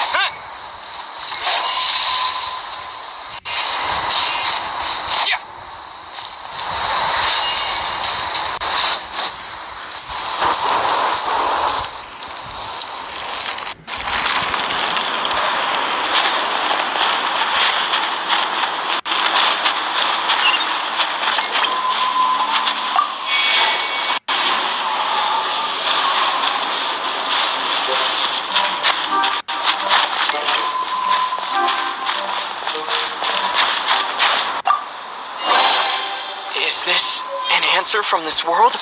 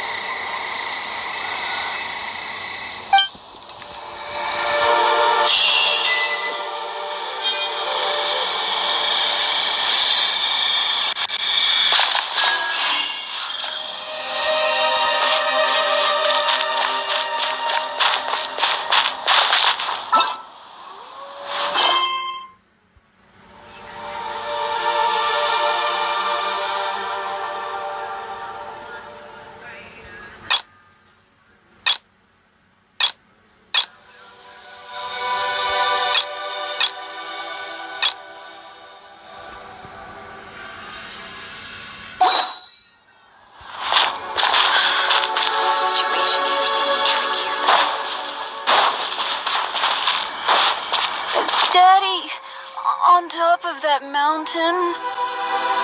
Oh, shit. What even have to ask? I already know what this course is going to be. case you want to ask me to look for this garden at the mountain.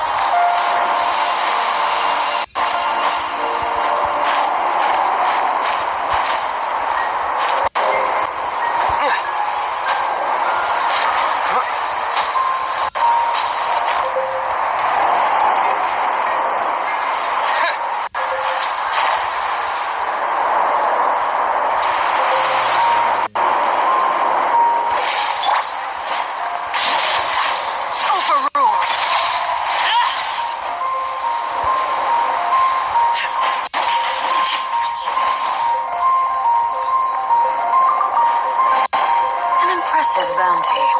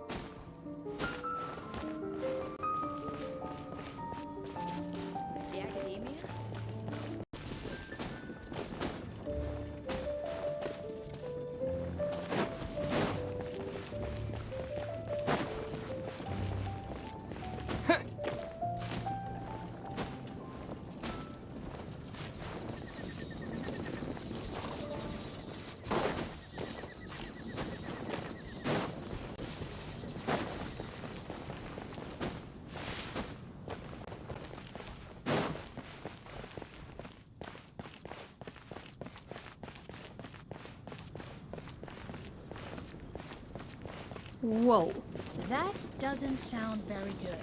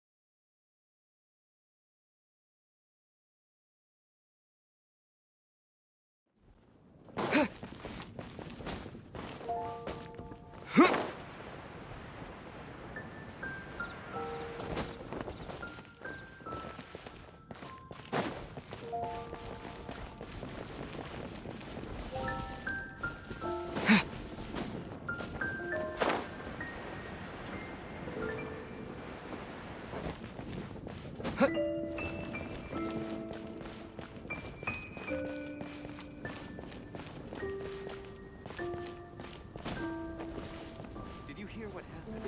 It's the academy. The academia?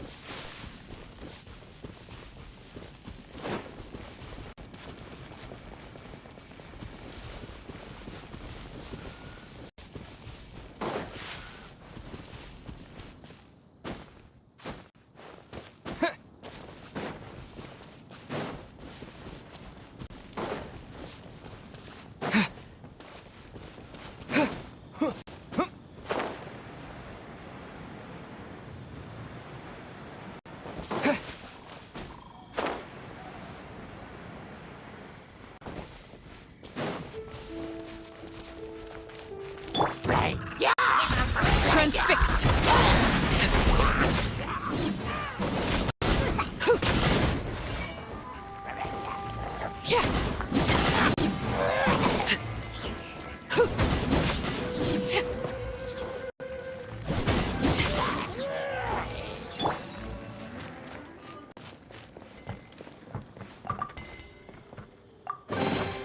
I'll keep this close.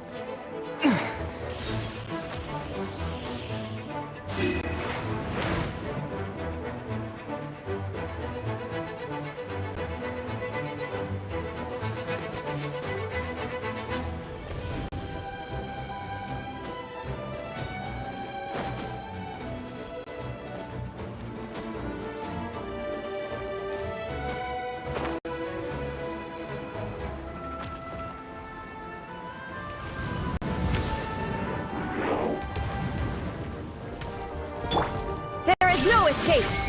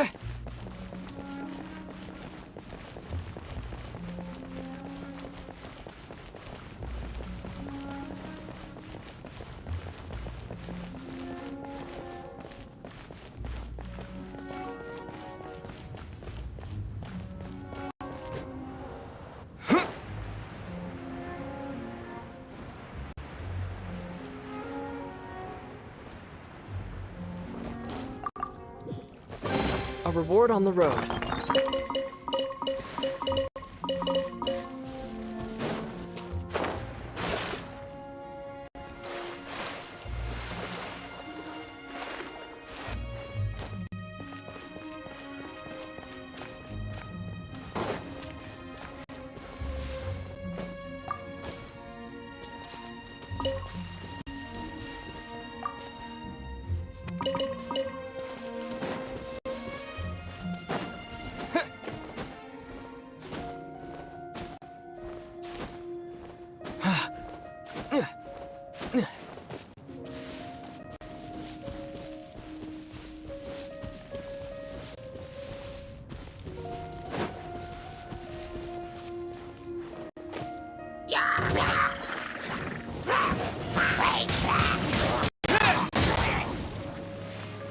With the wind!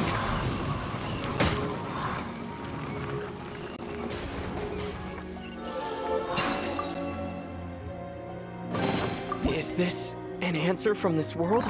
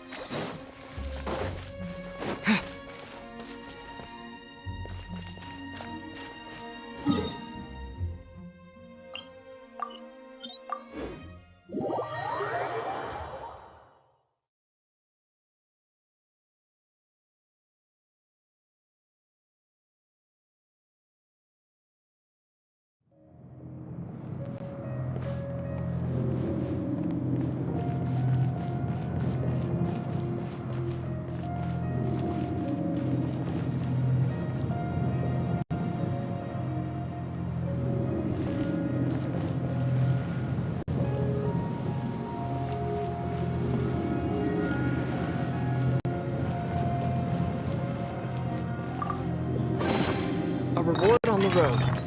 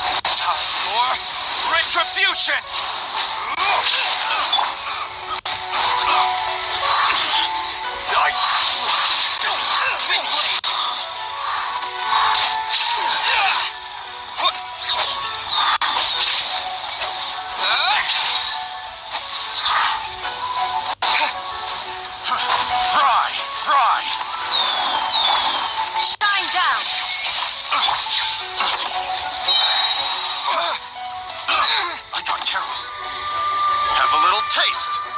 That tingle? Try!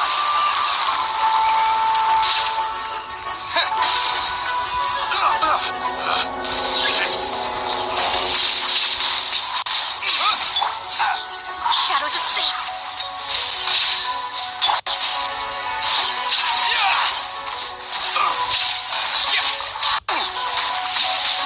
Windblade!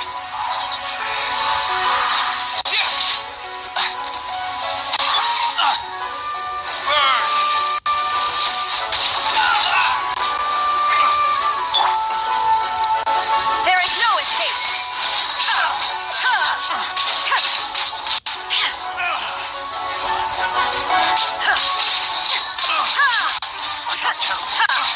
Illusion shattered. Picked the wrong test subject.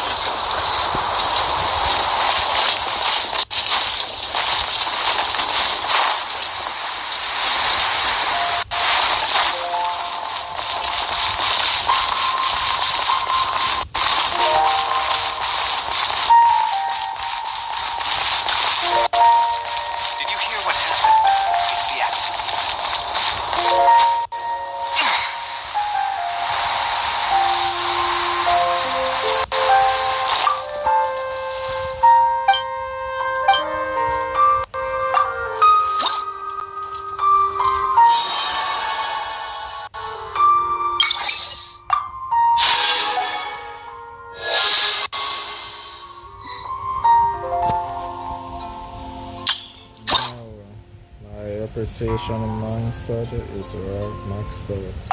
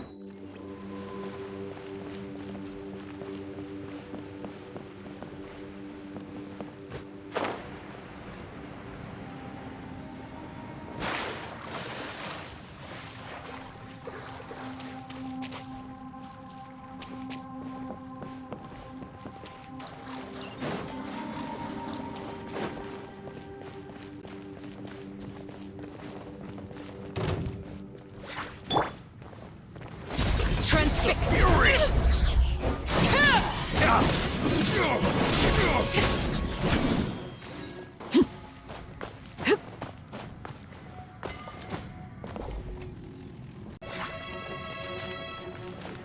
Illusion shattered! You're open!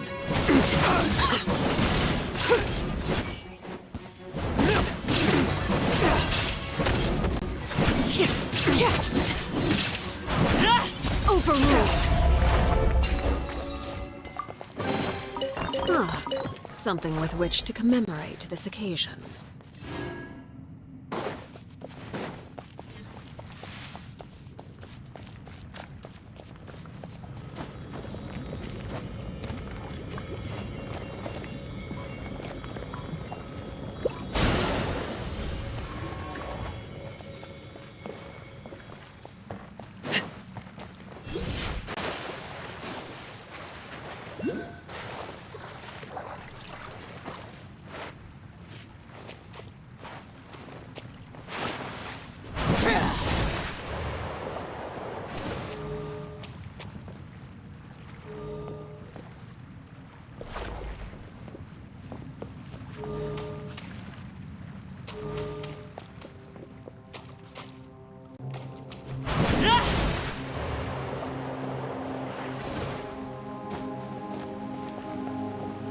There is no escape!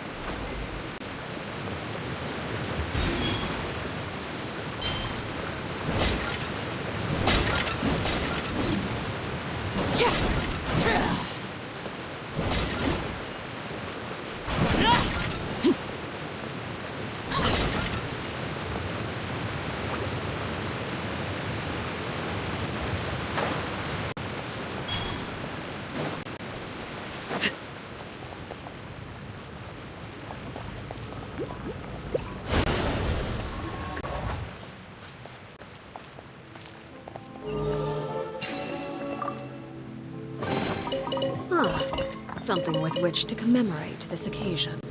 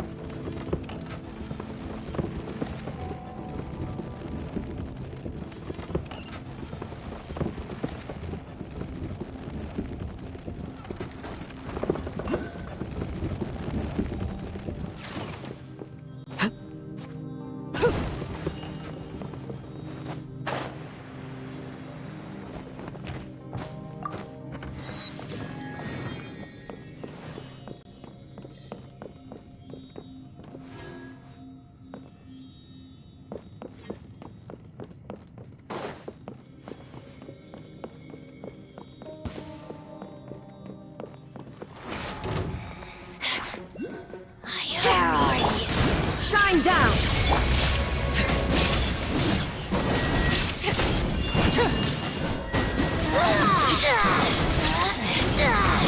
Transfixed! Be gone!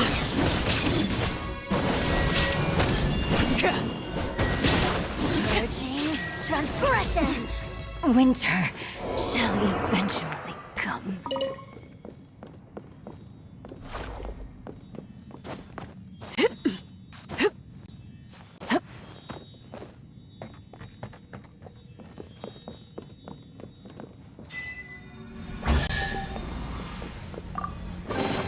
What greater pleasure is there than the unexpected?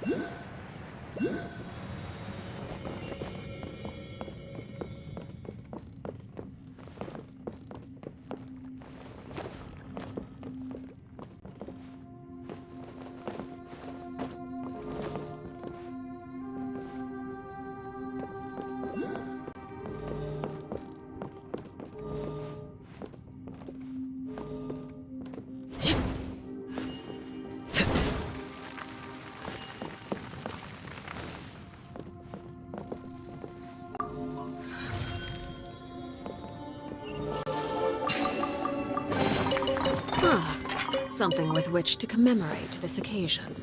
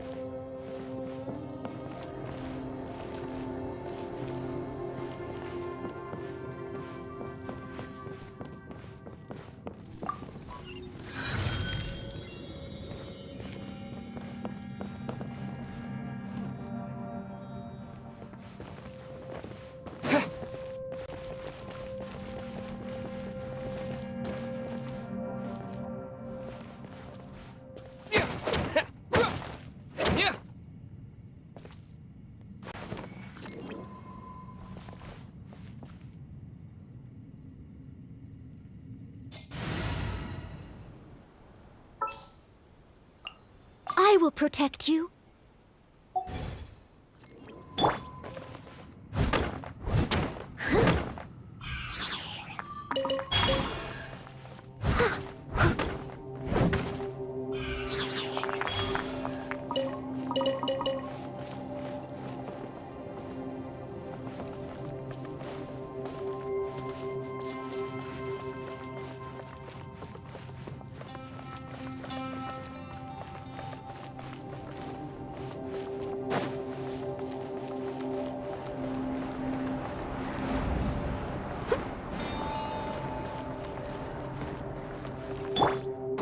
There is no escape! Laid bare!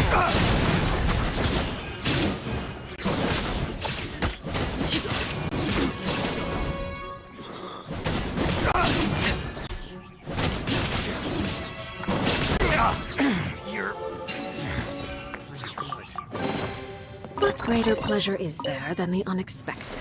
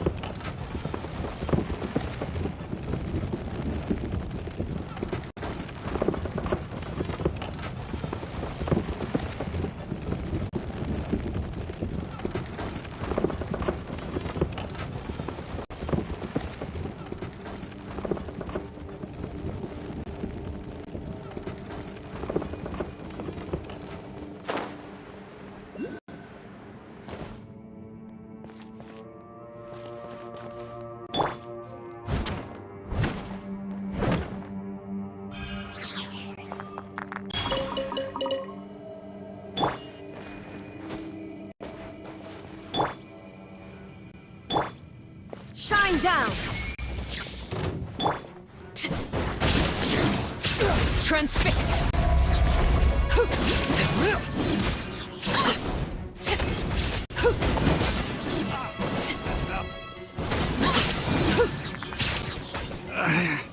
Should replace my hammer.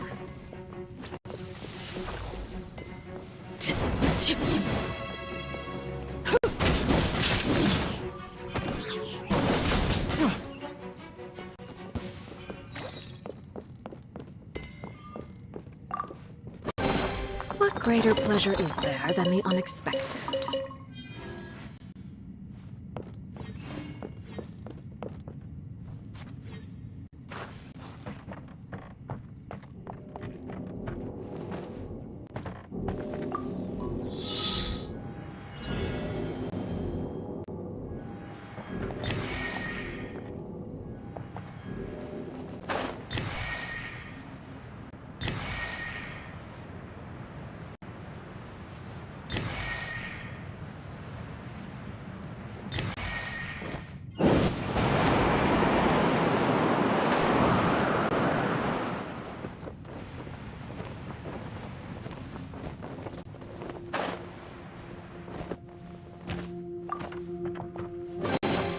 Everlasting as the moon!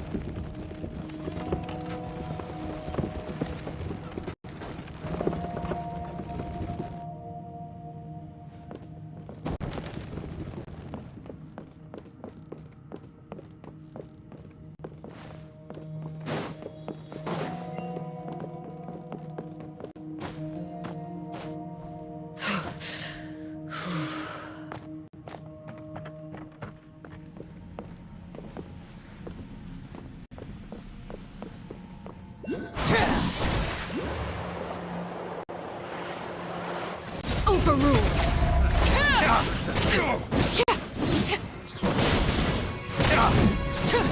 Suffocate! Pitiful! Illusion shattered!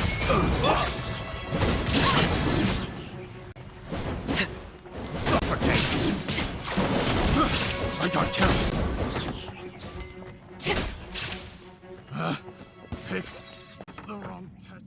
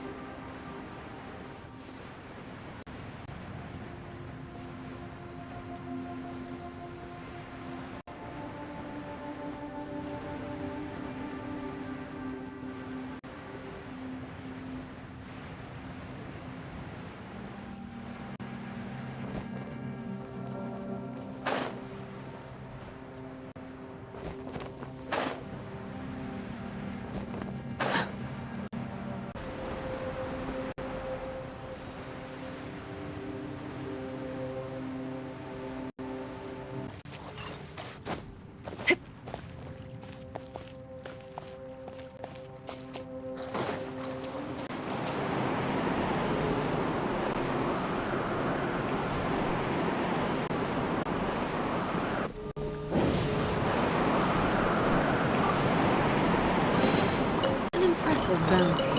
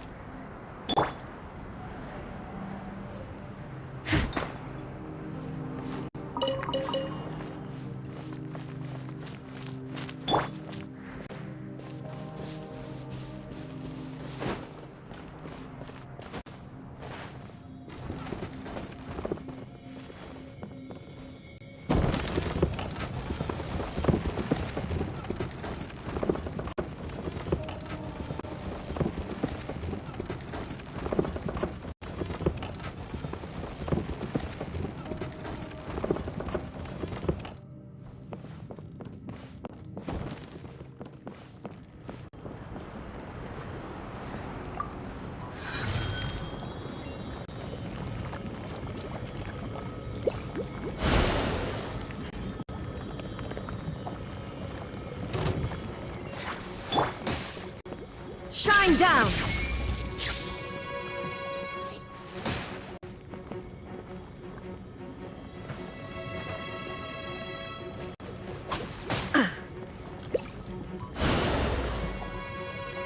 Inazuma shines eternal!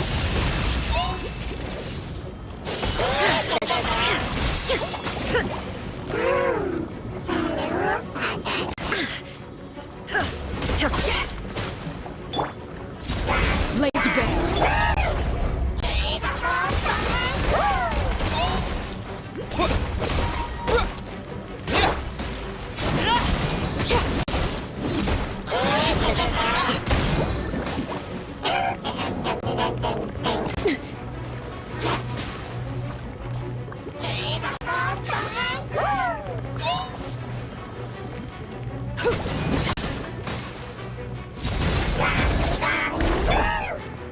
With the wind!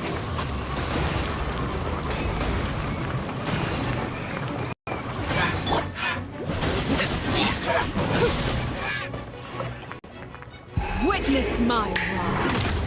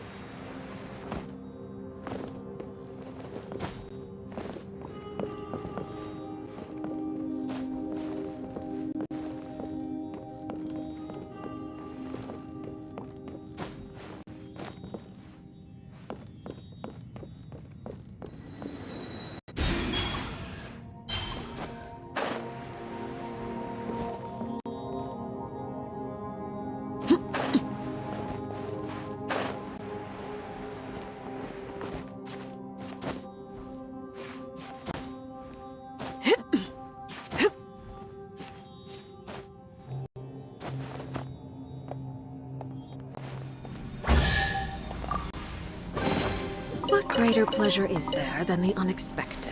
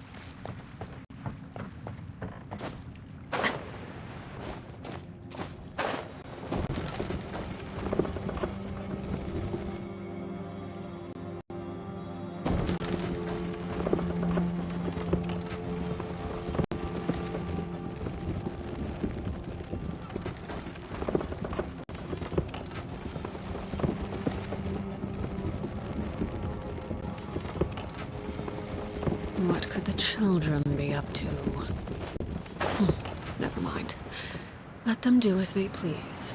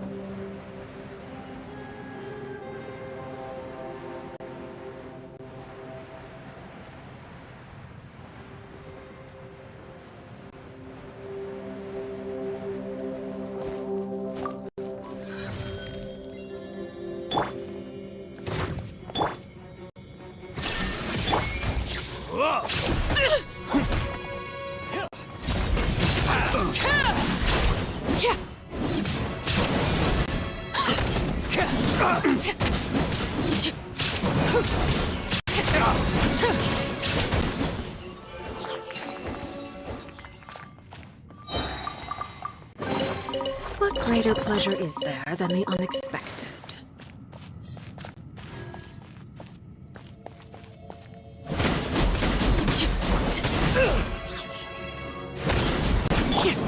There is no escape!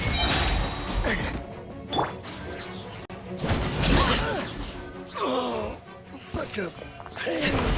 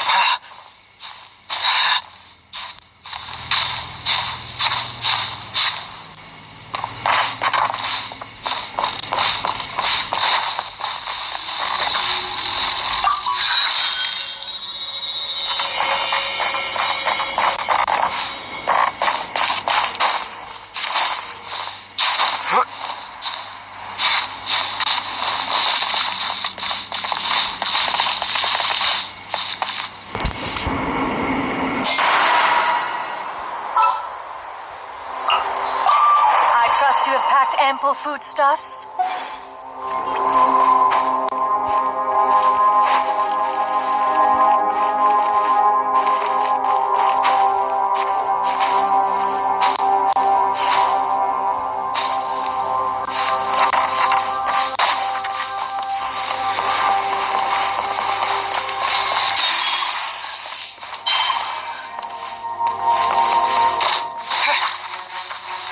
Illusion shattered!